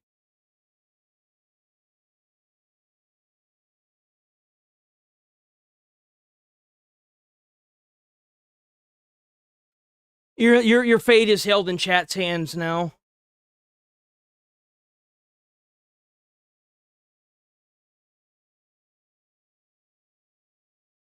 Onesie? I'm not wearing a onesie. I've got sweatpants on. How you could attack my coziness? What the hell's wrong with you? What a freako, dude. What a weirdo.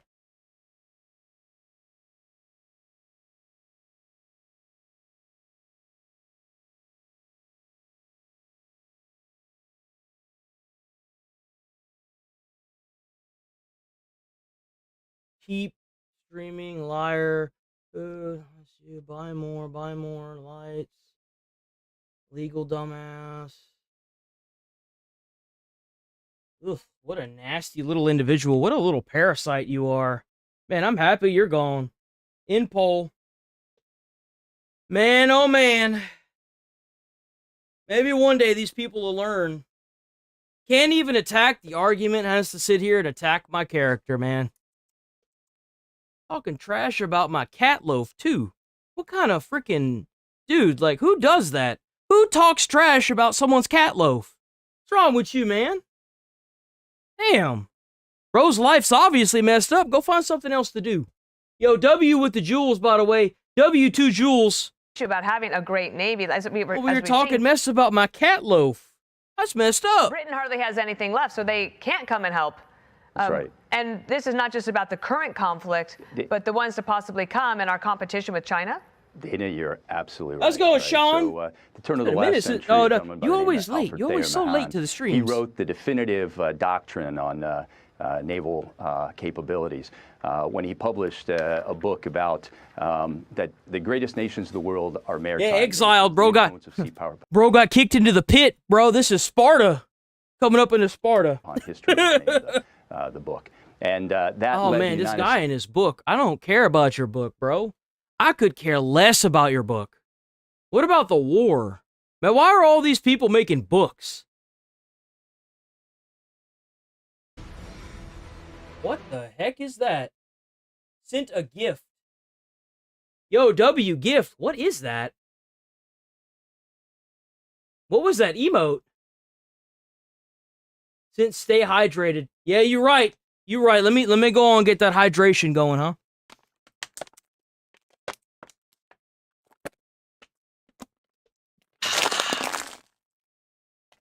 All right. I actually missed that one. I blame that on Trump. That one's Trump's fault. I don't have to blame the Jews here. I just blame Trump. I'm having a bad day. It's Trump's fault. Epic Fury now on hold. The Department of War announcing this morning. I mean, that's what all the Democrats do. So like, shit, I got.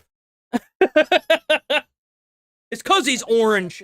And boarded a tanker carrying oil from Iran. This Good. operation Fuck 'em. carried out as the U.S. Navy maintains its blockade of the Strait of Hormuz. This comes as President Trump reveals his time. Do we have anything else here? Hold on. Do we have anything else? Says it will take months.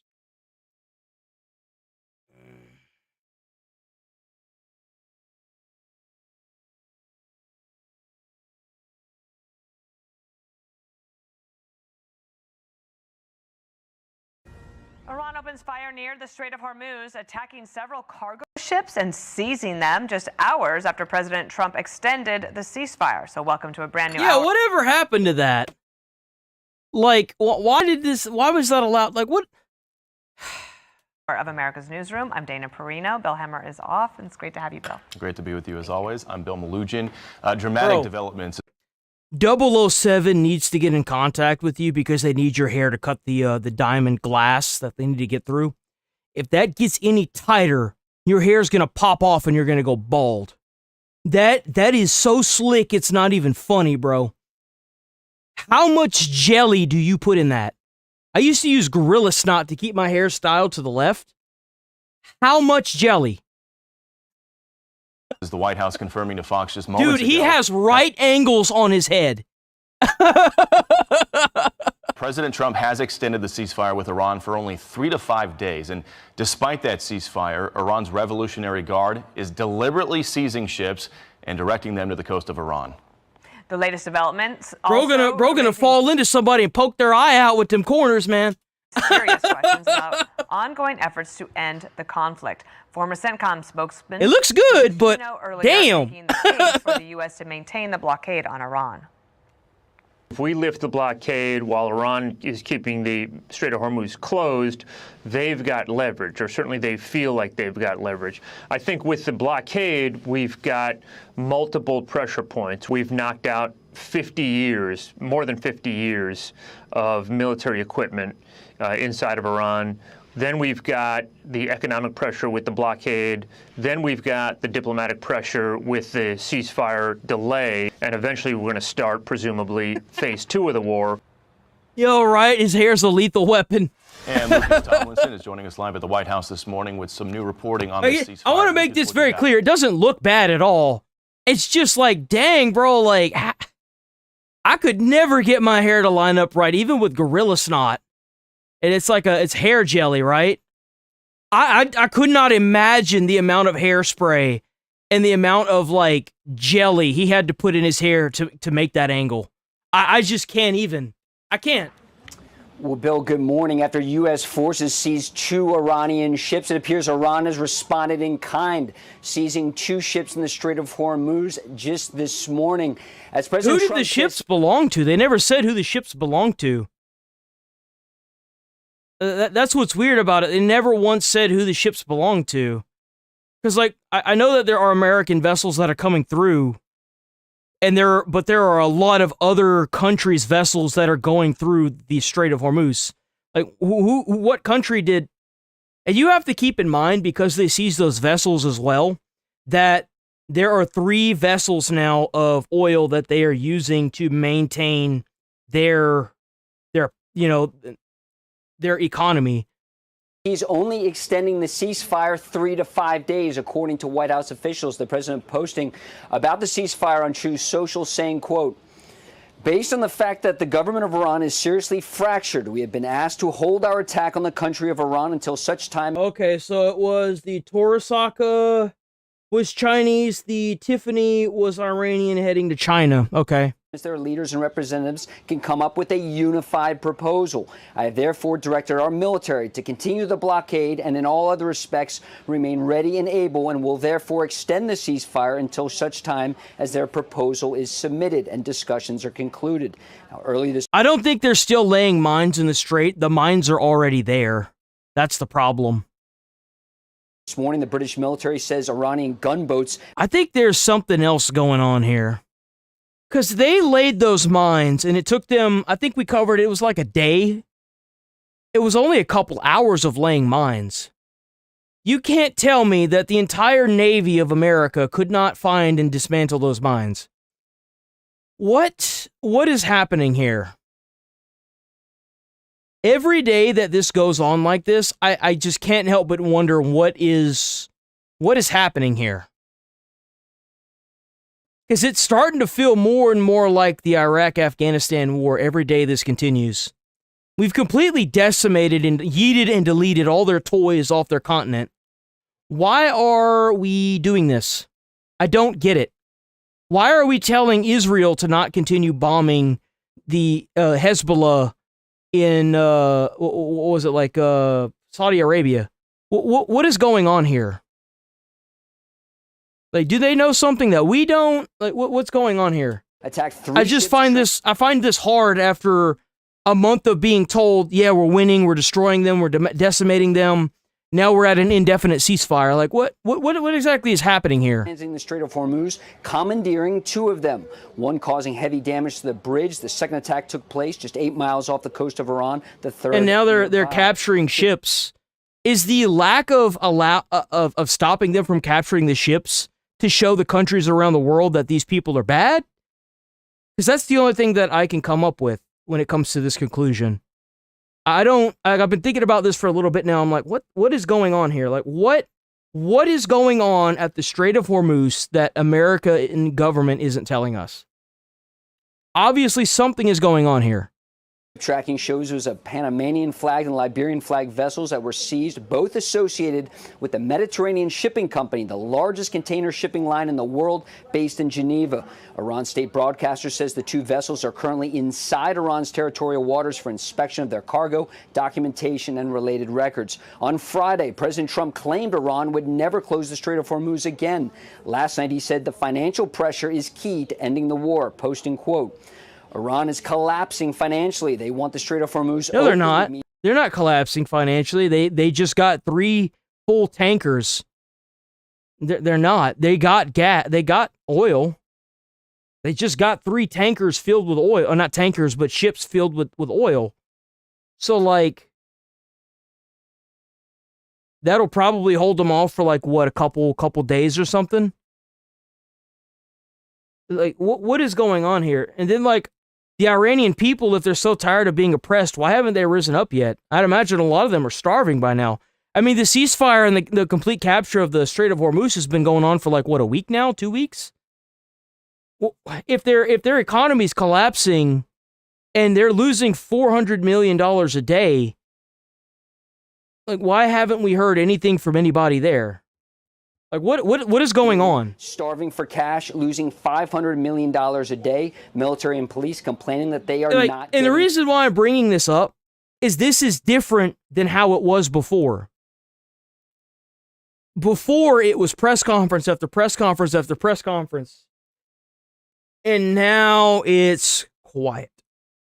Why? It's unusual. This is a complete shift from what he was doing before.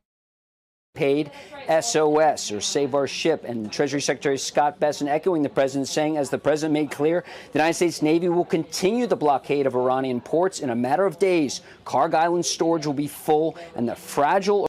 The Iranian people are facing the same problem that the IRGC is right now. If the Iranian dollar is worth 0, they can't get money to get food. The IRGC, if they lay down their arms, the Iranians are going to kill them. If they don't lay down their arms, the government's going to kill them. If the IRGC continues this, the Iranians are going to starve or they're going to die of thirst. This is the way this is being described. Logically, if you think about it, if their economy is doing so bad, and prior to this war, they were having trouble even getting food and water, you would think that based on how starved a lot of these people are, they would start fighting back because they're going to die anyway. Something isn't adding up, is what I'm trying to say. Something here is not adding up. That's why I'm saying, like, there's something going on that we're not being told about. Iranian oil wells will be shut in. Constraining Iran's maritime trade directly targets the regime's primary revenue lifeline. That is true. So Vice They President have been preparing for this for a long time. A very long time. Vance's trip to Islamabad to engage in a second round of talks with Iran is on hold, pending this counterproposal from Iran. The White House says it is waiting for that before the vice president ships off. And Iran says it will not come to the talks until the blockade is lifted. Bill? Well, the blockade's not going anywhere because the only reason why Trump even started doing peace talks with you is because you said that you would lift the blockade, and you didn't do that, so why should we do that? Tomlinson live at the White House this morning. Lucas, thanks. So more on this. Yeah, with something retired fishy. Lieutenant General Keith. I get that both sides have a lot to lose or gain in this, and I'm not discrediting anything that's happened up to this point. But you have to admit that something is going on here. Something fishy. Especially with how transparent Trump has been with the entire thing, doing press conference after press conference, and now nothing. It's very weird. I don't know, man. I don't know. Kellogg, thank you for being here. So last night the president said indefinitely, we just now have from the White House 3 to 5 days. What do you think is happening there? What's he thinking about what he wants to do to try to break this impasse?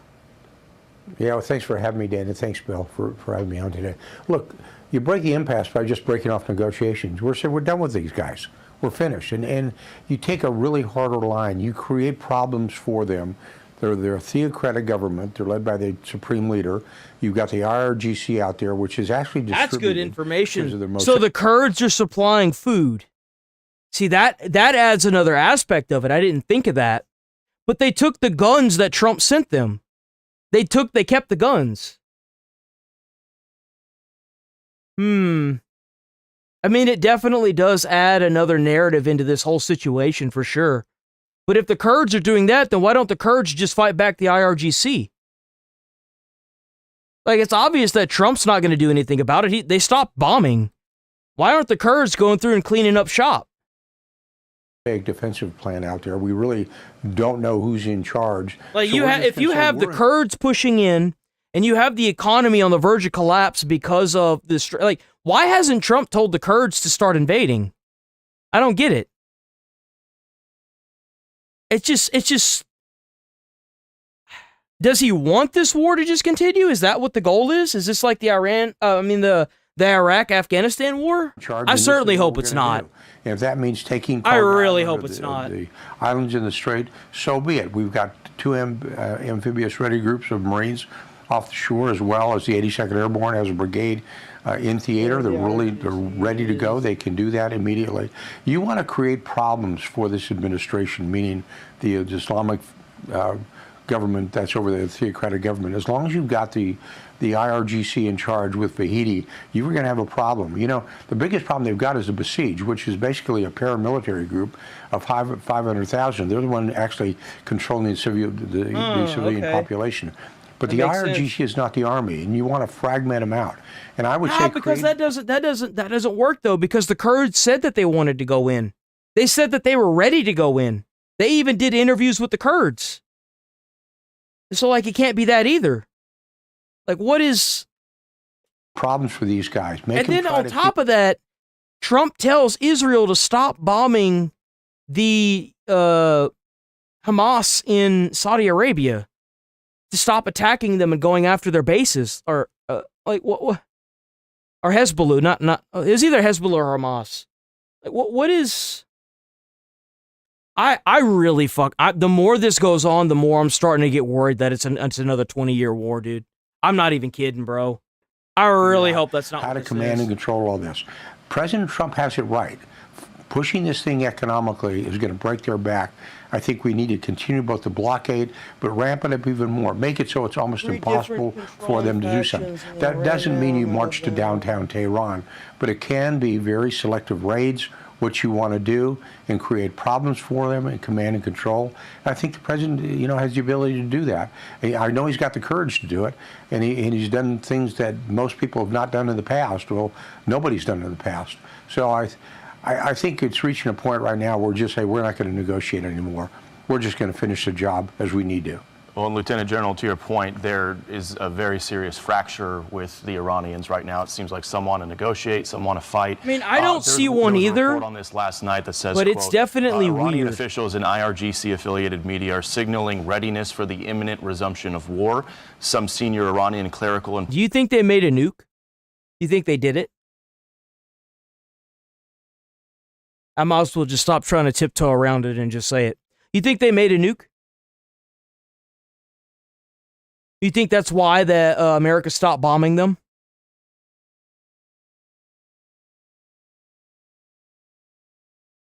They could also be the reason why the United States Navy boarded up the Strait of Hormuz as well. If they managed to get a nuke through illegally and give it to the Iranians, or the IRGC, not the Iranians, that could explain a lot.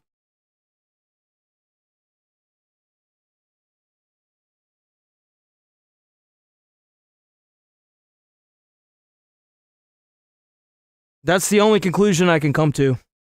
Political figures have expressed support for negotiations and for the negotiating. Because if you think about it, if the new people in charge re-equipped those intercontinental ballistic missiles they had with warheads, then that would mean that the next warhead they launch into Israel could be a nuke.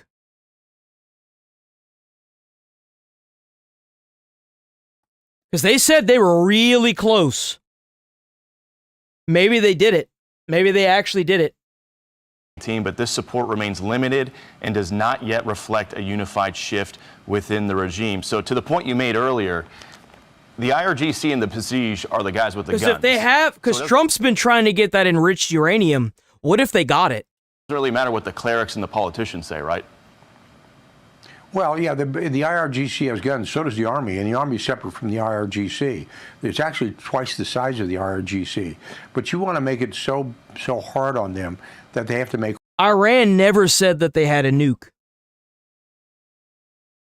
That's the thing. Well, they said they were making one.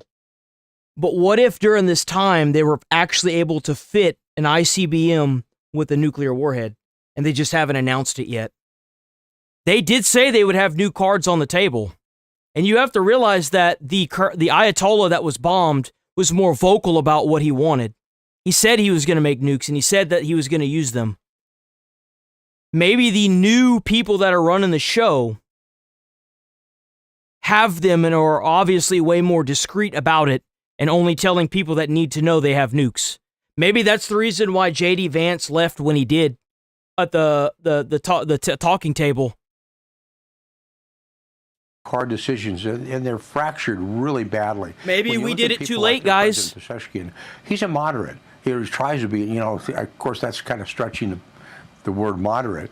But the fact is, they've kind of sidelined him. The real guy in charge is that picture up there, the Vahidi. He's running the ROGC. But they've distributed command and control. They call it the mosaic defense. They've done this over years because they were always afraid of fighting the United States. So they distributed the command to 31 regional commands. The Basij is the one who's keeping the population down. Just create a problem for them. The only way you're going to break their back. And that's what you need to do, is break their back. You have to understand that we are fighting a theocratic, a religious zealots. The Basij are theocratic thugs, and we need to address that. It's no more, as the president says, no more Mr. Nice Guy. We'll just go after it and say, we're not going to negotiate anymore. We're just going to keep tearing apart Iran economically. And if that means going to the home base of Karg Island or places like that, that's what we're going to do. And you keep the embargo in place, which is being brilliantly done and led. But you want to attack them, and you want to make sure that sooner or later they break. And you're actually looking for a domestic revolt. Yeah, you are, because that's the only way that the regime is going to fall. Something made America stop. Something definitely made them nervous.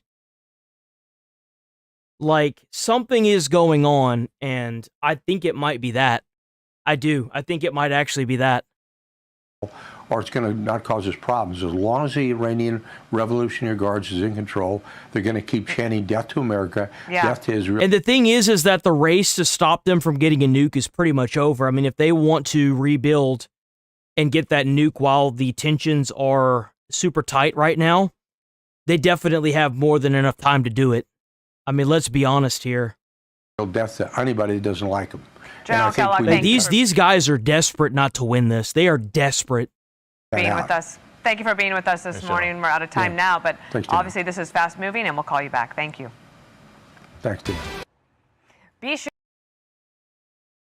Timeline to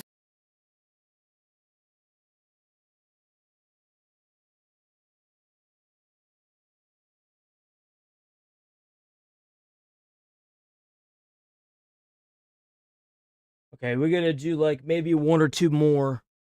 Here we go.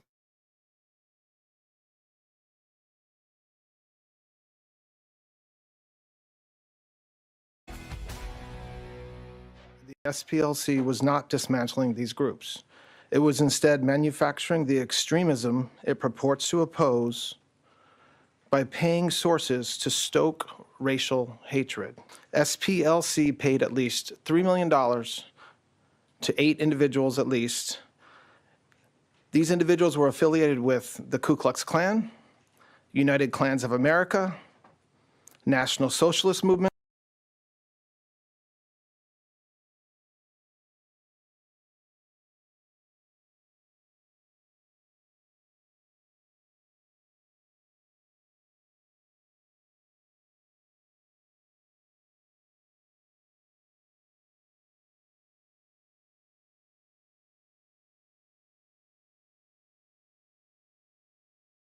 I think the talk show host should become a woman. She would be pretty. Don't think I don't know. What is your girl name? Do me a favor. Go take your pills and seek help. Okay? Just go take your pills. The Southern Poverty Law Center used the money they raised from their donor network to actually pay the leadership of these very groups. Yeah, they It did. is one of They said that on multiple occasions. the country's most prominent civil rights organizations. Now the Southern Poverty Law Center facing an 11-count federal indictment, accused of funneling millions to the extremist groups that they claim to be fighting. It's very ironic for an organization which has labeled others as hate groups and put out a report criticizing Turning Point USA and Charlie Kirk several months before he was killed. Last year, Fox News contributor and GW University law professor Jonathan Turley joins us now. Jonathan, I was shocked to learn all of this. It's very strange. They oppose these groups, yet they're giving money to them. Why would they do that? Yeah, Ainsley, you're absolutely right about that. The irony is also Well, the thing is that it's not. Here's the issue. It's not that our counter-nuclear systems can't handle it. It's that you open Pandora's box to start a domino effect cascade if one country launches nukes. That's the issue. You realize that if the Iranian people, if the IRGC have a nuke and they use it, it will cause a domino effect that could end the entire world. Because the minute that they use it, and they show how desperate they are. Think of Russia. Think about how they're losing ground now to the Ukraine. What do you think that's going to make the Russia, what do you think that's going to make Vladimir do if he's in threat or in fear of being taken over by the Ukraine? He's going to launch nukes at the Ukraine. It's not necessarily the lack of being able to stop it. It's the domino effect that's going to happen after. If one country uses the nukes, it's gonna be catastrophic. so that it was the center that sought to seize assets from groups like the KKK. Now the U.S. government is trying to, through forfeiture, seize the assets of the center. If you're new here, sub to the channel, hit like on the stream. Every little bit helps. W channel members, check out the channel membership. W constant viewers, by the way. Everyone that shows up every day, which, by the way, I'm here every day, 8 a.m. to 11:30 a.m. Central Time. We're staying a little bit later today, because why not? And what the center is saying is that we did have confidential informants. Van Hundo? They sound a lot like the FBI. Well, I'll tell you what. You know what I can do instead? Let me see what Hondo's saying. This incel Discord mod has no credentials. But you can't even enter my chat and be nice. Why can't you just be nice? Why do you have to sit here and try? You know what? I'm going to let chat decide your fate. Chat gets to vote on your fate now. I certainly hope you weren't mean to anybody else.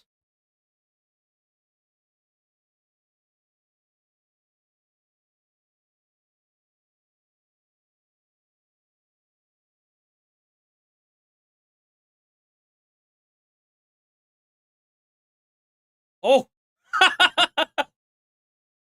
Oof! We got Hondo. This guy right here. Y'all deciding on if he's getting banned or not.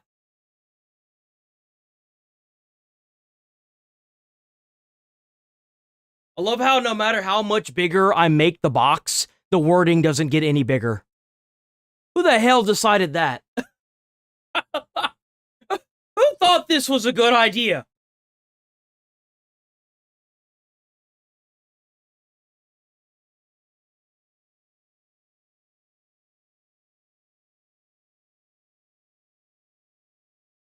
Nah, it looks like it's up to chat. Chat has decided that you're cooked. 85%. 85%. Oof. Oof.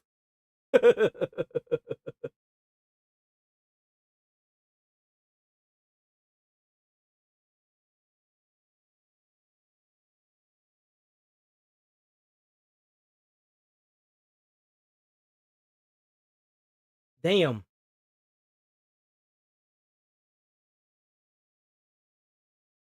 Where'd he go?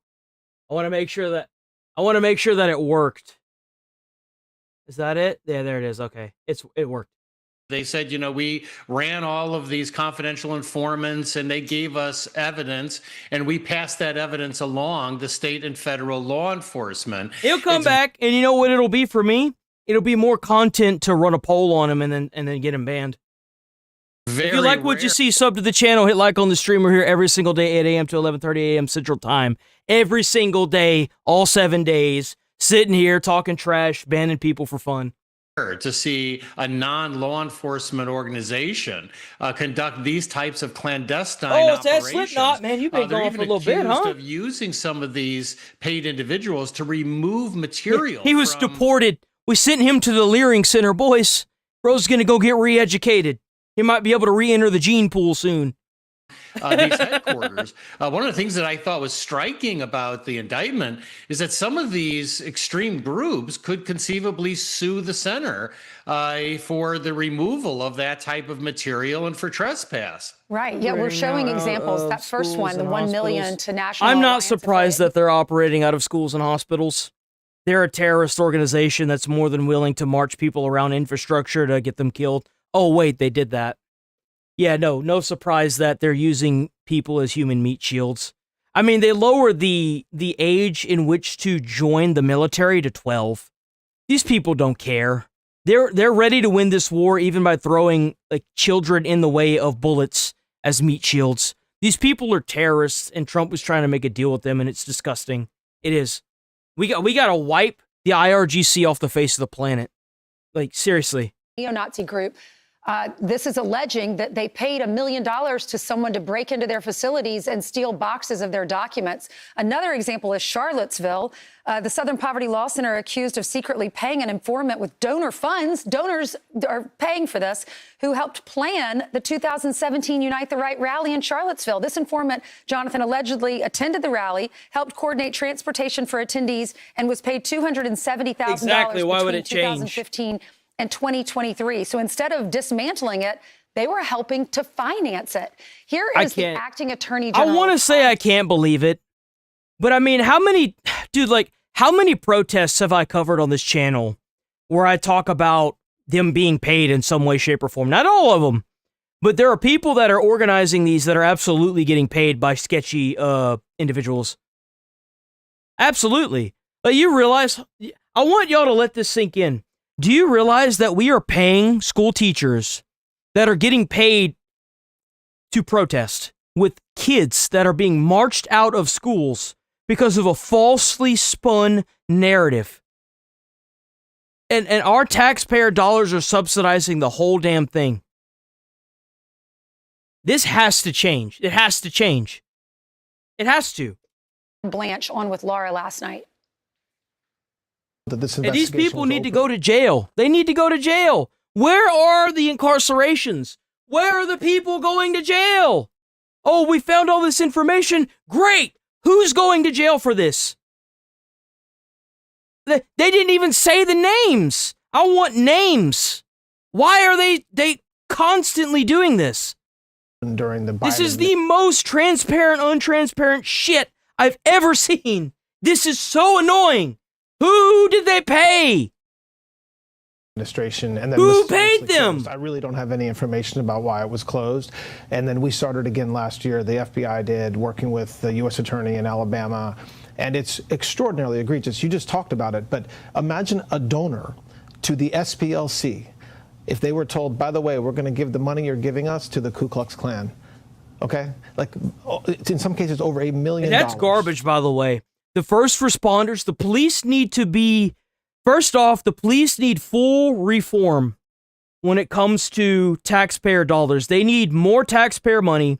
They need to be forced to get certified as an EMT or a paramedic, and they should scale their pay up if they decide to become a paramedic. They should get more pay if they keep going to college to become a paramedic. Every cop by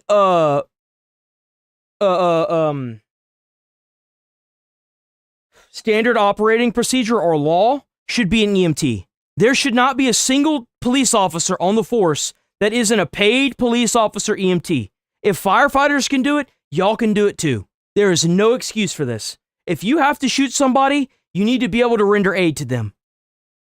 If somebody's jacked up, being forced to wait for the paramedics or the fire department to show up is nonsense. Every second counts, even for one of your own.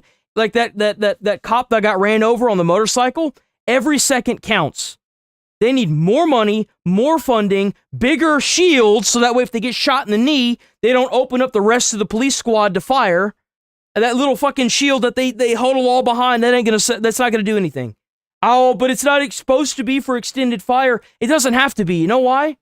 Well, if there's a shield that's covering the upper part of your body, what are you gonna aim for?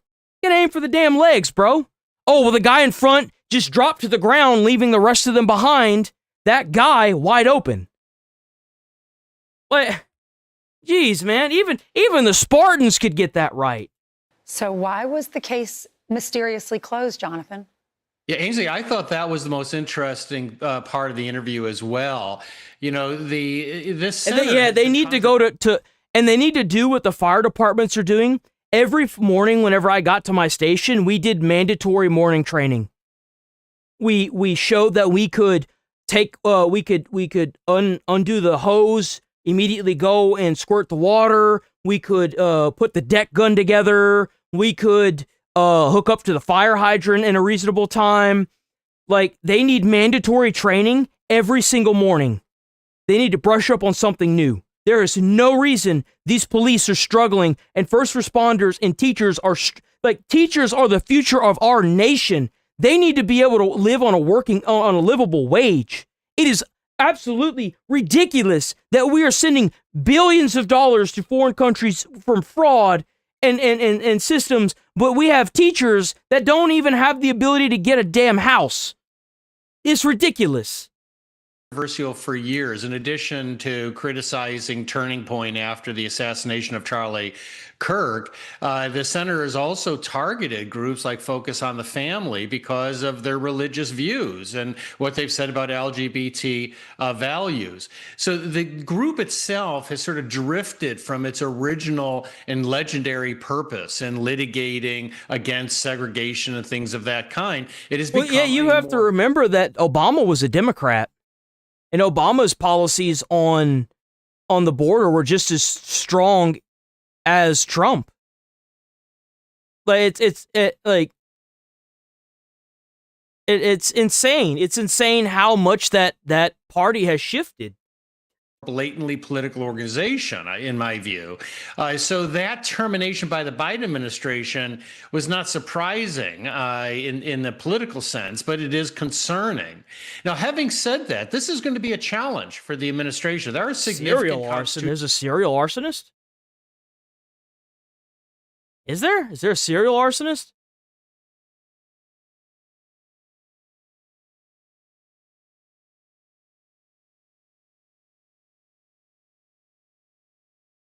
I doubt Fox is going to cover it.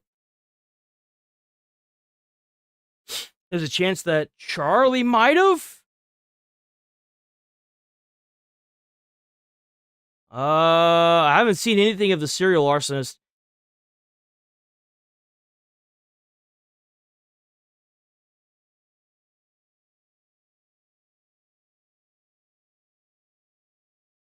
Oh, yeah. I saw that. I reacted to that. I did. I talked about that. Trust me. I talked about that. Yes, I did. He had like the Instagram video where he was like, this is because you didn't pay us living wages. Yeah, I reacted to that. I talked about how them doing that is a really bad idea. Every day that protesters go out and start burning shit to the ground is another day that I think they're going to take away our constitutional right for peaceably assembling. Like, if you go to if like for example Luigi Mandaloni, if you go and pop a CEO in the back of the head, you're going to have people advocating for the removal of the Second Amendment. Like, this is not a good idea. Like, we got to start enforcing these laws. We got to stop playing dilly-dally with these laws and start enforcing them. You know, the senator is saying, look, we said we were going to attack these organizations. We did. We didn't go through our means that we were going to use, but donors knew that we were doing this by any means necessary. There's going to be serious free speech associational challenges that are raised. But as you note, Ansley, this is just an astonishing system that they created that looks like a mini FBI. Yeah, it's such an inside job. It reminds me of that show that I watched where the girl was being bullied at school and online, and it turns out it was her mom the whole time, and you're just flabbergasted at the end. You're like, I wasn't expecting this, and who could do that to someone that they love? But I know who can do that to somebody they love. Somebody, by the way, somebody got arrested yesterday for going to Cuba to get a sex change operation done for an underage child. They got arrested, and obviously the child was taken away from them. If you're a parent that has a child and you're just trying to get attention for your child being changed, you need to go to jail, and that child needs to be taken away from you. And you don't ever need to come out or be anywhere near that child. When they turn 18, they can make that decision for themselves, just like they can get a tattoo. That's a decision they need to make on themselves for themselves. Not you. Not you. Many are wondering, is this to create havoc? Is this just to say Trump's administration is so out of control? There's this fight and there's that fight and there's so much hatred. They're being accused of hiding the payments from donors and from banks using shell accounts or fictitious entities. Put them doctors in jail too. Put them doctors in jail. Any doctor that did any kind of like sex change on a child, that before it came illegal, they all need to go to jail. 100%, 100,000%. 100,000%.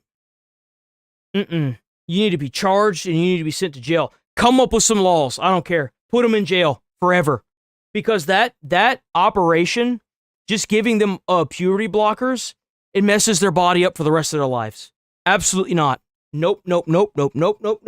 Jail. Seems like Fox photography. Handing out those jail sentences like we handed out those missiles all over Iran. You get a jail, and you get a jail, and you can go to jail. Everybody's going to jail. But this is a statement from the acting CEO or the interim CEO. Taking on violent hate and extremist groups is among the most dangerous work there is, and we believe it is also among the most important work we do. The actions by the DOJ will not shake our resolve to fight for justice. Can't smoke, can't drink.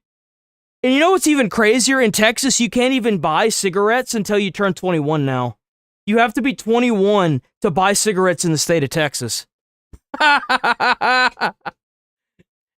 Can't smoke, can't drink, can't get tattoos until you turn 18. You can join the military at 16, but you typically won't get put out until you get older. But man, let me tell you what, them operations, they go hard on them. The promise of the civil rights movement becomes a reality for all. The victims have already started suing the doctors. The victims that had sex changes while they were still minors are already suing the doctors and winning. I covered that as well. It's a domino effect. When one starts, they all start doing it. Jonathan, thank you. We'll see where this goes. Right. Thank you. Be sure to like and subscribe for all the Fox News latest on YouTube and catch full shows streaming now on Fox One.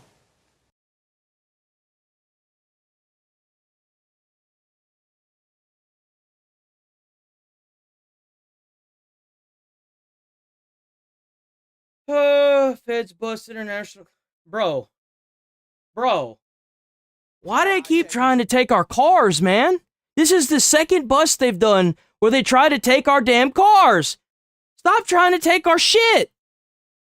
Bro, what is it with it? This is so weird. They're stealing our cars and sending them to a foreign country. National car theft ring just got busted in D.C. This is so weird. Here's the scary part. Investigators say thieves could steal a car in under a minute using a high-tech device. Joining us now, the woman that unwound the whole thing, Janine Pirro, the U.S. Attorney for the District of Columbia, great friend of the show.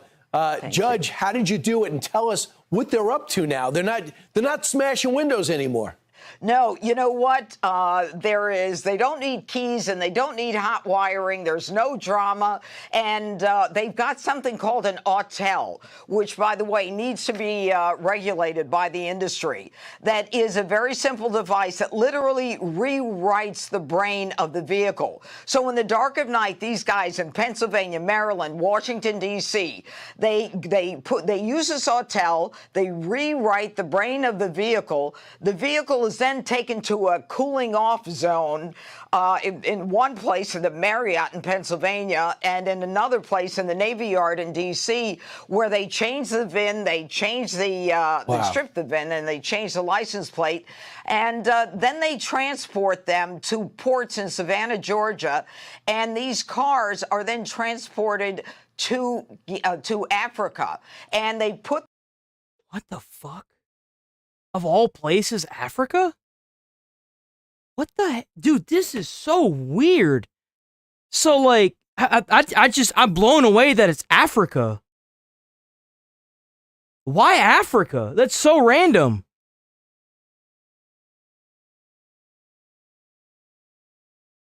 Like, dude, like, what? How long has this been happening? Them in these cargo. Man, we got too many weird people we've been letting into this country and this world, man. Let me tell you what. This is weird.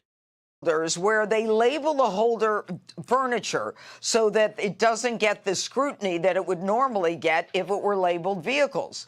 They steal Camaros and Chevys and Honda. By the way, Honda is the most popular stolen car in the United States. So in less than 60 seconds, the car is gone and on its way to Africa. So when you and you know what's even weirder? These cars look brand spanking new. Like, these aren't like beater cars. These are brands, like, are they just going to the lots and taking them right off the lot? This is so weird to me. And how do they get them on the barge without asking questions? And you're saying they don't look in the containers. They don't look in the containers. My understanding is that, and by the way, we've got another 100 cars that we're on to right now, that this has been going on for a while. And look, these are old crimes being committed in new ways. You know, there's no drama with this. Bang, less than 60 seconds, the car is gone. It's cooled off, transported, and then shipped to Africa. No one is looking in the containers, and they're making a fortune. So I think that people need to understand that their vehicles, they have to make sure that, you know, they are in a place where at least they're alerted if something is stolen. Yeah, at least you have a shot at getting it, because it seems like you guys unwound it. We still have to learn how to stop it. Now let's talk about something else. We will. I know. It's pretty amazing what you've already done. So now let's talk about something that's happened in a lot of cities, especially yours. Over in D.C., these juveniles just will take over a town, take over a square, take over a block. You know what you do? This is a problem of it's a systemic problem. These kids know damn good and well that if they go to college, they're still going to be working at McDonald's. They know that nothing they do in their life is gonna get them where they need to be. So what you need to do with them is the minute they start breaking in and stealing stuff, is you take them and you put them in a box, okay? And you leave them in that box until they've learned their lesson. And they're going to have some repeat offenders, right? And then you put them in the box longer. And by the time they get out, they'll be in their 30s And then if they do anything at that point, then you put them back in the box and you don't let them out. See, that's how you solve this problem. If you commit a crime, then you go to jail. And then the crime at that point will be on like leave until they get out of jail. And if they do it again, then you give them double the time they got before. And put them in as charge them as adults. Put them in like the juvenile detention centers until they get bigger. And then once they get to the age that they can be, sent over to the big boy prison, then that's what you do. That's how you stop this. Like this whole, well, we've got to deal with this because they don't have anything in their life and I didn't have anything in my life. I still don't. I mean, I'm doing better now, but at the end of the day, they're choosing to go out and do this. I've never been arrested. I'm 31 years old.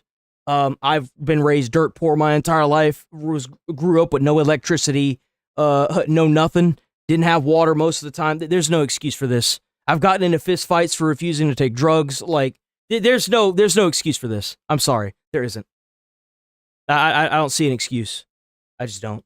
And you said, hey, you want to solve the problem? I can solve this problem overnight. Literally overnight.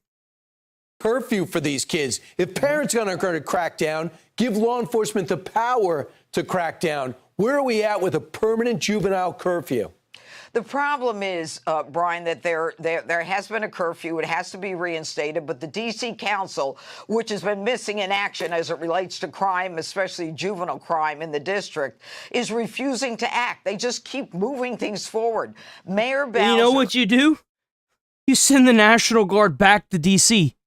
Are they all mad because Trump cleaned up their streets, so they got to sit here and let the kids run around like a bunch of freaking rats in the street? No. Send in the National Guard and clean this up. It would be done overnight. Again, it would be done overnight. Let the National Guard go back to D.C. and sit there at every street corner and wait for these people to come out and start causing problems.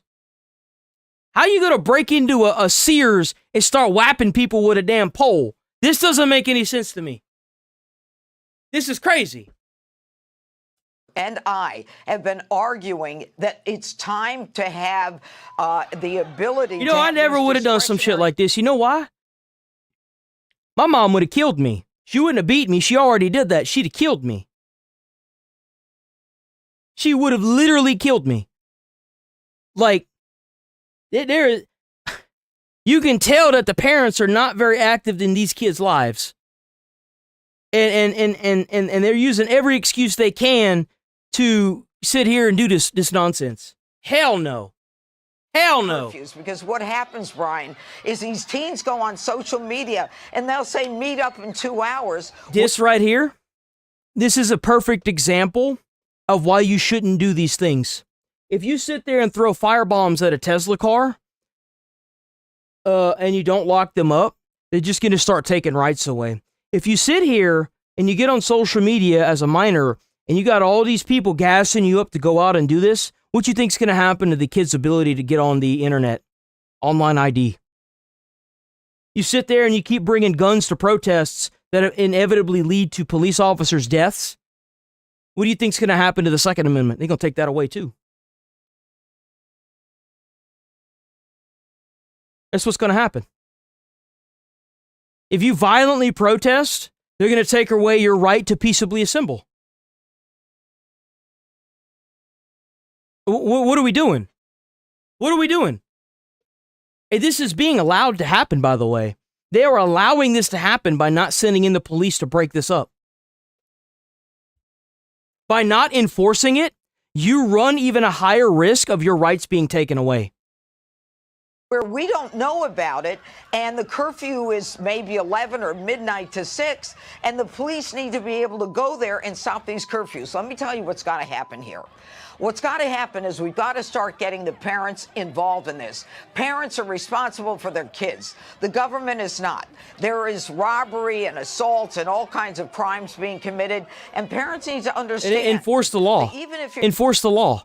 That's what needs to be done. The laws are already in place to prevent this. Enforce the damn law. Put these kids, these people that are out here beating on people in the streets, breaking into property, stealing stuff, burning stuff, looting stuff. Put them in jail. Enforce the damn law.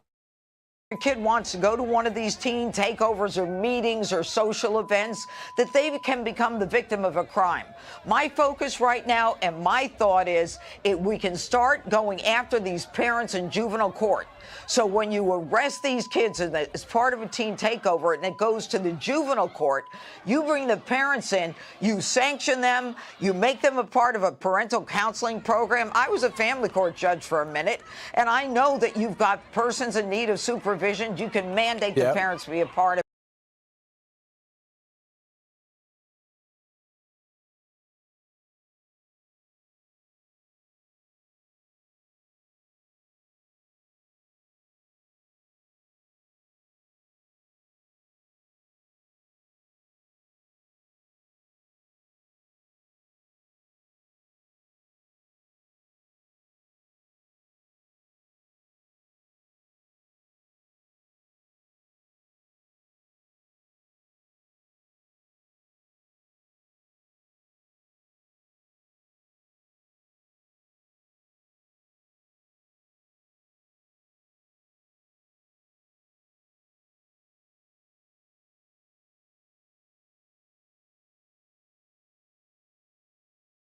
So what is your counter argument? Like what's your problem?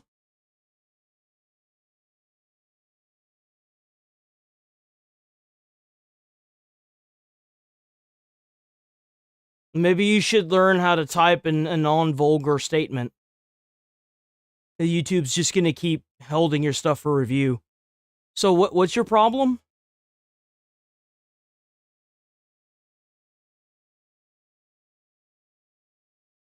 What do we go to? You know, I just don't even care. What are we gonna do with this clown? What are we gonna do with this guy?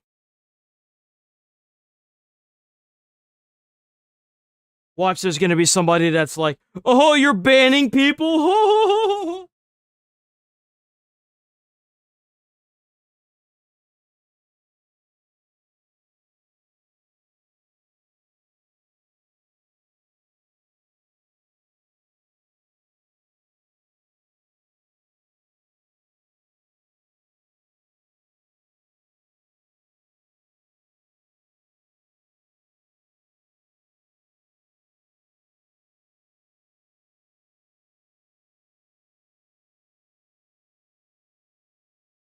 89%.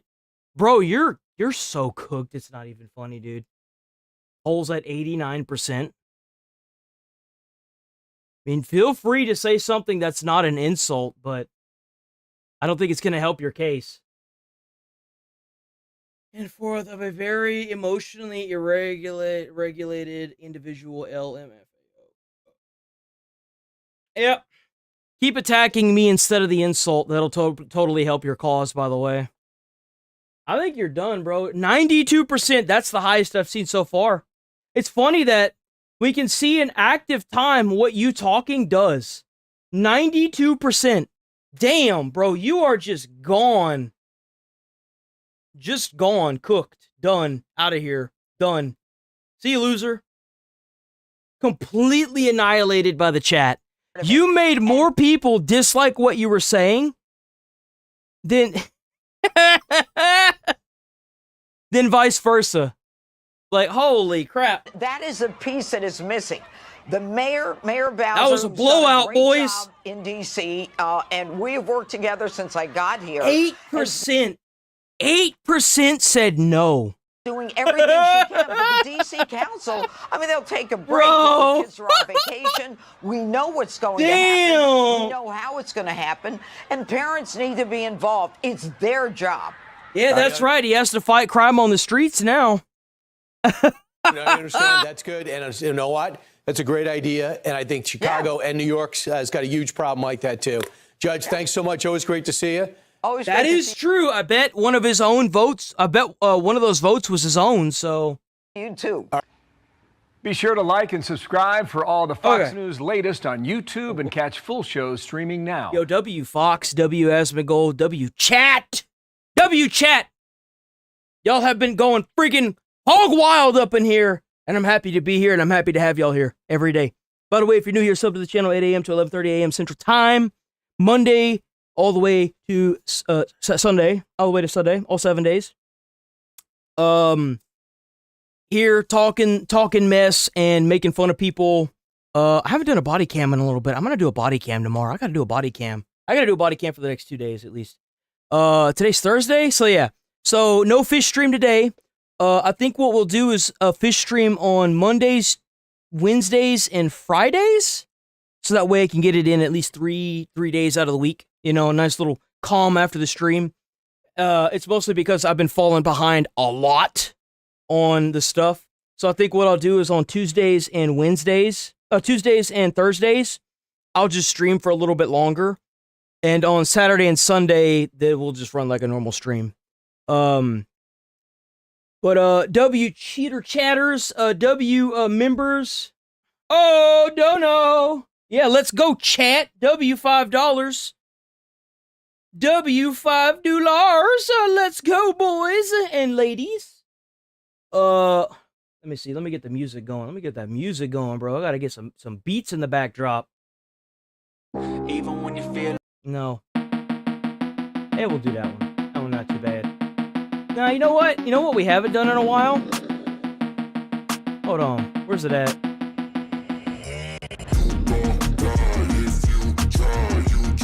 Where's it at?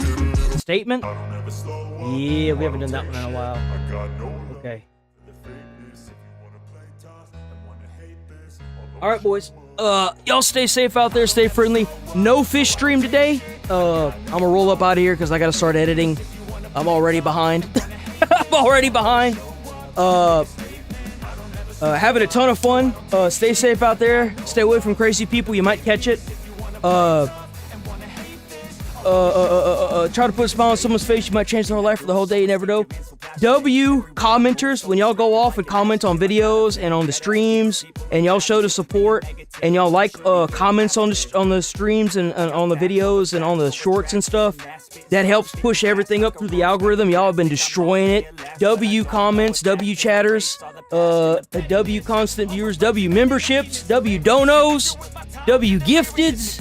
Y'all have been absolutely awesome. God bless America. Stay safe out there. Peace, boys. Peace.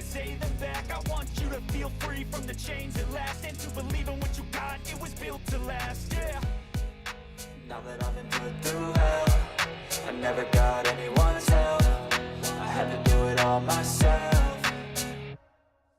I don't ever slow up, no I don't take shit. I got no love for the fakeness. If you wanna play tough and wanna hate this, I'll always show up and make a statement. I don't ever slow up, no I don't take shit. I got no love for the fakeness. If you wanna play tough and wanna hate this, I'll always show up and make a statement.